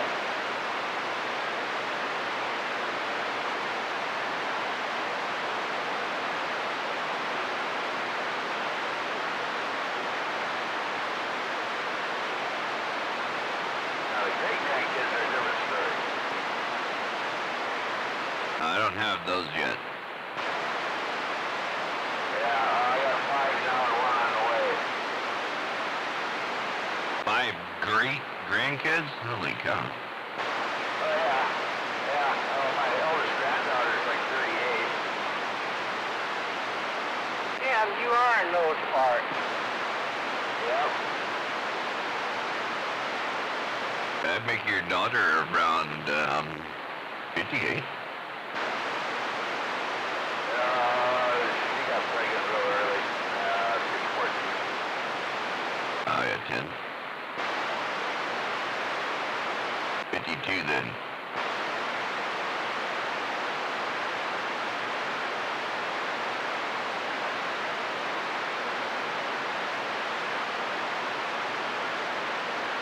I got started pretty early too. I got started at 18, so I left home, went in the Army, and then got started, so I don't know if it was early. It was on time, though, at least. I wasn't late. Yeah, the only thing for sure, they're all brats.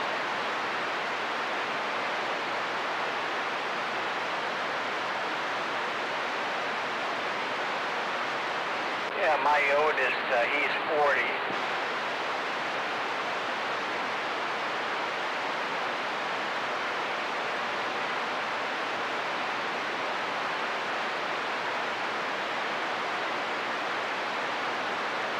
I had mine up there, so my oldest is 32. And for my youngest, 36.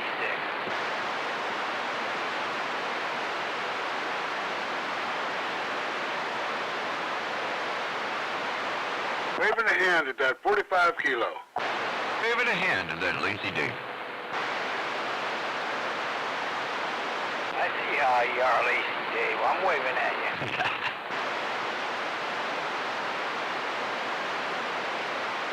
He probably just hears you all the time, Cutter, not just sometimes. No, you don't hear me very often, because a lot of times I just don't key up.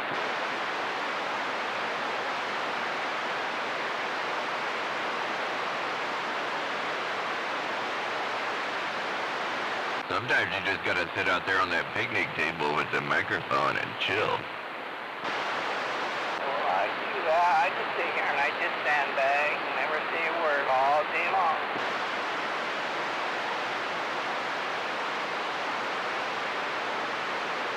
Is that Cutter you're talking to? Yeah, Dave, that's Cutter. Man, he is way down in the bottom of my radio. He's right down there at the mud line. It's loud over here. It must be your location. Must be. Well, Dave, if you can hear me, I'm waving at you. I could just barely hear you waving back, Cutter. Top of the afternoon.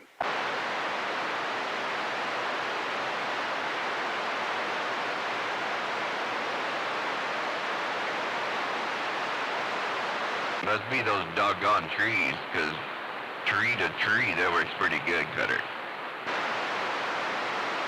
High as this tree is, there's absolutely nothing really blocking it.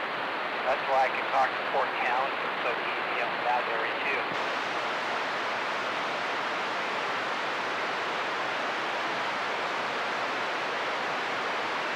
But on the other side, at least people quit calling me up wanting to know who I was talking to. That used to happen all the time.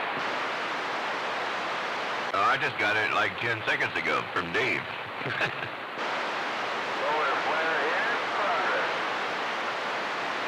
Yeah, they call me up. Who the hell are you talking to? They're thinking I'm ghost talking.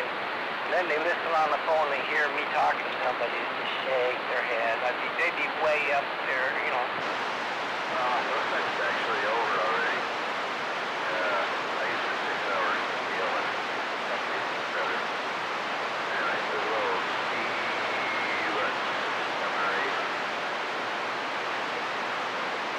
It's pretty cool, Scotty. I just looked at it. I wasn't paying attention before, but you're like, you're 3 on your deck key and you're swinging 7. That's pretty cool. Oh, yeah, looks a little like side that. Yeah, almost like that, yeah. Well, that's the way I like all my radios to be.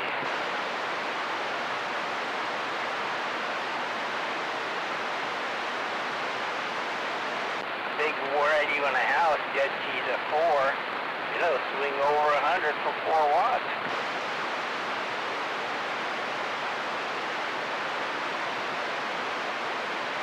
Yeah, sometimes they're easier to put one of these to one driving amp. Yeah, at least they have more top. Yeah, they'll certainly do that. Well, I don't run an amp for most part with my big radio because it's already got one built in. Yeah, the thing does okay, you know, for what it is. I mean, it is the, truly, it is the biggest freaking Cobra 2000 I've ever seen. Good radios. Yeah, I'm really scared to clean it because I just know if I try to clean it up, it's going to break. Oh, you should give some advice to Hammerhead sometimes. I think he cleaned his too much. Okay. I gotta find a pair of valve meters for a Cobra 2000, but either one of these works.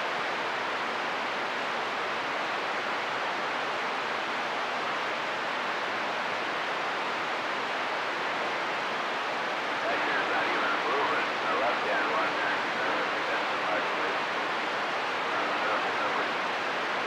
No, I thought that power was on it.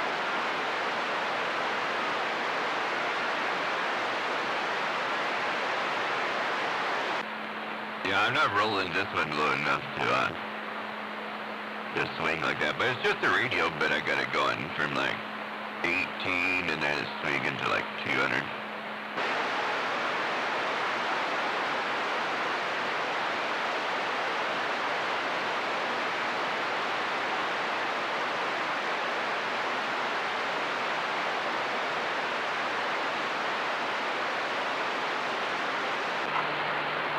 Hey, I want to wave a hand to all you big radio strappers out there on Channel 17.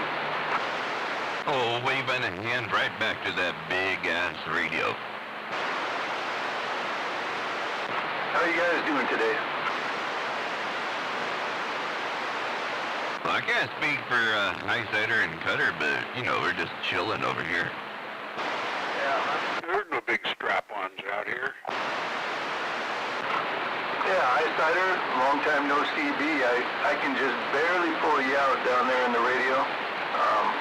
Yeah, and Cutter's kind of quiet today too, but I can hear him. Yeah, we just got over a mid-size C-class winner, probably putting a damper on a big oil. It's not here yet, though, right? Oh, it's the initial part of it's already been here. Yeah, then it's dissipating.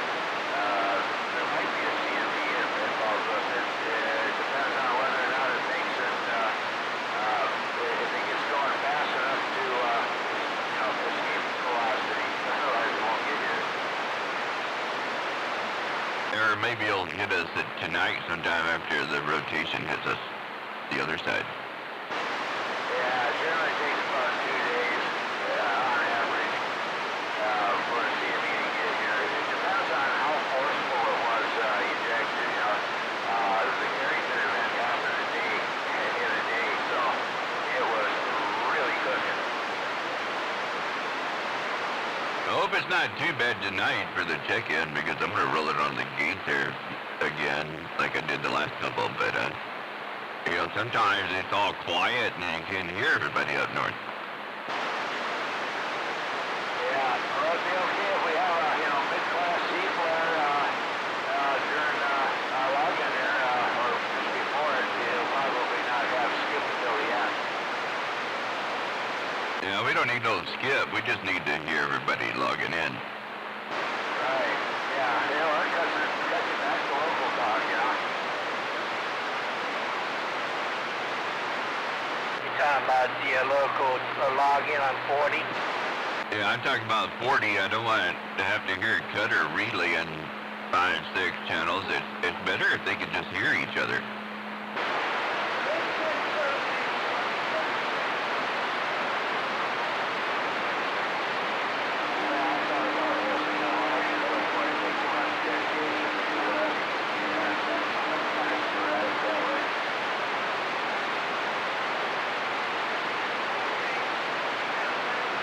Yeah, I don't check in, but I go over there and roll it on the gate sometimes, because there's people that listen. The last time I did it, there was like 56 people that logged on. I was like, what the hell? He's rolling on YouTube? So, if it helps somebody, I'll flip it over there. It's always fun,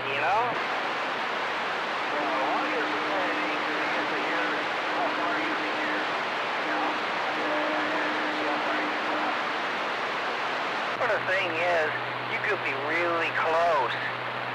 Like me and Lacey Dave, we're not that far apart, but he can't hear me. But yeah, here I am talking to you and Kilo, and you guys are a long ways away.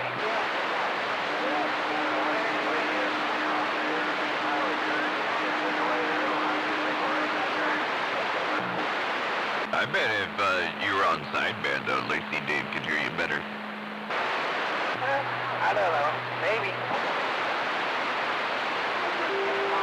I can usually talk as far as I can hear. That's sometimes a long ways.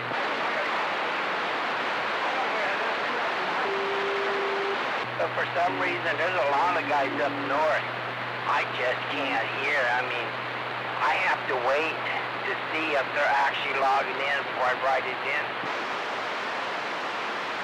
What's the guy that runs it? Joe, I think. I can barely hear him sometimes. Sometimes he's booming, and then sometimes I barely hear him. Yeah, I don't have too hard of a time hearing him for the most part. Just it does depends on his location, go up and down. Let's see, tonight I think Chuck is going to be doing it. Yeah, I like it better when he's out in that mobile. Yeah, he doesn't get out very well from the Del Ridge Trench. Yeah, I usually get him 6S units from there, so that ain't too bad.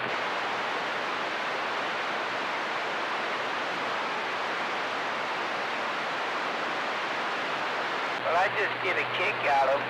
I ain't gonna kid you, 5 minutes before check-in, shit just starts going crazy.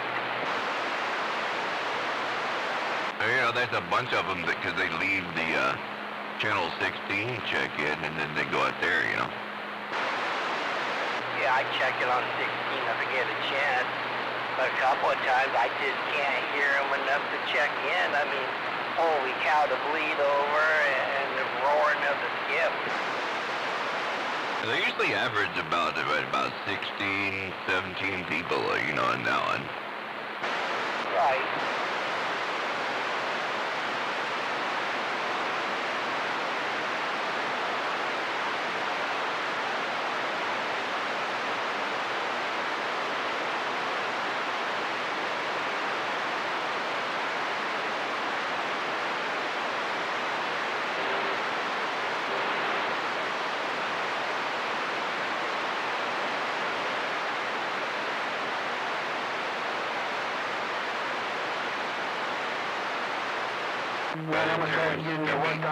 I heard that 45 kilo 469 on the wave.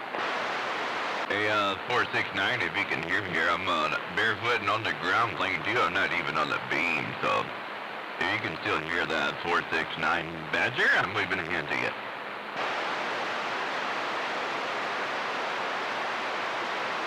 Man, I'm sitting at 14.8 idle. When I key up, it drops down to about 13.7. So it ain't like I'm losing any power or nothing like that. I guess the conditions ain't good. But I can hear you out there, Big Strap. It's just rough and tough. 469 with a wave.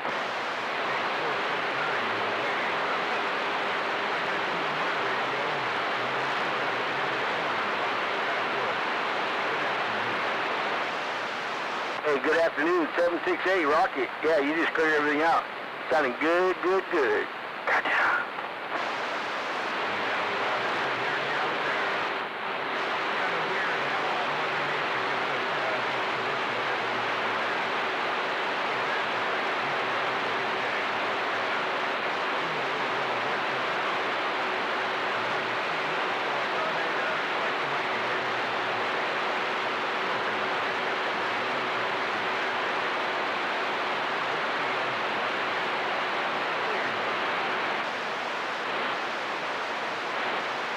Hey, copy that, Rocket.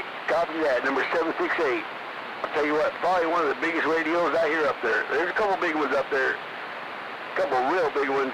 But I think you're one of the big ones, too. Because when you key up, nobody else does. Holy smokes, that must be quite a key up. Tell you what, I don't know what Rocket's running, and I've asked him, but he won't tell me on the air. So that must mean he's running something good. Because when he keys up, this part of California shuts down.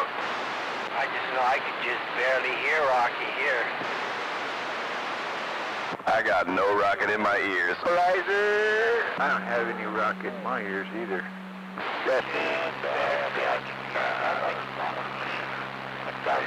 Fighter, but that's not Sidewinder, man. He's up there. The cutter's always sounded good on my radio, waving at your ribs.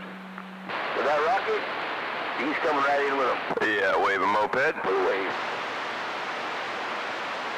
Hey, wait, moped?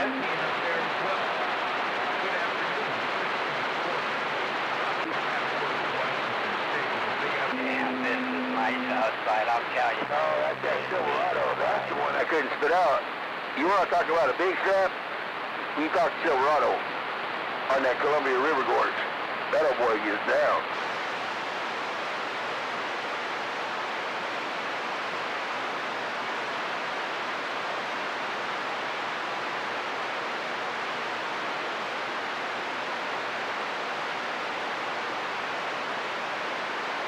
But I think there's one radio, and I believe it's in Bellingham. It might be, man, I can't remember the name of this town now.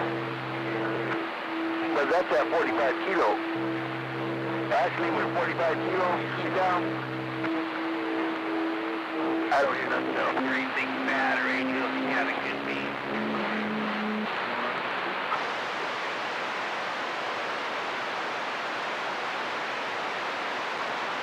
But hey, Rocky, right now, everything's right at you, direct connect. Nothing else is coming in. and you're taking over, when you key up, there's truckers down here, stuff out here every now and again. No, it don't happen. Not when that 768 keys up. And when Rips keys up, I hear nothing but Rips in my radio. 10-4 on the Nothing But Rips. Pretty weird, man, because I can't even hear 768. Yeah, I can't even hear 768, but I can hear you okay. You must be in your neighborhood. Hey, you know what? The same with 6 1/4, 559. Man, there's some big east guys down here, and I'm on the east side of that. I don't even hear them boys, but I hear all the time. Well, it's me all day long. That 6 1/4, that's big stuff. Well, that's because he's got a big chicken. That 6 1/4 is a big strap because he's got a big chicken and that man knows how to walk his chicken.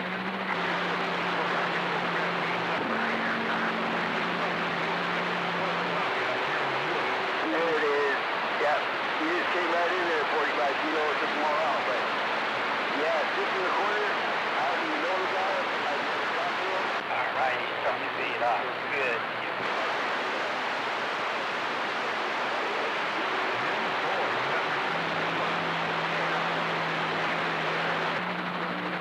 Oh, 45 kilos rocking the flat side. I can't compete with no fat side.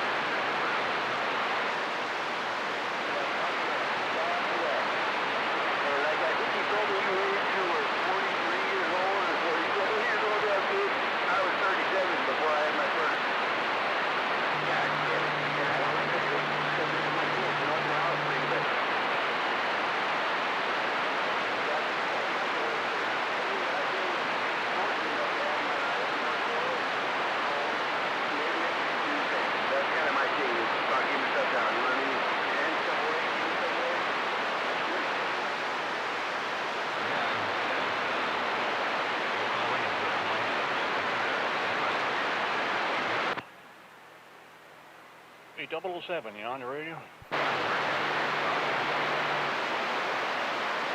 Got that 007. How about a 00? Got your radio on tonight? Good afternoon, I mean.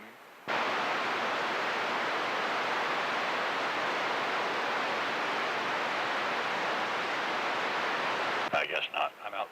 Thanks for the break.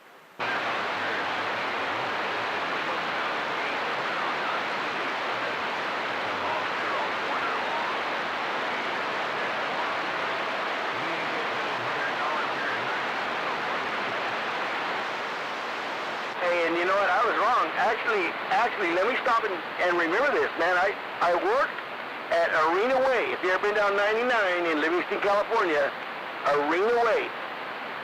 There's an old boy out there named Sweet Potato Joe, Benny Joe Alvarez, and I started working there, and I was about maybe 10, 11 years old, catching the coals in the watermelon bin. And I think that's actually what I bought my first pair of Nikes with. Might have been my first paycheck. And then it was all about 501s and bands. You remember? I think 99 is the,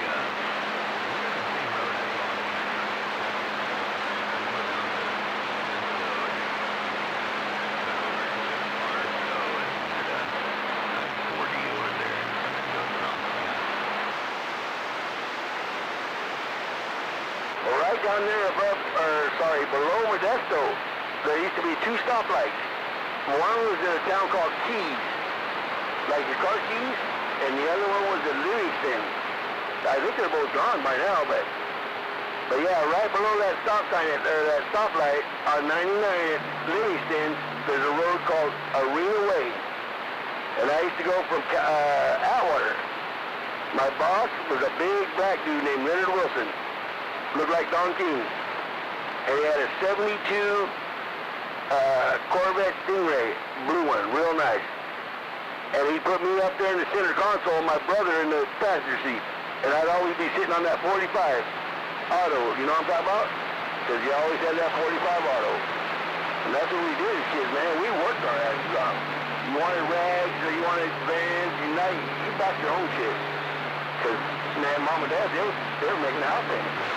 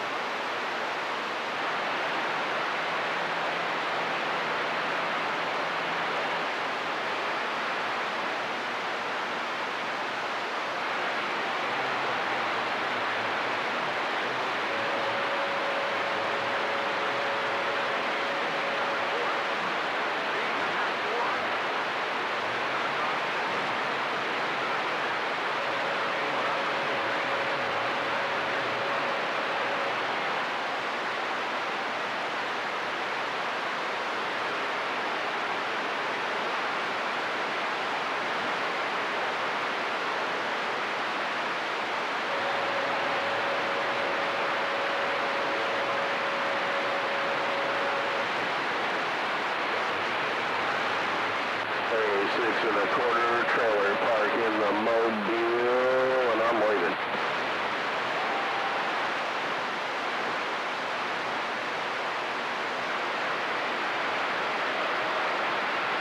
I got that concrete poured yesterday, so I'm working on that. By the time we get up there and kick the bucket anyways, there probably won't be no CB radio. I'll probably have that shit banned and outlawed. Yeah, I guess I go down back on here.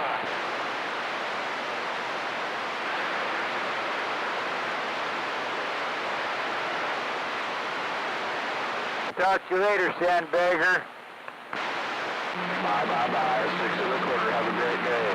It's a beautiful day in the Pacific Northwest. Trailer parks back down.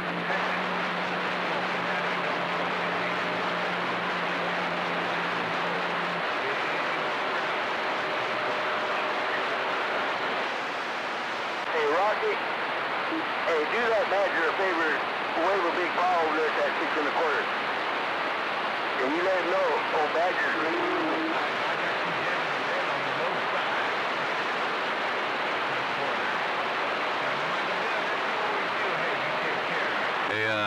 was that you out there, trailer park? Were you on the beam? You got that thing working? I tried to turn my radio up. I never did that before. Got down, 469. Hello? Come in?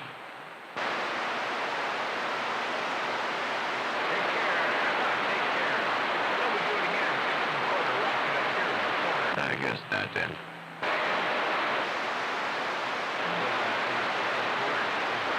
But hey, Rocky, you still way ahead of that 6 1/4 for that Badger. And I'm green with Indy. I wish I had a video like that right now.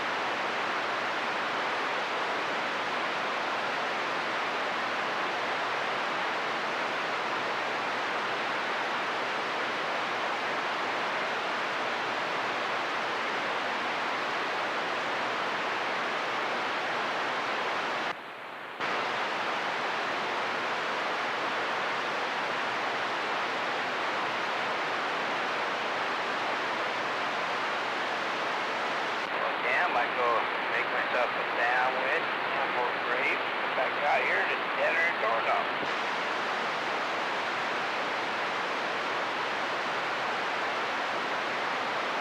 When you said you were leaving, everybody else took off. You know, I get sick and tired of saying those things day in and day out. It gets so old. Just noise in a box to me. And roger that.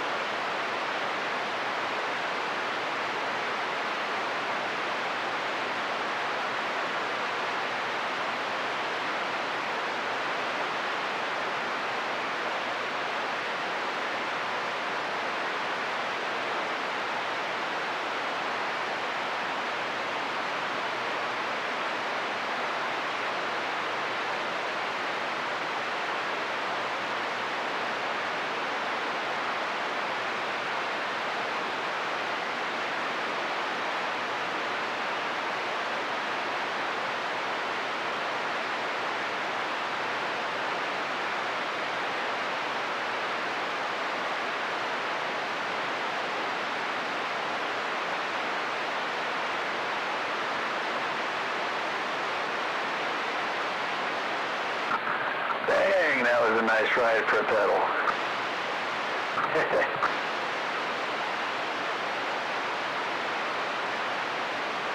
Where'd you go?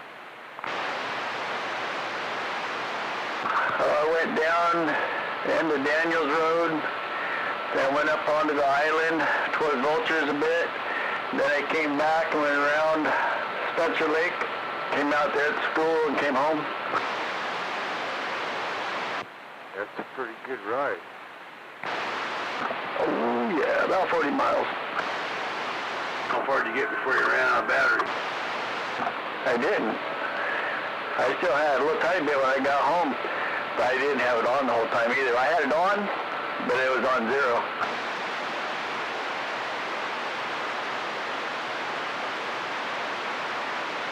I found if I leave it on assist 1 and use 2 like on the hills and stay in 3rd gear, I'll get about 30, 33 miles, somewhere in there.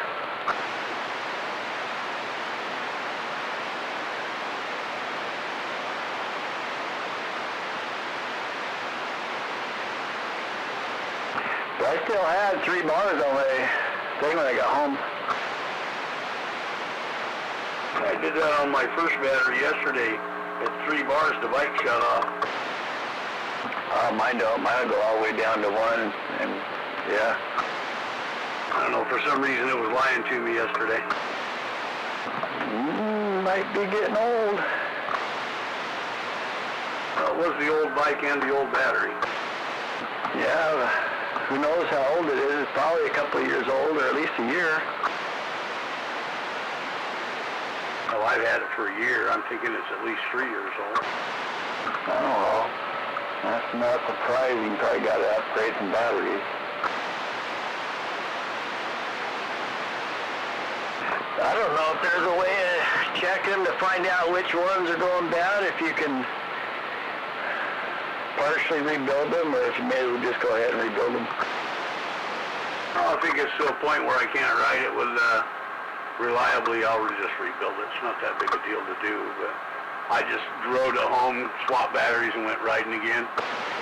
Yep, I wish I had that option. I was down to 2 bars left when I got back on the second ride. I wish I had that option, because right now I'd be getting me a bite to eat and I'd be heading back out. Well, that and I could just throw the extra battery on the rack and take it with me, too. Yeah, that's what I want to do is get one for the rack. That way all I got to do is turn one on, turn the other one off. And maybe put a diode in the line so that it doesn't backfeed or something. Yeah, I'm not going to modify it. I'll just stop, switch them. It don't take but 5 seconds. Right.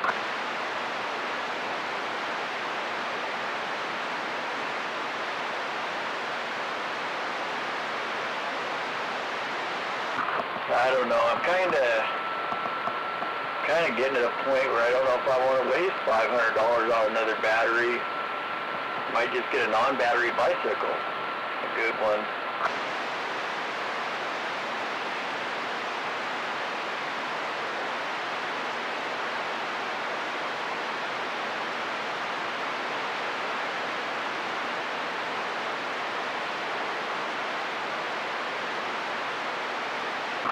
One of these days I'm going to have to try that one out at mopeds. We're going to have to switch or something so I can find out what it's like.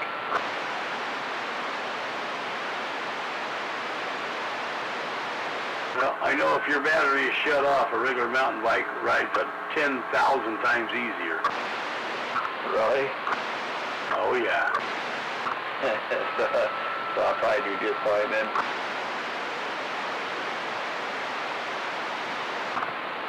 I think it actually is harder to pedal with it on and on zero than it is turned off. It shouldn't make any difference. I think you're pulling against the motor. No current going to the motor, so you're going to be pulling against it the same whether your controller is turned on or not, because there's nothing going to the motor. If there was, the motor would be driving you. I don't know anything about scientific, but all I know is riding the thing, and it sure feels that way, but who knows? Shit gets weird in my head anyway.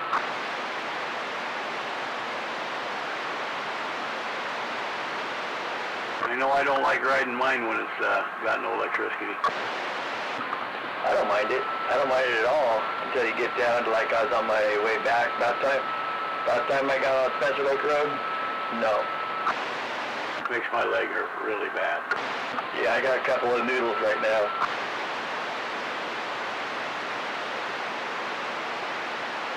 I don't mind the noodly, tired muscle feeling. It's the joint pain that I don't want.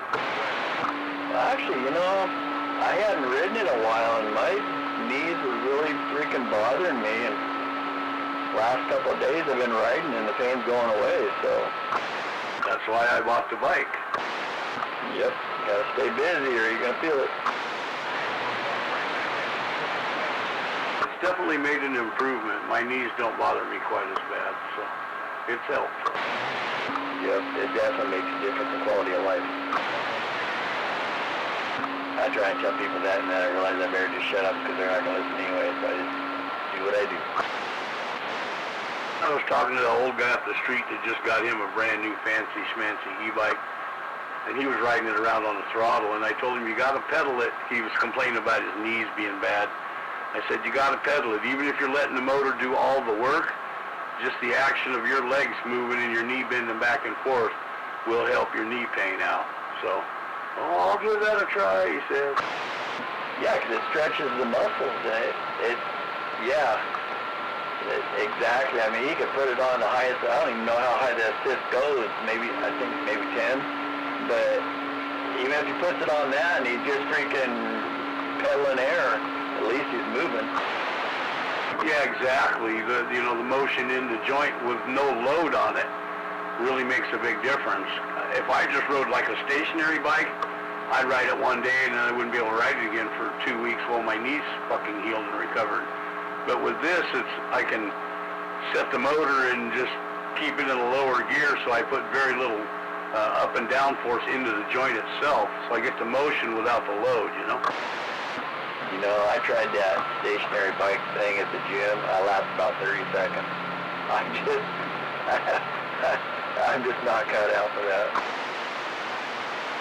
Well, the ergonomics is fucked up on them anyway, and if I'm going to pedal, I'm going to go somewhere. Yeah, I like to freaking lose. I'm in la-la, man. When I'm out riding, I'm looking off into the trees, into the brush, seeing what critters are looking back or what don't see me, or It's amazing how you can sneak up on animals. They don't even know you're there.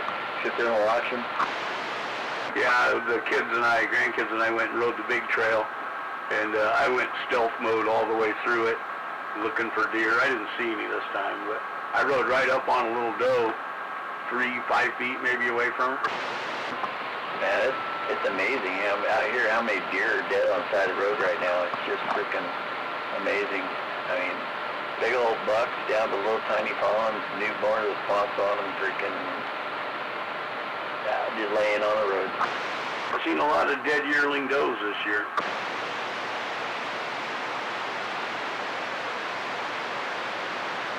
Yeah, over there,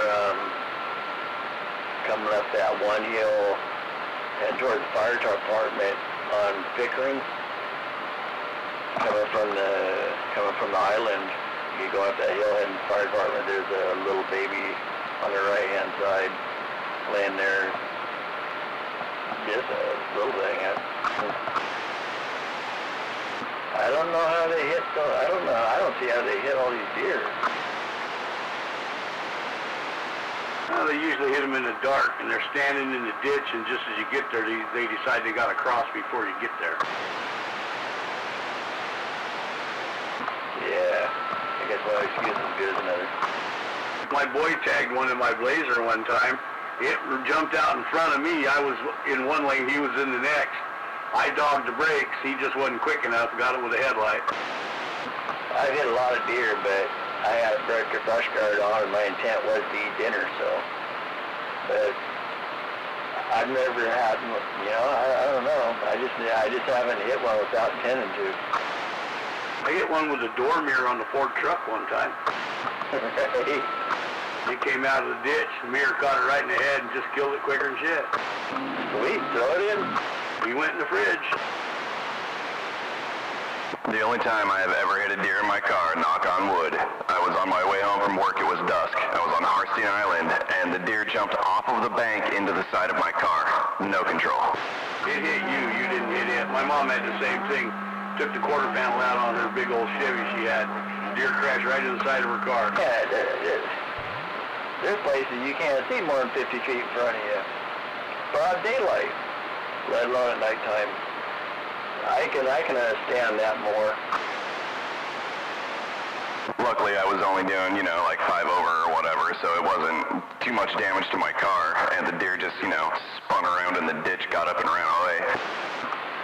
But, like, going up that hill, what is that, about 1.5 miles long straight stretch where that little baby's at? How do you hit something like that? I'm with you, dude. People don't pay attention. I'm right there with you. I see it every single time I get in a car and drive to town. People just don't pay attention. I mean, they're in a tree within 30 feet of that center line. There's a 15-foot freaking shoulder before even the shoulder that has grass. I don't get it.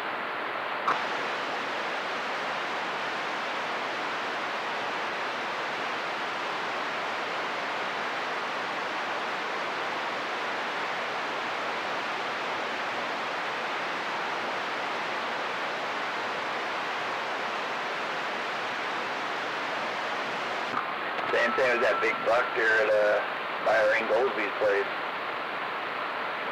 That's a half mile. Oh my, catfish pie, Philly gumbo.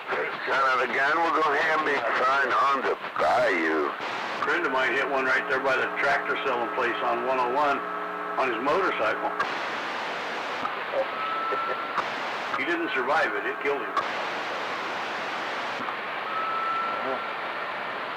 Might have been better than laying in a hospital bed trying to find out where you're going to lay because it's all freaking road grass. Oh, yeah, one of the horns went right through his chest, pierced his heart. That's pretty crazy. I had a buddy in high school who was driving a little Honda CRX down there at Bayshore, right where the bridge crosses Johns Creek right there. And he hit a buck, and he hit it like mid-leg, and it landed on his hood, but its head folded back up over the windshield and poked those horns through the fucking top of the roof, dude, and it almost got him. My older brother was on his way back from Whistler Blackcomb up there in Canada skiing, and the car in front of him hit a deer and it threw it up in the air and it came down through the back glass in his hatchback. Inside the car with him. And you know, he'll be letting you know those are antlers. Yeah, my granddaughter reminds me every time I call them horns. I don't know how many times I've heard that on the radio. Oh, did I call them horns? I always do, fuck them. It doesn't matter if you know what they are, I just throwing it out there.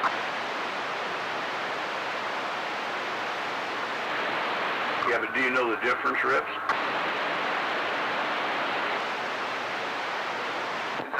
Horns are permanent. Antlers are not necessarily. Correct, antlers fall off, horns don't, except for one exception. The North American pronghorn antelope. He has horns, but he loses them every year.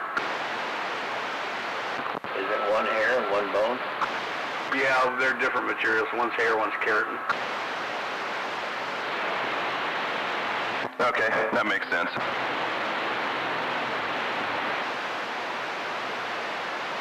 Well, a lot of them have horns have a bone in there, and then there's an outer sheath over the top of it.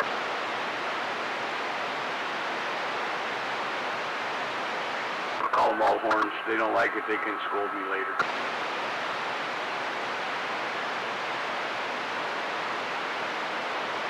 Heck, I've done it just to make them scold me. I still say clip half the time when I'm talking about a magazine, too. Oh, I say 30 round capacity, high power clipazine. 30 round fully automatic clip magazine. Yeah, I mean, just string some words together that are remotely related. You got it. Like clip that goes to the death gun? Yeah, the murder gun. Exactly, and be careful for those 9 caliber guns that will just blow your lungs out. Those are really dangerous. Well, what was the guy today? The automatic weapons. They don't need automatic weapons. You can't hunt deer with those. You can't shoot a deer with an automatic weapon and then heat it. Assuming he was referring to an AR-15. In most states, you can't shoot a deer with them because they're not deadly enough. Yeah, that's exactly right. They're not deadly enough. It's just they can't rely on people to be more accurate enough. They don't have enough projectile weight, size. They don't have enough foot-pounds of energy. There's a lot of drawbacks to a 223. It's not that good of a round. They're built to maim, so they gotta take 3 soldiers off. Oh, I know. I'm in there. Field. Me too, man. If you're a good shot, it really doesn't matter. But, I mean, Gunner's kind of right. That gun was made for maiming people and taking them off the battlefield, and that's pretty much it. A wounded soldier takes 2 to carry him off. A dead soldier gets left laying there. That's exactly right.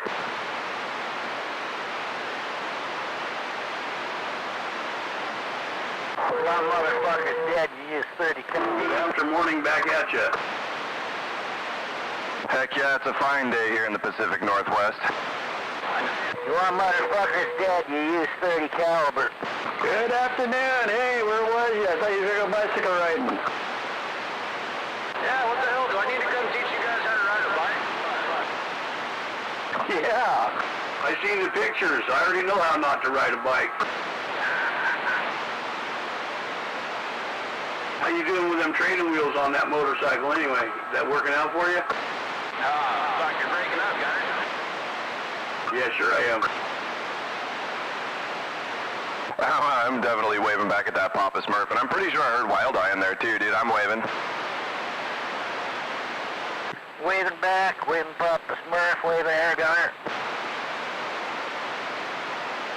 I heard somebody squeaking at the bottom. I couldn't pull them out, though. I'm waving a hand at that Wild Irishman too. Haven't heard you in a long time. Good to hear you. 141 over here said that. Zodiac in the hood. Good to hear you, Wild Eye. Yo. I heard a big bird and a Rigid and a Gunner, and I'm waving at those 3 guys too.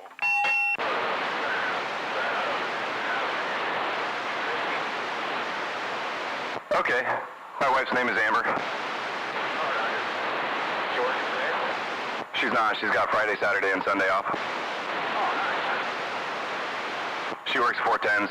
She technically works for the fast team, so it's a little bit different than the store folk. Oh, roger that. So does she work out in the store then, or no? Yeah, she works in the store. She basically just organizes the merchandise and gets the store set up all pretty the way it looks, you know? Oh, yeah.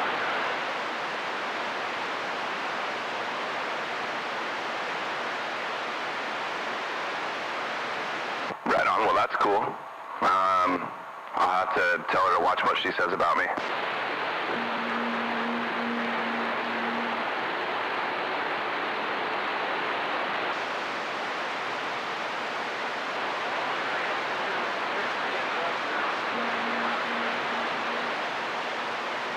Sweet. Well, you have yourself a fine afternoon and enjoy those. What, you going down to the races?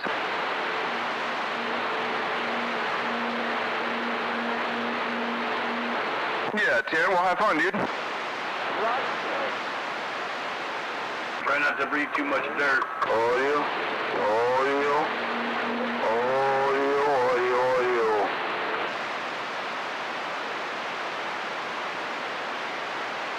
And the girlfriend's oldest daughter's got her learner's permit.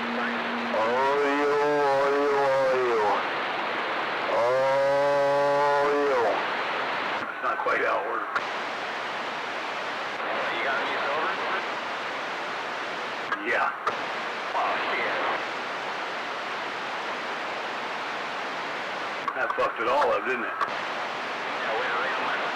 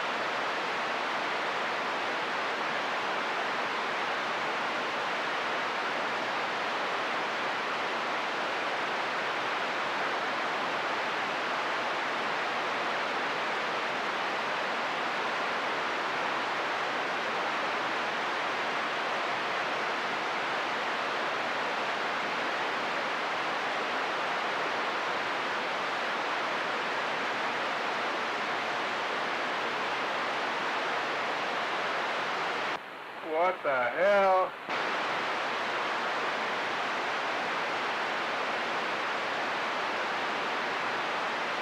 That's bullshit.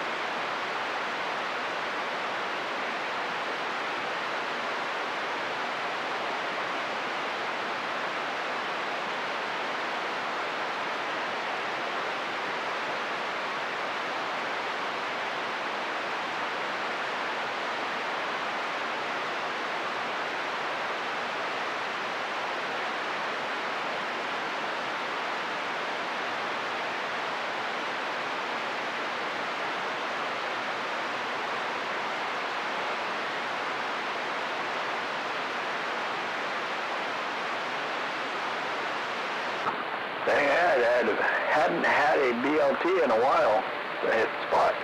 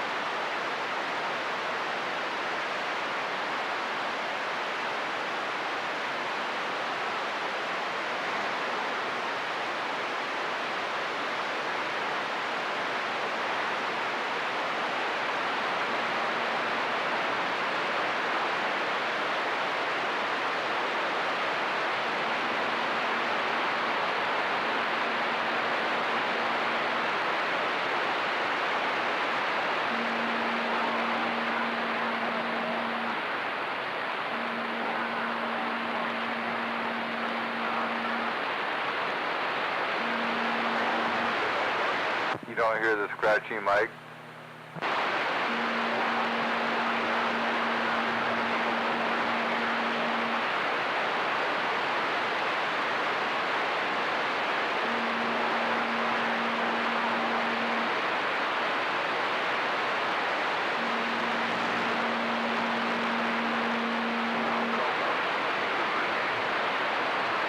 Pretty scratchy key up.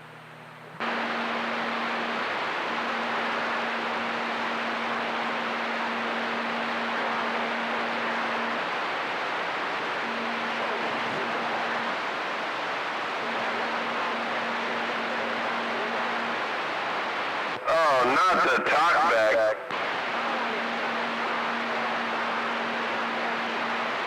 Are you serious? Turn on the talkback. God damn, you might as well get a set of headphones. That's as bad as back talk right there. Oh, good one, Con. I rely on my good time CB buddies for my talkback. I don't have any of that fancy stuff. Talk back in some headphones, and you might, well, at that point, you gotta get a mustache.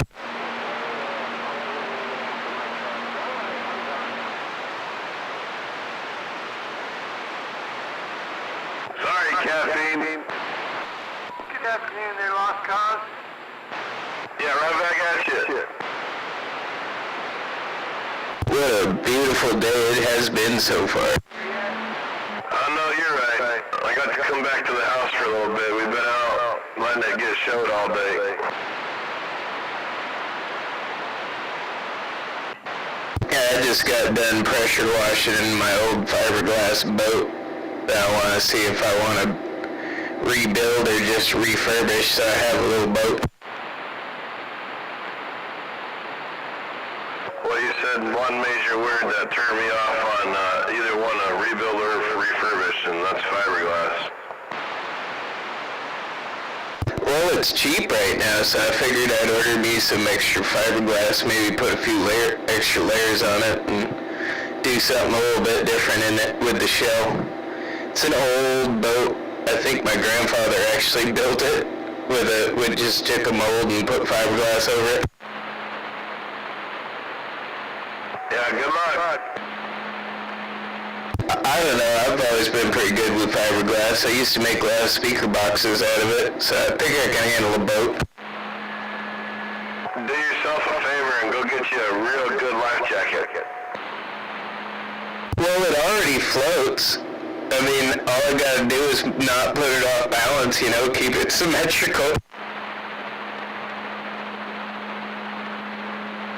I mean, I could go put the boat in the water right now, it would float, but the transom board's all rotted out, so I can't put a motor on it or do nothing with it, really, until I fix it.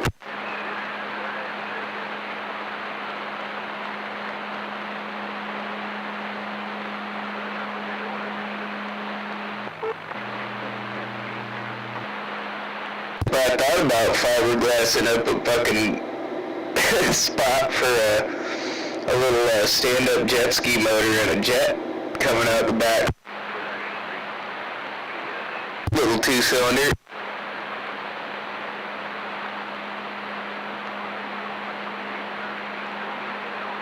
Boy, it sounds like you've been smoking too much. No, I've been watching these guys take boats like this and do this on YouTube. I mean, honestly, they put some wood beams in there to support the motor and shit and fiberglass it in and good to go. Yeah, Roger, I'm getting too high and watching YouTube. Well, I look at something like that, I was like, I could do that. I've done that. Well, I'm not on that before, but I could do that on that.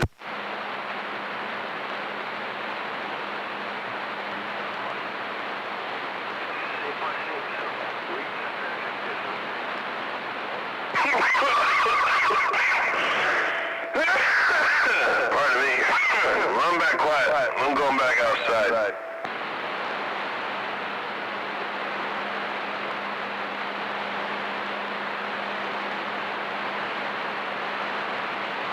Thinking I might order some Kevlar to go on top of the fiberglass. Then I can jam it into stuff.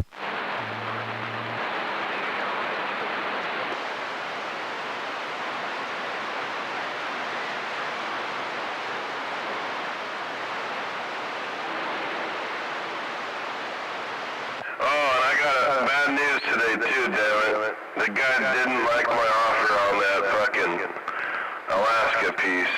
God damn it. Catch a can, I'll get there someday.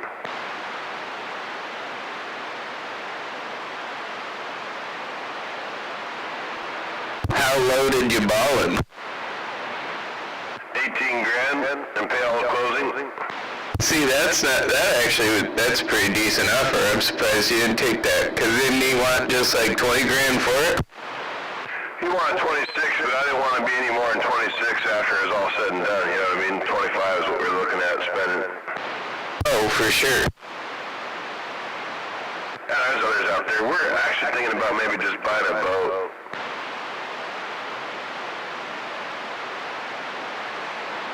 Buy an old tugboat, 1980 something tugboat. Just pay for the mortgage over there. Fly over there and have a boat. Just go out on the water. Try to schedule up somebody to come, clean the bottom of it before we show up. Oh yeah. Let me know. I know a yacht owner, yacht club, a sail owner, waving at that lost cause. Wait a while, yeah, I was already looking at one, dude. It was right around that 40 to 50,000 range. Nice little wooden boat from the 80s. My neighbors bought a steel one and took off sailing around. He wanted a steel one because he was a welder and that way he could keep it repaired. Yeah, copy. I figure a wood one, as long as it stays in the water, it should be fine. Winter sucks. So they're all a lot of maintenance. With water so they don't leak. Dancers all over on the inside of the damn thing wherever he can because it's in contact with the water outside. And everything's always damp. Yeah, I wouldn't go there in winter. This is like a vacation dream.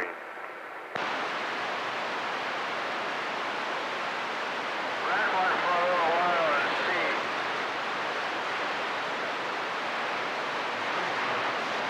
I'll be back in a minute.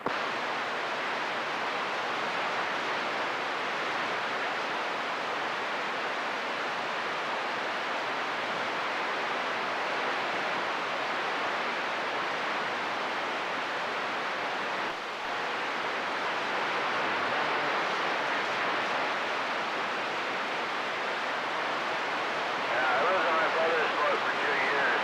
And, summer was kind of okay. But like I said, it's still sitting in water, which is colder than the air. So, there's always moisture.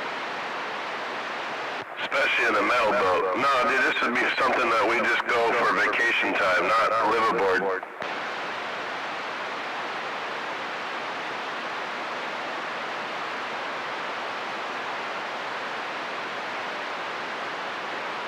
Maybe a month and a half, a year.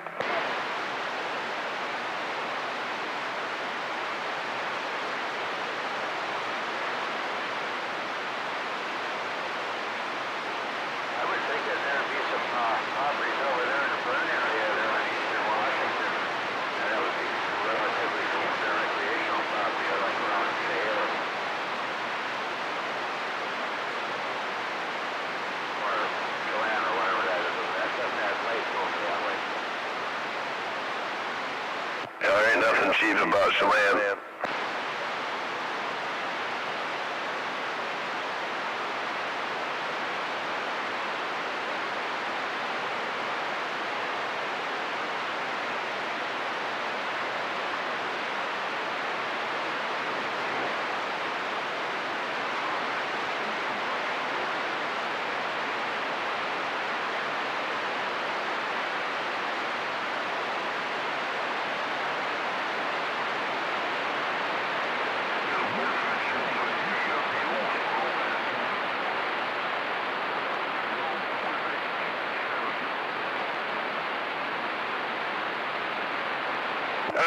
Montreal, Canada needs to get on the fucking AM side. He's gonna be on this channel. Go on, get!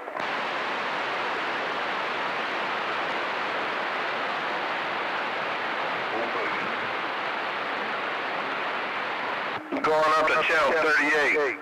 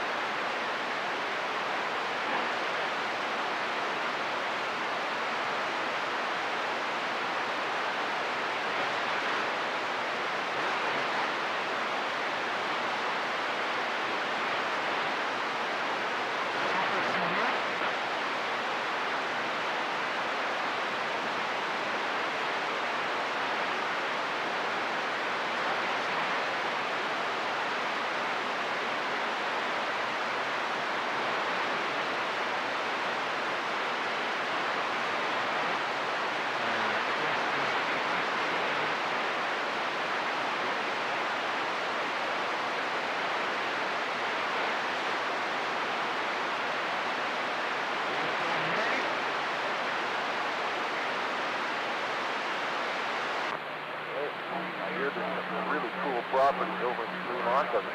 Right now. Yeah, they're way heavy.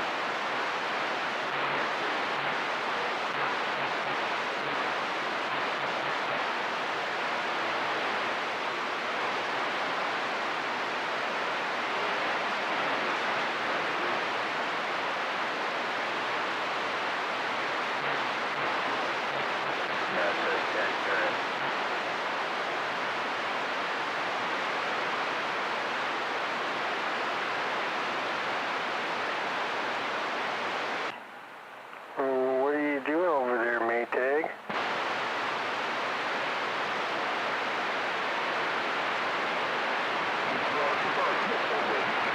Ready for 420? Where'd you go, man?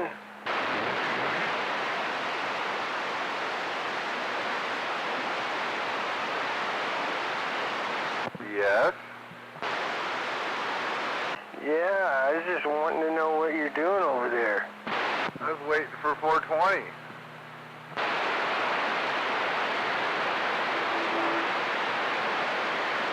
Oh, my timing's off. I can't go do it right now, because it wasn't that long ago.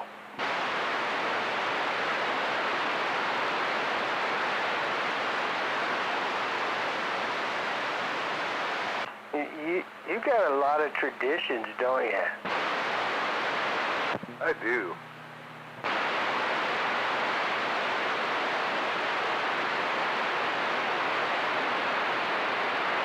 I like to check out appliances, refrigerators, ranges, you know, all that good stuff. Welders, towers.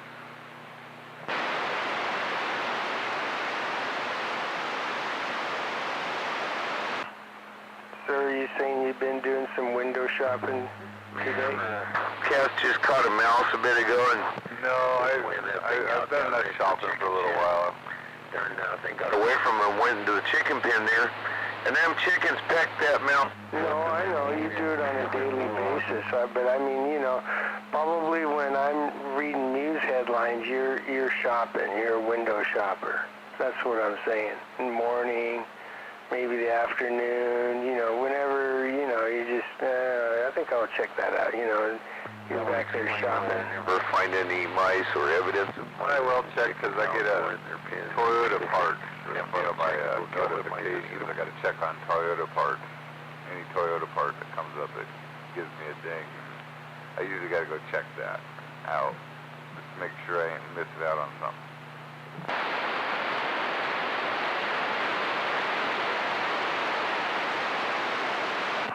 Well, has that been successful? Does it point you in a direction sometimes to something good?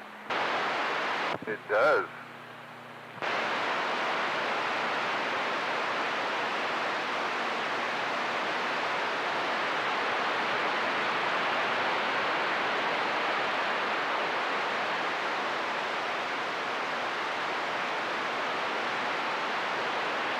Well, didn't you think about going for driving your shiny pickup truck? I mean, it's not raining. I know, but the problem is, BS, I got to go down a dirt road, and that's going to be dirty before I even hit the pavement, and I'm going to have to dust it off, and when I come home, I have to wash it. It'll go down a dusty road and get all dirty.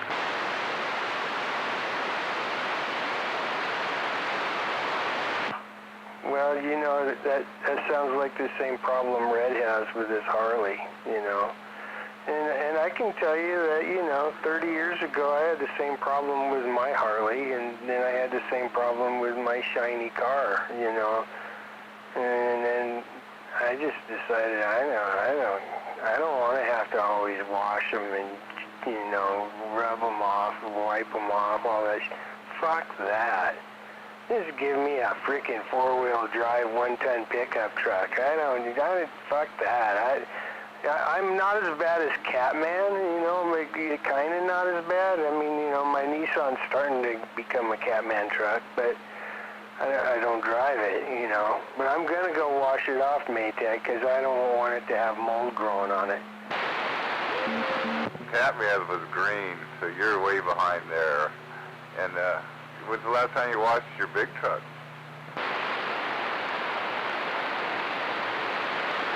Well, man, probably a couple of months ago, after we got that pretty good, douching of the green or yellow looking, pollen from the fir trees and that stuff gets on there. You probably don't have that over there. But anyway, I pressure washed it and washed it by hand, and I haven't driven it really that much, but it still gets dirty just sitting there. Doesn't that suck that they get dirty and you're not even driving them and they get dirty? I got that pollen problem, yeah. Yeah, just the pollen covers them back up. All right, I like Big Daddy. Well, that stuff's bad. It gets in every little crack and corner, don't it? I never heard of Superstar. It's everywhere, yes.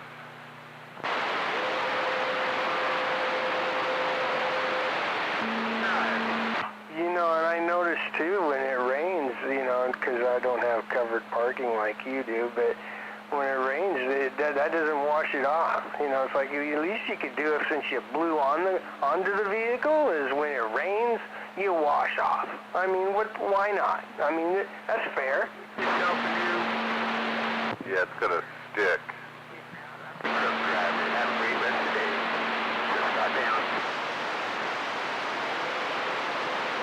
Well, I gotta say, my little pressure washer, that's what it dang near takes, to get that. I can't do it with a toothbrush and a rag. I'm not like you. I don't like that stuff. The pressure washer only does to a certain extent. If you want it really clean, you gotta actually use the old R muscles. Elbow grease, that's the word I was looking for.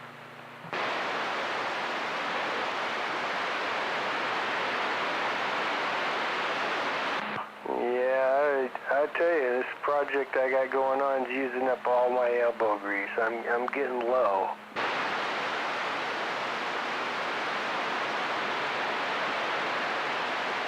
You got it stood back up, or you got to we gotta make that pole. Right. Man, I relocated the pole, but I'm not comfortable with it. It's not the right angle. Then I got a brilliant idea, pulling down my wire antenna from the tree and then using that rope right there to use a pulley and pull that up there and then rope that down and use that. And that was going to work really good all the way to the point when I turned around to grab the line to pull the pulley up in the air. I realized it was up in the tree.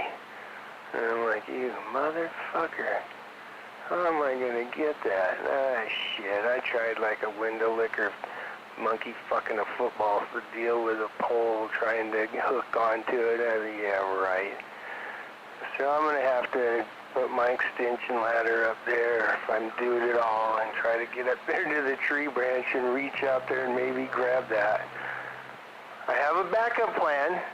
I think I could crank down my other tower, put a pulley on it and rope, and then crank it back up in the air, and I could use that from that angle, and that might even work better.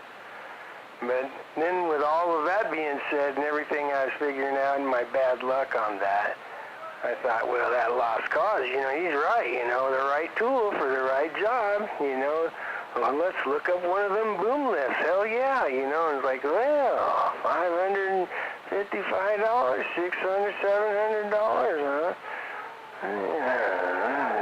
I decided I better keep working on my brother sledge strategy with the ropes and the pulleys. And that's the story as I sit here talking to you now. That sounded like a busy afternoon, BS.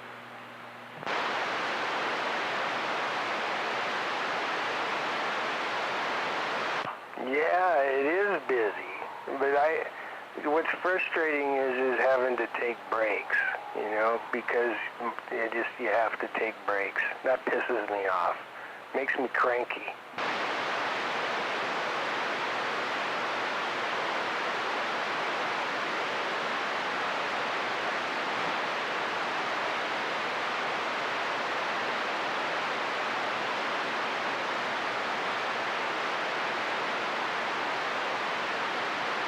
I have to say I miss not having a crew. When you got a crew, you can just get stuff done.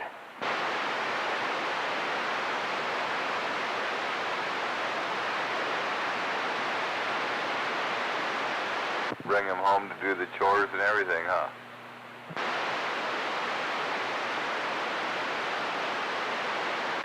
Yeah, job's a job, right?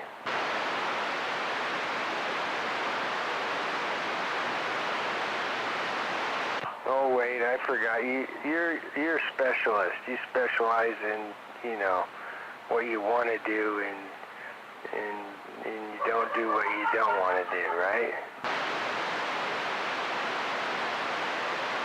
Well, I'm really getting tired of doing everything. I don't want to do a lot of things anymore, BS, but I just got to keep going.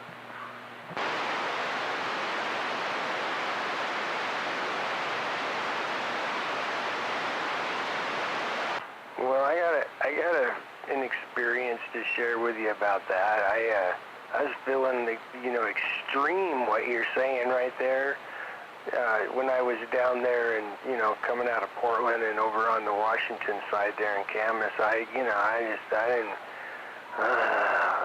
want to do it no more, and then I relocated and I moved up here into my little haven, in a new area. And then I was encouraged and enthused, and that lasted for like a week. No, I mean, it lasted longer than that, right? Up until me, just before the pandemic thing. And then when all that shit and everybody's going to get all fucking weird and shit, then I started losing interest. And now I'm at that point where I'm lost all interest in doing stuff too. Maybe just a little bit once in a while, maybe.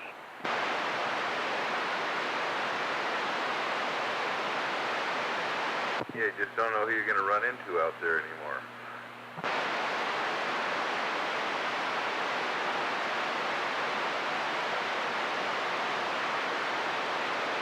Yeah, you might run into Maytag. Well, there's Al. Good afternoon, Al. Good afternoon. Working that radio on a Saturday afternoon, huh, Al? Not a whole lot better to do.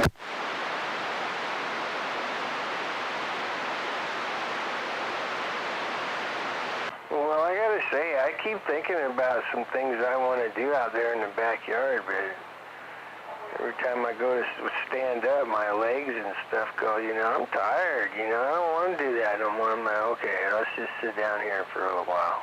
And so I'm kind of just doing the radio thing right now, too.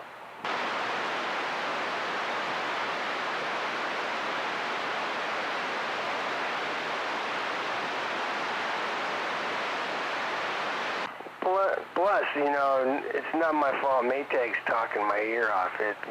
Fuck Maytag, it's your fault. I actually got the gutters blown out with the blower without a big mess because they were all nice and dry.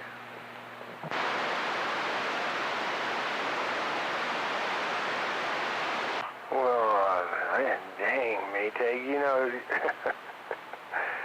oh, buddy, $149 at Costco gets you 100 feet of gutter guard screens, man. And after you got done doing what you just did, you could have put those on there and you'd never have to clean them gutters out again. Well, they're still going to get stuff in there. Are they going to come clean them for me? Like on, what is that, the Miracle Gutter?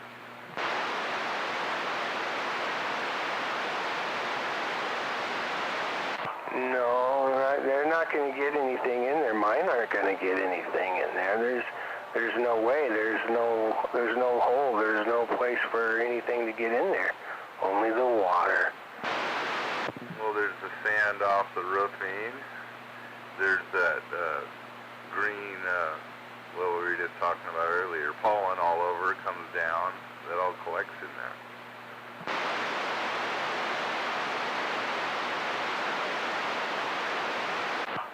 Oh, you fucker. You just fucking ruined my whole frickin' deal, man. Oh, shit. I can't take them off, man. They're screwed on. Okay? I mean, I better be able to use the pressure washer through the screen and get that out of there. I'm going to be really upset. Well, I guess when they fall off the eaves, you'll know they're full.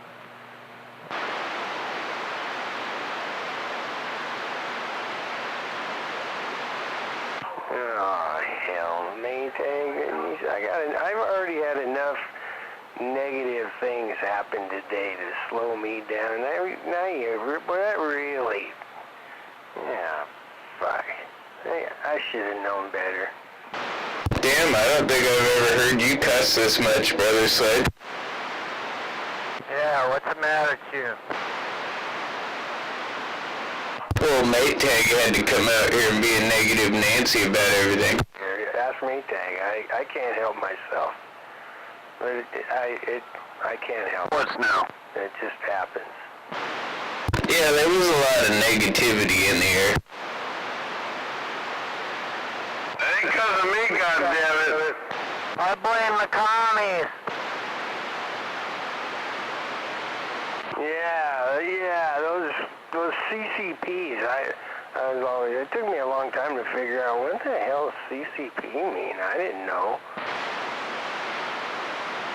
That's short for how they fuck you at Walmart. Oh, fuck. There, I said it.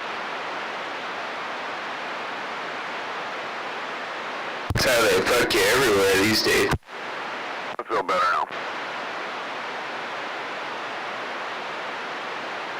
Well, Lost Cause, you're right tool for the right job. Or man lift thing's not going to work because I don't want to spend $600. I'll have to figure something else out. I'm sorry, Brother Sledge. I got my wife chewing on my ear hole. I'm not listening to you. I'm back quiet.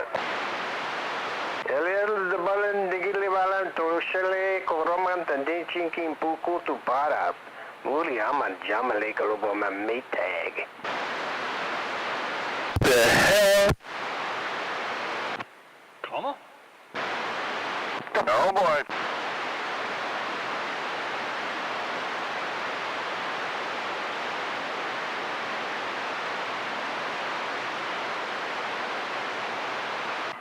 You know, I've been waiting here for like seconds, Maytag.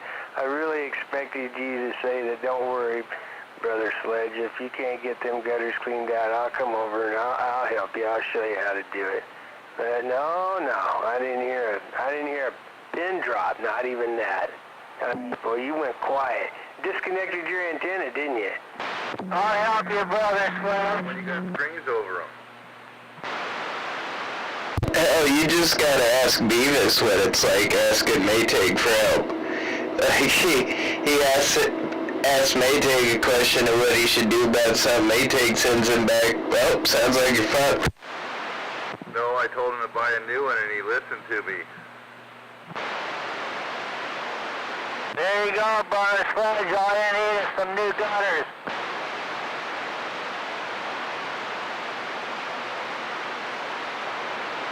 You just let them fuckers fill up and you get new ones. Alright, I got my earlobe back. Alright. What's for dinner? I don't know, I offered to cook, but she denied my cooking, so I told her, good luck. She's still in there digging around in the freezer, so I gotta amend my words and watch what I say, Brigger. Shit, I got a couple of roasts and some homegrown hamburger, but it's frozen. Oh yeah, that's right. She says she's thawing out some chicken. It's covered. But you're all welcome to come over, Wild Eye.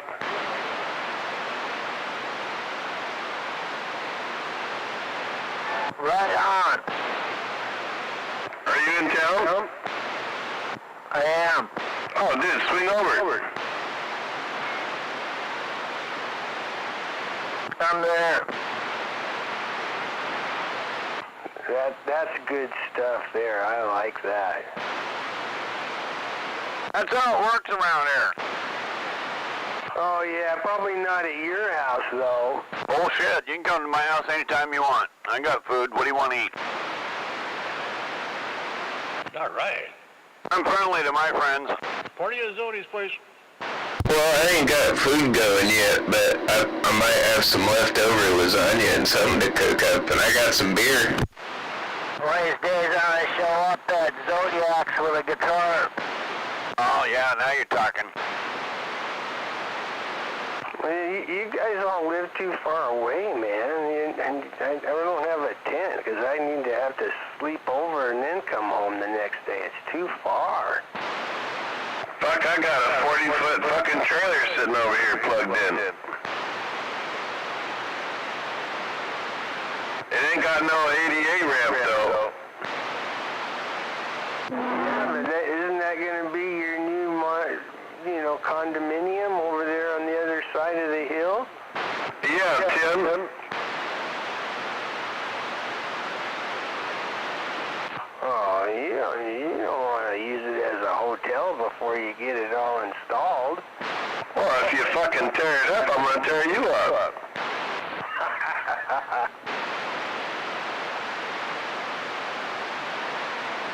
That's why I don't borrow anything, because I tear everything up.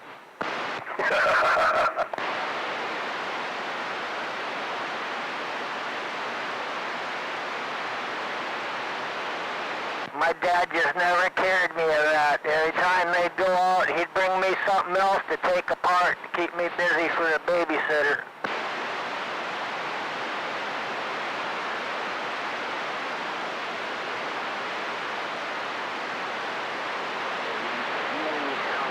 Fuck, I didn't get anything back together till I was in the Army and learned how to put shit back together. I knew how it came apart real good. You used that traveling, huh?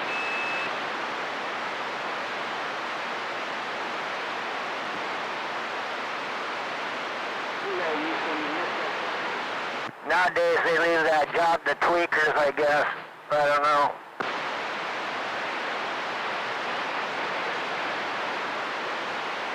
Yeah, that's how they cure the chemical-induced ADD. Well, you know, sometimes you take something apart, you're disappointed, and you figure out how it works, and you figure out this thing worth putting back together, Breaker. No, I think I've done that before. Absolutely. It's like, fuck, this thing's a piece of shit. I ain't putting it back together. Yeah, it's just gonna break again.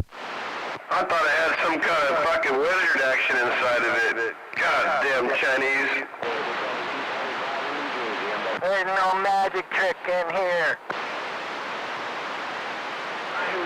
Go to fix a fishing reel or something, find out it's got plastic gears in it anyway. Downtown New Jersey, I'm off to Key. That's when I knew the world went to shit, is when they started making gears out of plastic. Speaking of shit, where did Mikey go? Hey, dickhead, I'm here. What the fuck's going on, man? I was worried you ran off. I just want to make sure you're still there listening to me. That guy listened to you all the time, and I learned how to be a real CB radio operator, that's for sure. 10-4, good. He's just getting ready for you to leave. That's the case, Mikey. I knew you liked listening to me, so you know how to be a real detector show is going to begin. Much time left for that, so I wanted to make sure you're paying attention, listening, and learning. Oh my God, I'm listening. He was being too quiet. Oh, they're Pretty sure I'm right. kind of going. This is the prelude. And I hear some other people out there too, but by golly, Kind of like prelude. I just love Pre-lube. Roger. the best on the band. Another 10. Gotta get it ready. Mikey turned into a real CB operator. You do the pre-lube, then the foreplay, and then the post-lube. This is teaching me. Well, before you go down the rabbit hole, Roger. Brain Get 10 foot on the rabbit hole. Anyway. All right, we're standing by. The rabbit hole is at least a polite way to say it. To walk in I was trying to be nice. the video these days, I am.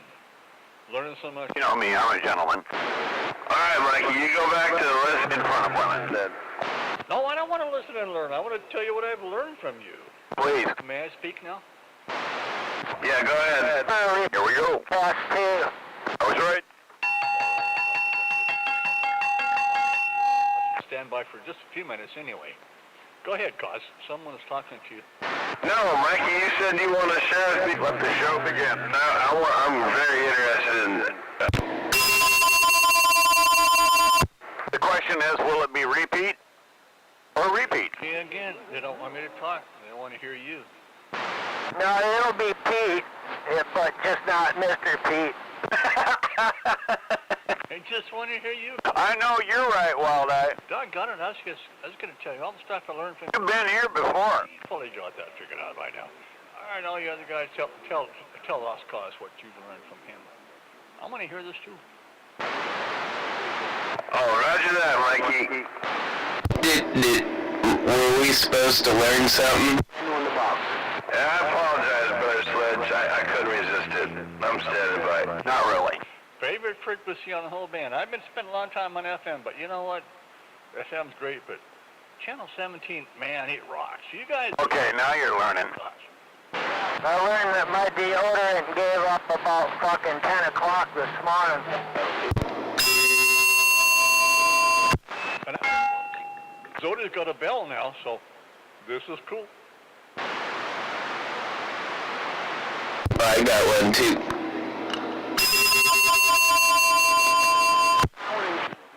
Are you guys like... It's got some good carry to it. Mrs. Cause is gonna make me eat outside with Pearl. County there, BS. That might be. That's all right. I got chairs in the shade, dude. You'll be all right. Hey, at least he's feeding you. You got big bells or little bells there? Oh, Mikey wants to know the size of your bells, Breaker. It's upside down, Mikey. Yeah, that's TMI right there. You're probably not going to get that. Yeah, this is quite a small bell. It's a little shop bell. Who's got the bigger bells? Are you telling him about your bells? That sounded artificial. side.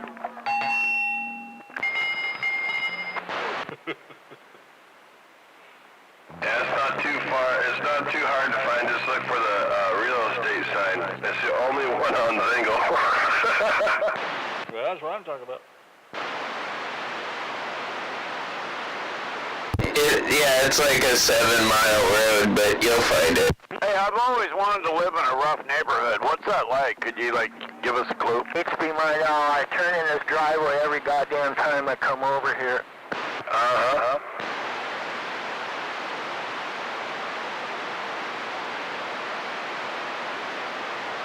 Just look for the 25-mile-per-hour speed limit sign. It's in my front yard, and then you pull in my driveway after it. Is that right after the proceed into the neighborhood caution sign? It's after that. That one for the school warning sign is a couple properties down, but the 25-mile-per-hour speed limit sign through the school zone is actually in my front yard. Can't miss it. Yeah, look for the blue tarps. Yeah, if you're down there driving around Fish Trap Loop, you've gone way too far. Yeah, flag hanging like an American house should have. Is that Washington blue or Washington green? 24/7. And a blue tarp. There's blue tarps everywhere. They're camping there. Watch out. No, Mikey, the blue tarps at my house, because I'm a poor fuck. Oh, Oh, wow. I apologize. I didn't realize that. Somebody looking for a poor fuck? As opposed to you, that's just a fuck. To me, I'm a fuck. Okay, I'm a fuck. Yeah, watch for the blue tarps. A dumb fuck. Just a fuck. I forgot to go get spaghetti. Damn it, man.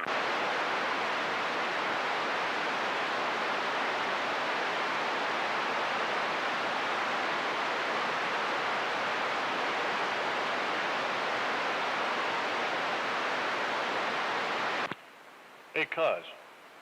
Thanks for the American flag. Appreciate that. That's awesome. Good for you.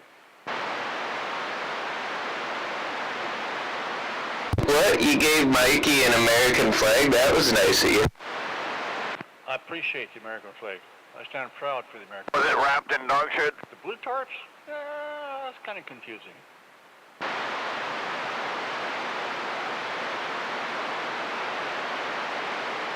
Oh boy. Speaking of confusion, yes, I do. Proud to be an American. I am. Always have been. Believe it or not, even though I don't go out and kill people and jump up and down and scream and jump up and down and Trump, all that stuff, but yeah, I love America. I respect the American flag. I always have, always will. You sure you're not trying to be a Mexican? What's that got to do with what I just said? I said I'm really proud to be an American. Why did you say that? That's kind of a dumb statement. Of course, you've been smoking pot. I understand. Why am I trying to be a Mexican? What's up with that, Big Al?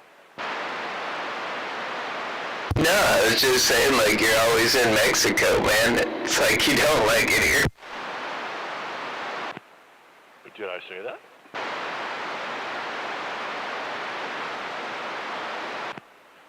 No, typical statement. I like vacations. I enjoy vacations. And I enjoy vacations in America too, so. Anyway, Al, go fuck yourself. Smoke some more weed, be stoned, be a pizza delivery guy. I think I will. Thank you very much. I'm surprised you can find the plates if you don't know mile markers or by miles on the 700, 800, 200.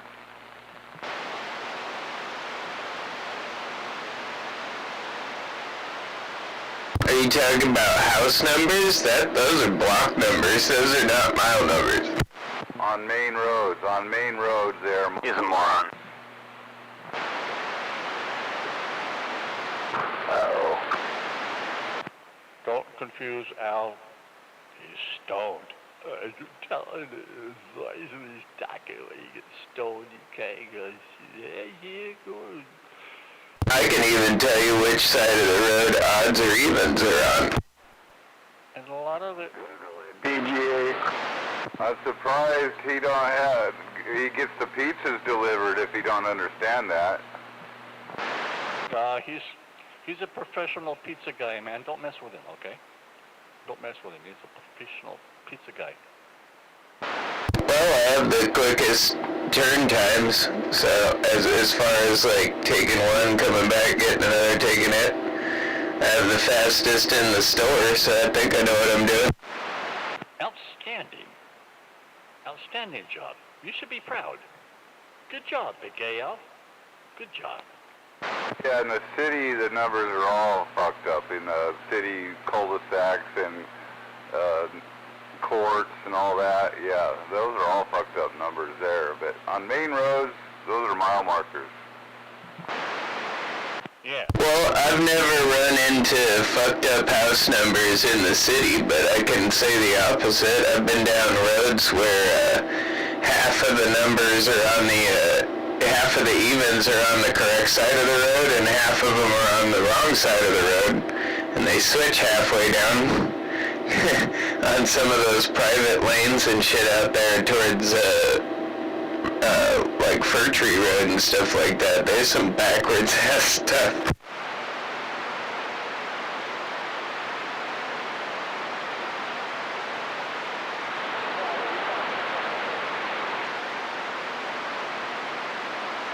I imagine coming from somebody from the city, it probably makes a lot of sense.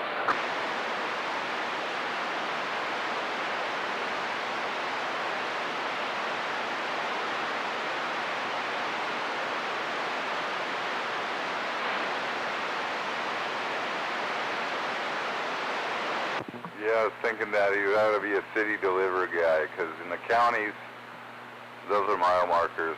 Because I'm at 1054, I'm 1.54 miles off the main road.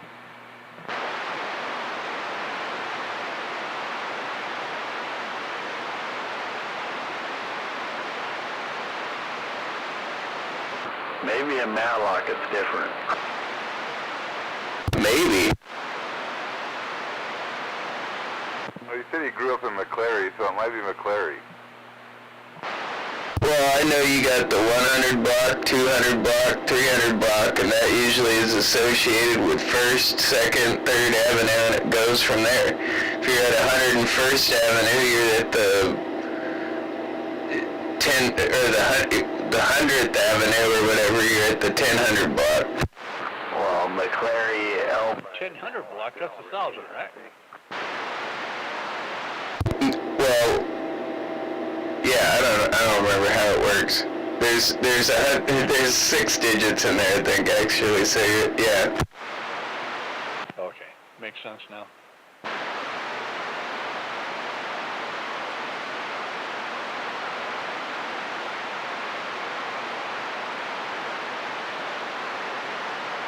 Because you're right, the 1000 block would be 10th Avenue.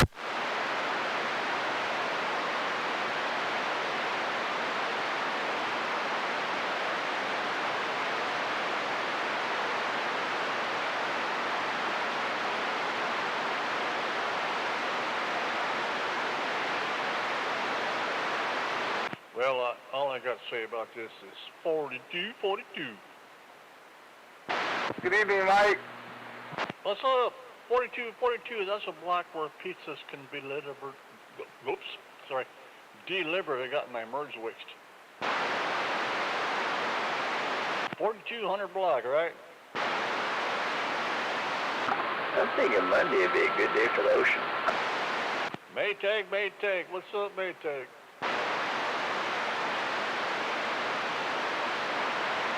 4200 block. See, I'm at 5400, so that's close. Uh-huh.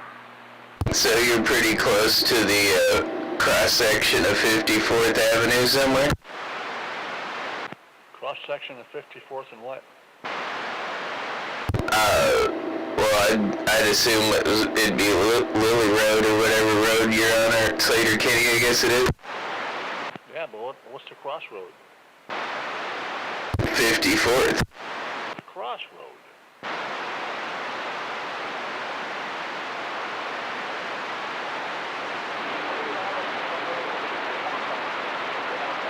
Hello? Well, I guess because you're on that other road, it'd be whatever. You're at the 5400 block of whatever road that is. Well, you know where I live. What's the crossroad? I don't remember. That'd be 5 miles out. If I got in my car, I could drive there right now and I'd know what it was, or I could look it up on my Googly phone, but I don't remember. I know it's a numbered street, but it's 50-something, I think, isn't it? You guys all know where I live. I live on the corner of 54th Avenue and Slater Kinney. So what's the crossroad? I don't know where he lives. 54th Avenue. Yeah. I don't want to know. Crossroad. Right, and That's what I thought that's what I said, because you said you were the 5400 block, so I thought that's what I said, or maybe I was wrong. Maybe I didn't say that. I don't know. No, you're wrong. You're wrong. I'm on the corner of 54th Avenue and Slater Kinney. So what's your crossroad? Look it up on your phone or whatever.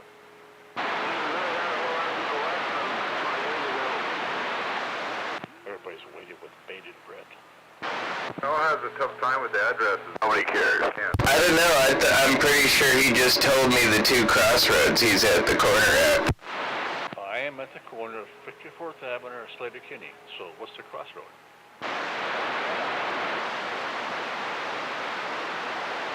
Look it up. I'm surprised Lost Cause isn't there telling you. I don't even know what the hell you're talking about now. You need to smoke some more pot. It'll make sense.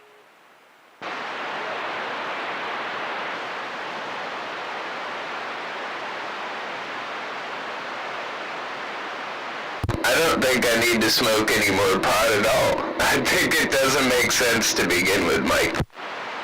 All right. I don't think you need to smoke any party. To the crossroad,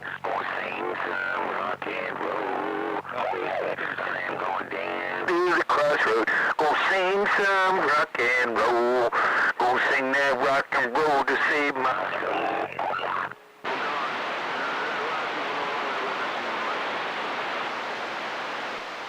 It's a simple thing. I'll think about it.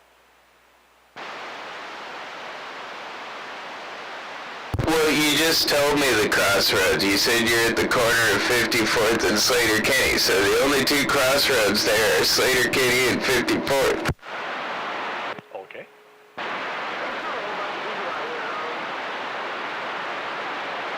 I know. Before scratching your head, going, oh my God. Oh my God, what's going on here? So, I don't understand what... I mean, that's also kind of what I said. But yeah, that's how that works. The roads cross, so they're crossroads. If they were parallel, they wouldn't be crossroads, right? Got that right. All parallel lines converge eventually. Oh boy. Gonna get good now. Think about it, guys. Think about it. I'll give you an answer in about, let's see, 20 minutes. I'll give you the answer. That would depend on a lot of circumstances there, number 10.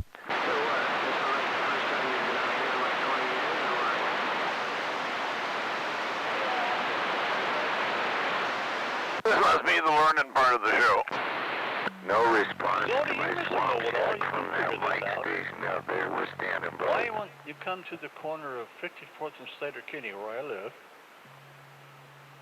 Parallel particles in space, though, I mean, assuming they're following a true parallel path, you know, as long as they don't come in contact with some gravity or something, they should keep the same, you know, they should never intersect. So if you come to the corner of Slater Kinney and 54th, and Who cares? There, I said it. Why? What's the... Nobody cares, that's why I'm continuing it. It's hilarious to listen to. I'm glad I'm entertaining you, Big Al.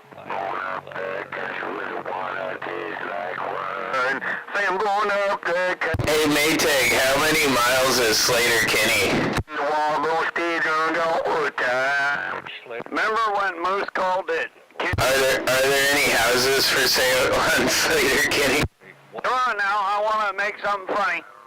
Here we go. You guys remember when Moose called it Kenny Slater? He was pretty insistent on it. Many months ago. Oh, just a little bit. Kenny Slater, You know everything. So, what is the crossroad on the corner of Slater Kinney and 54th where my house is? You know where I live. What's the crossroad?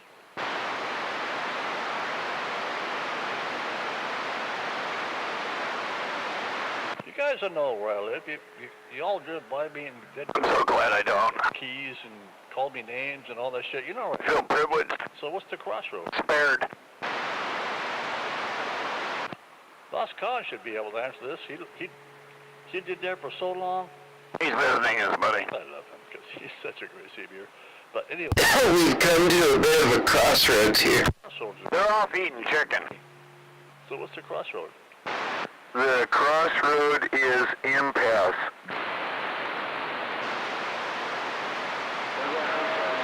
The chicken crossed the road to get to the other side.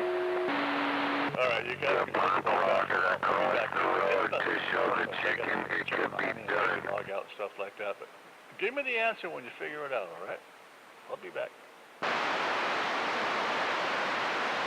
Be Slater Kinney's a crossroad.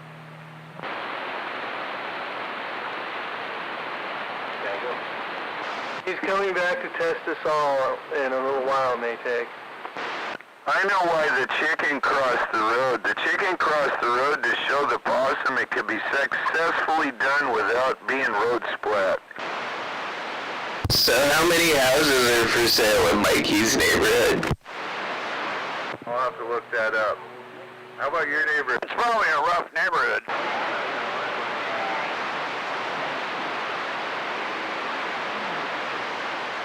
My neighborhood's a friendly neighborhood.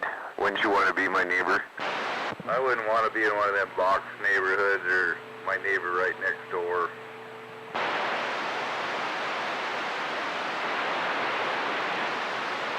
I got a little bit of room around me, but not too much. Yep, our neighbors are all packed in here. Heck, the other day I opened the bathroom window and stuck my elbow out and bumped into the side of the neighbor's house. Did you ask him for a roll of toilet paper? That's why I done it. Did he hand it to you? 1040 says to make sure to hand the rest of the roll back, though. Did he tell you to close the window? Yeah, he said he didn't like hearing my grunting, farting sounds. What about the smell? Well, he couldn't tell. He was raking his own ruckus. Roger on the shit falls downhill.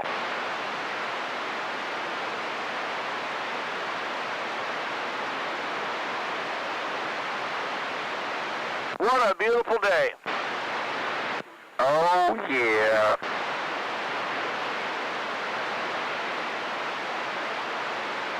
I was waving a raised wave from my swamp shack out to that mic, but he wasn't responding there, so I'm still throwing an offer for a wave out to that mic radio station from my Station 10 swamp shack.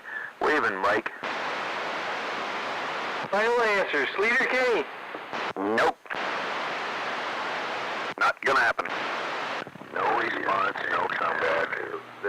Yep, you're not part of the show. You must have skipped the guest list. Did you forget? I didn't know it was RSVP. I'm sorry. You know the rules. That's okay. I don't need the bouncers. Just tell those guys back off. I'm backing to the exit.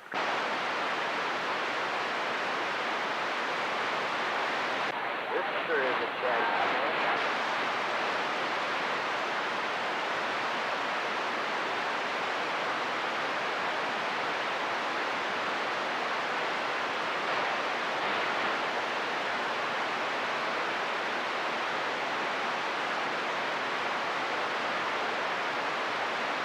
My black kitty still hasn't come home. She's been missing 5 days now.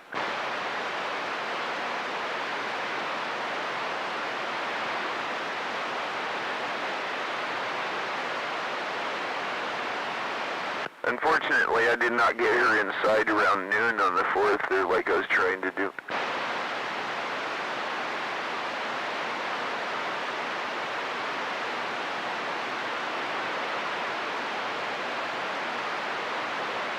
Yeah, I got neighbors that are letting their cats run around here, and they're new people, so I warned them, and they didn't like the warning, but I told them anyway. I said, I know, hey, that's a cute kitty, and I know you want to keep her, so, you know, coyotes love to eat the cats around here. Just thought I'd tell you. Welcome to the neighborhood. Yeah, that's kind of why I put my kitties in at night. I get a little frantic when I can't find them. We got so many coyotes out here, it's not funny. I'm talking, it sounds like there's 200 of them, and they meet up at the swamp. They don't meet at my swamp much anymore. I got my whooping stick out there, and I went out and whooped them once already, and I'll do it again. Yeah, these are out here. There's a group over by Trosper. You can hear them, and then there's another group over here on the other side, and they're coming out of the mountains. Yeah, there's 3 groups of them back here in the swamp out here. One's from up in the forest, one's back here by the Black River, and the other one's down here by the edge of the lake. It gets quite loud. On some nights, it's tremendous. Well, there was a full moon almost last night, so they were out there screaming last night, and they did it like 2 or 3 different times as the moon was passing by. I'm sure they still sneak in my yard real late at night, but they tend to not make any noise, because I don't care what time it is. I'll get up, I'll grab that whooping stick, and I'll tear out of the house after them. Oh yeah, they're hunting for dinner. Well, they ain't gonna find none here.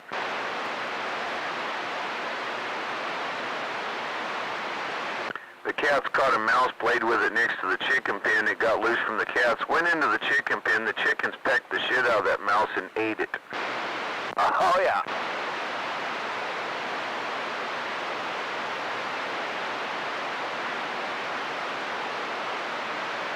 They was fighting over that poor mouse. I almost felt sorry for that little critter.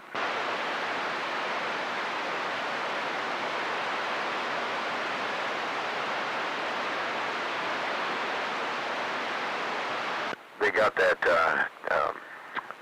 bloodlust, that T-Rex bloodlust going on there, Timber. They are dinosaurs.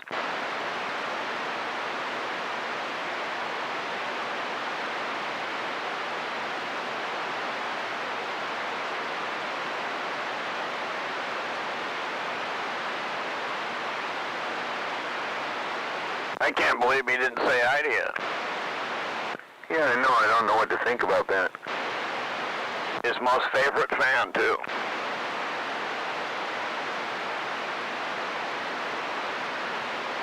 That's okay. I'll talk to him another day, but I won't ever mention it, Tinfort.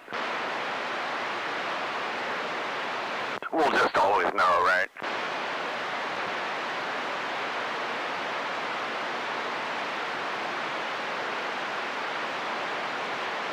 Silence.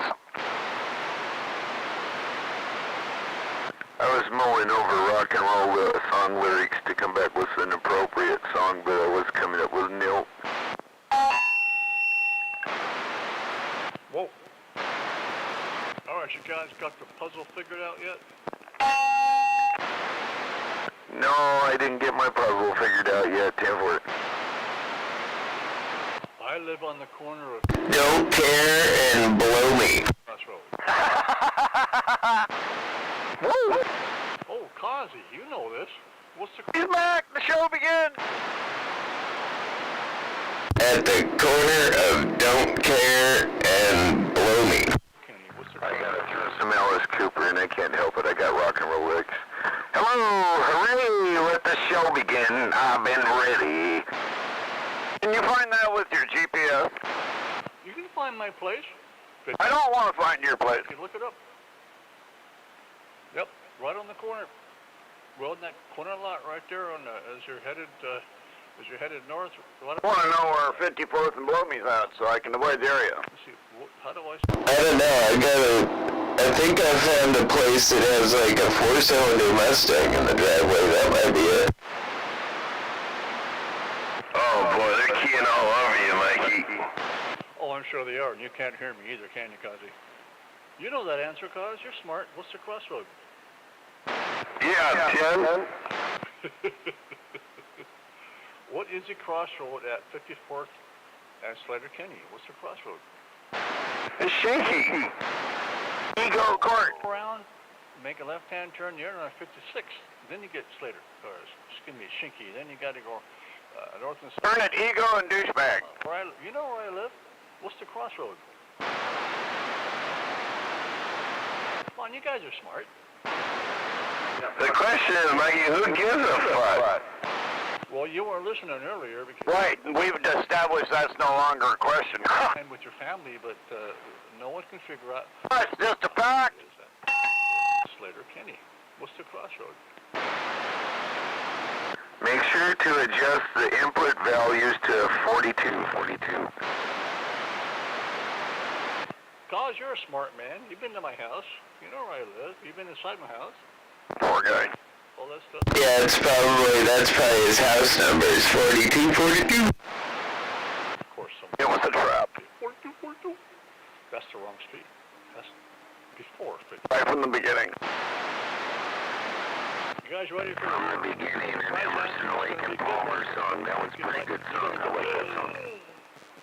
Why didn't I know that? With my GPS and all that shit I got, all this satellite communications shit. Why didn't I know that? Let's see. I also like Emerson, Lake and Palmer, Lucky Man. That's also a good song. If you're heading north on Slater Kenny and you come 54th Avenue, it's a right-hand turn only. And if you're coming from the south, it's a left-hand turn only. Oh, God, I love this stuff. You guys are so smart. Oh, man, I'll never get there. I can't make left turns in my car. My left turn blinkers, I'll never get there. Cause you knew that. Shit, you know my place. You drive my place all the time. You don't carriers and call me names and shit like that. You know where I live. There's no crossroad. It's a right-hand turn only or a left-hand turn only, depending on which direction you're coming from. You guys are so smart. I thought that was fun. Thank you very much for enlightening me.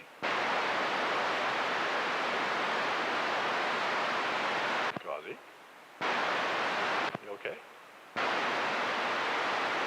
You're scratching his head going, I thought I was smarter than that. I don't think he gives a shit about the semantics. You know what? I don't give a shit about you. But the funny thing is, everybody's waiting for the answer. They're going, okay, and they're looking at the GPSs, blah, blah, blah, blah, blah. It's like, you know, there's no crossroad. Anyway, I thought it was fun. Nobody cares. Thank you so much.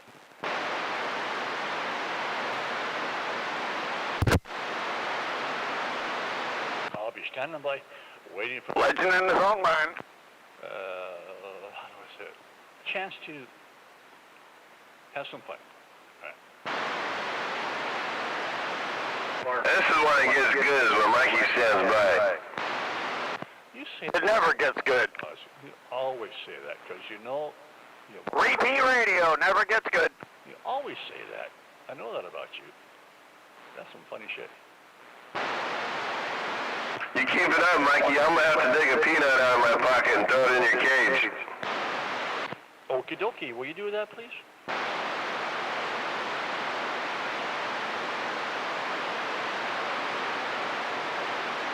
Square root of 1,764. Oh, Bouncy say, what's the square root of that number? Good job.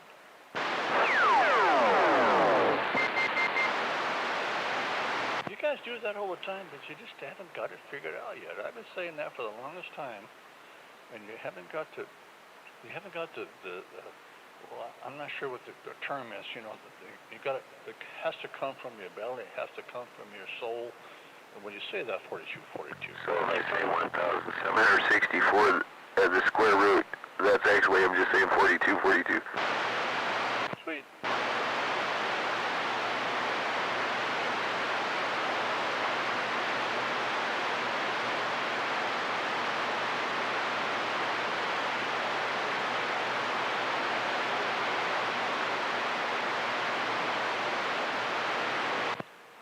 That's it?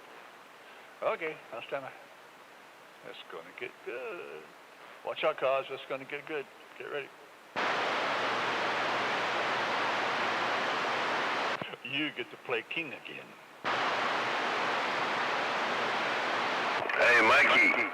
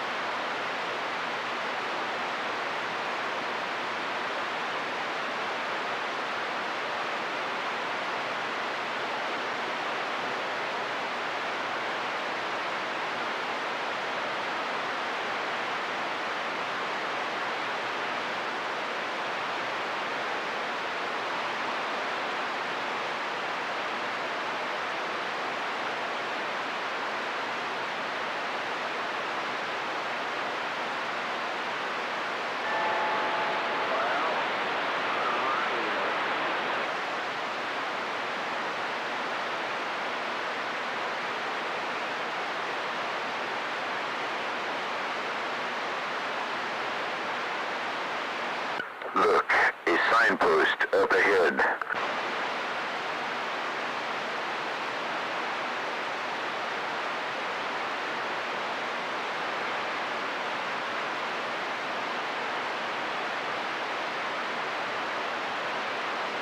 You have now entered the Twilight Zone. Early. I know those black and white Twilight Zone. Rod Serling always walked out with a lit cigarette. I bet it was weed. I thought that was interesting. Even as a child, he walks out and he's smoking a cigarette, you know. He spiked them.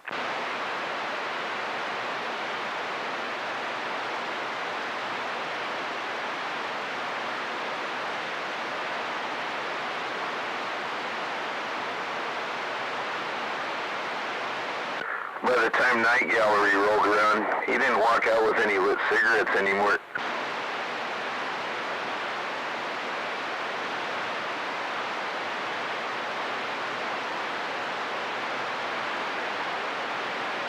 Let me rephrase that.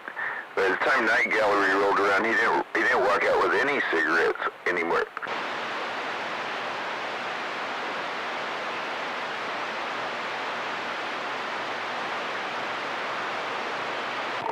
I'm waving at that Laredo kid out there.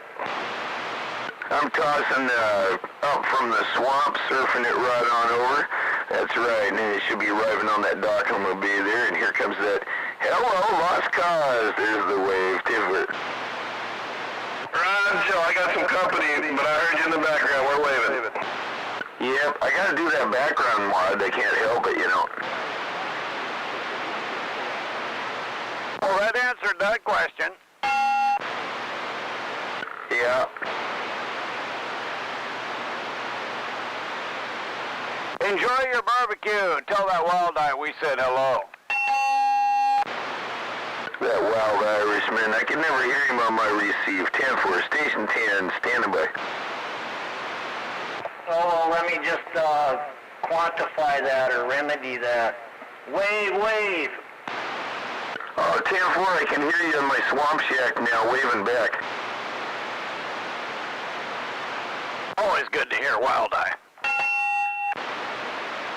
Roger on the swamp shack. Set when I had it up in the garage when Spanky was still around, but when I moved down here, I wasn't able to hear him after that. I turned into a mud duck.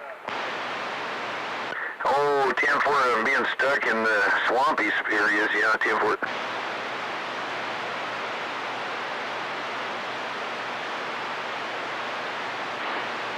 That's world of buying products and living out in the boon stickers away from the insanity of fucking society.